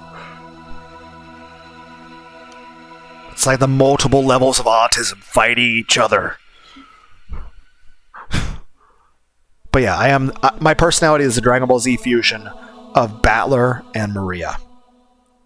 I just don't like her insensitivity to other people's, families dying. Just kind of a lack of compassion and too much contempt. Not very nice. Additionally, this magic circle was very diligently constructed and is full of power. Such a magic circle can be quite troublesome to beings of magic like Beatrice. Isn't that comforting? Are you saying that we can escape even Beatrice's clutches in this room? Our little witch here sure is reliable. Then how did Beatrice get grandfather out? Just as Battler reasoned. Beatrice can't go inside. However, she has both magic and familiars. Using them, she might have been able to get grandfather to leave the study of his own accord. I've read about that in manga. I've seen a bunch of scenes where vampires were frightened of crosses, so they couldn't get close, but their familiars were just fine, so they made their familiars attack. Is it possible one of the humans here is a familiar? Those scorpion keychain charms I gave you yesterday also had the 5th magic circle of Mars on them. The power dwelling within them was weak, but they should be enough to protect you until we leave the island. Although it sounds like you've lost yours, right? Scorpion keychain charms? The charm I gave you yesterday was something I got from Maria. I heard it would repel magic if you put it on your doorknob, and at the time, I thought maybe it'd be better if you had it. Is that so? I thought it was an odd thing for you to be carrying around. Aunt Natsui put that on her doorknob? Yes. Last night, after hearing about it from Jessica, I hung it from the doorknob on the inside of my door. Then, Aunt Natsui, you really are fortunate. You're really fortunate. If you did that, Beatrice probably couldn't even lay a finger on you yesterday. I think Beatrice must have been really annoyed. Hee. Beatrice annoyed. Couldn't lay one finger. Natsui thought back on that eerie scribble she'd seen that morning as though someone had been tearing at the outside of her door with blood-soaked hands, and gasped in surprise. Could it be that this witch who called herself Beatrice tried to enter through the door to Natsui's own room, but the magic-repelling charm had been hanging from the inside, so she couldn't break through the door? So she was annoyed, so she scratched at it? Quit it, don't talk about that. Witches don't exist. The culprit does. And they're human, just like us. If you need proof, why don't we dice her up and see if her blood's red? Damn it. How could you do that to Canon-kun? Click. Genji unlocked the door. 8 people entered Kenzo's study, which is hopefully full of Oreos and Red Bull. Grandfather's study. Mega stuff, by the way. I'd heard rumors about it beforehand, so I wasn't that shocked. He had done nothing more than fortify it. Is that a fucking suit of armor? With his occult hobbies. Oh my god, look at these books. There's nothing discernible that I can read on the covers, but I'm like, I want to read every one of these. Everyone's like, stop being a nerd, Lunar. I'm like, I can't help it. If grandfather's hobby had been chasing after pop idols, these walls might be buried beneath idol posters. It's just fucking anime. Imagine the otaku. I would say occult. What's the difference between occults and otakus? But it's like, imagine just anime figurines and mangas and light novels. Yeah, imagine if, like, after all, like I said before, Don Quixote is basically an otaku. He was obsessed with like stories like Arthur, King Arthur and the Round Table, Knights of the Round Table, and all that. So, I mean, technically, the story by Cervantes is... Which actually, there's a ghost pirate in Soul Calibur 2 whose daughter is Ivy, who looks like Kairi-san.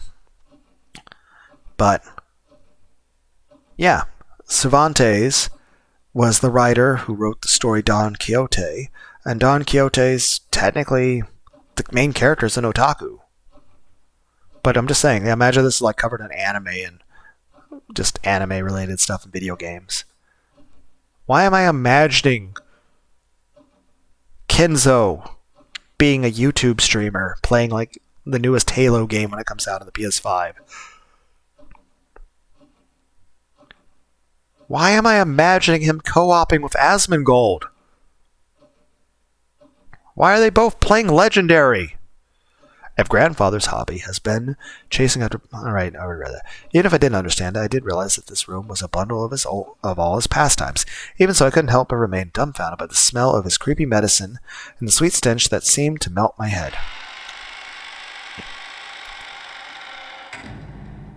I don't think he's doing aromatherapy correctly, though. Do we have light sources in case the power gets cut. When the door was closed, it was audibly made a clunk. I see, this is the auto lock that activated whenever the door is closed, and there were only 2 keys that could open this door from the outside, both of which were in this room.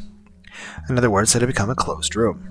The shutter, the receipt, the chain, and now the auto lock. This 4th door had the most magnificent lock yet, and this was doubtlessly a closed room. Just to make sure that the room was secure, we checked all over for ways in or out. The window was tightly locked. That should have been enough, but just in case we tried knocking all over the walls. After all, we had talked about there being a hidden door in this room.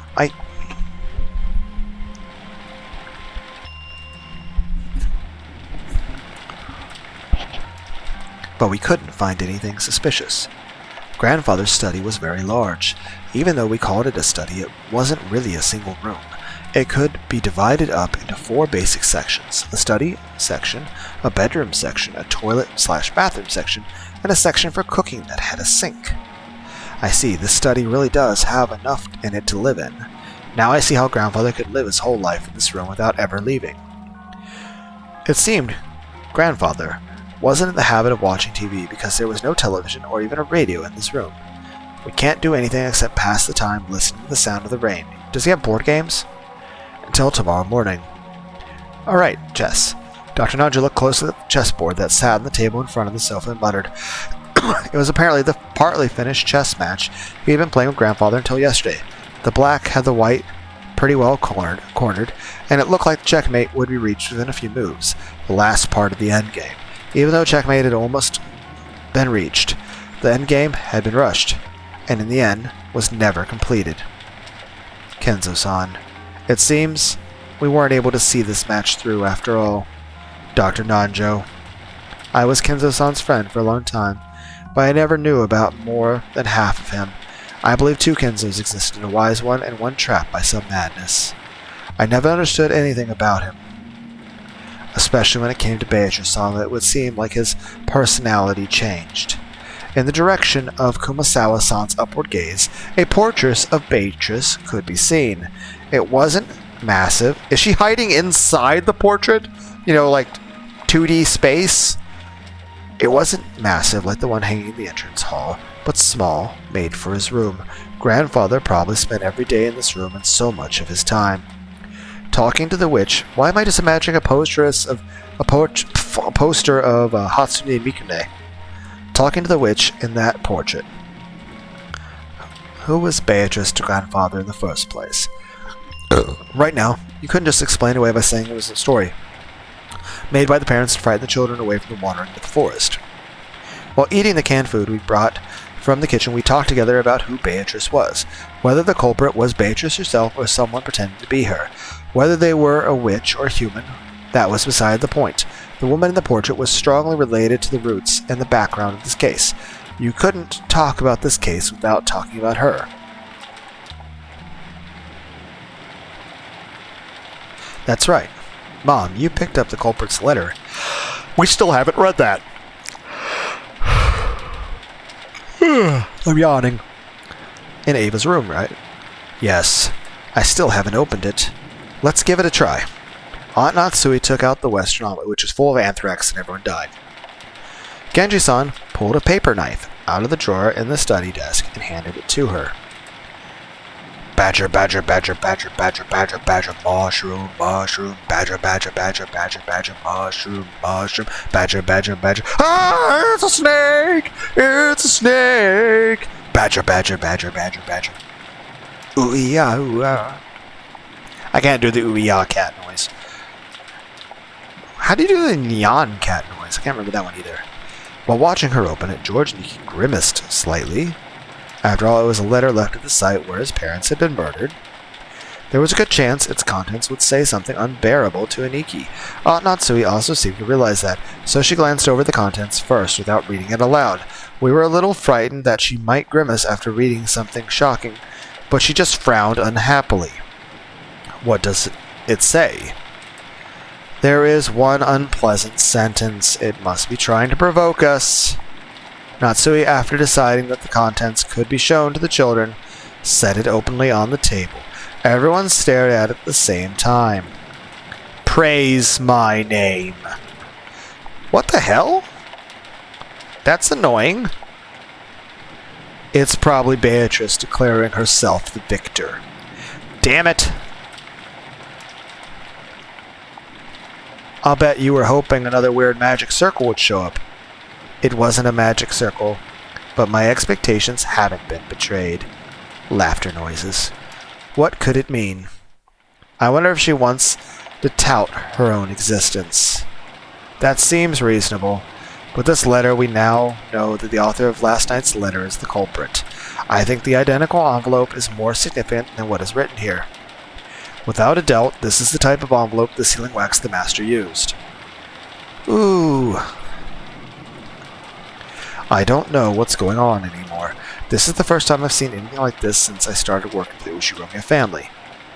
Going by last night's letter, Beatrice is claiming to be grandfather's oldest confidant.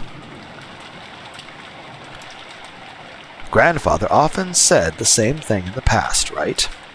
I spoke to Genji-san and Kumasawa-san, who nodded together. Guess that means you two know more about her than anyone except grandfather. Could you tell us? For a long time, I've purposely avoided this topic, but now that it has come to this, I can no longer do so.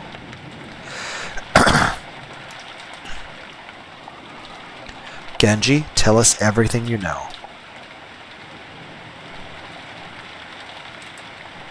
And that'll have to wait for another time, because I should go to sleep.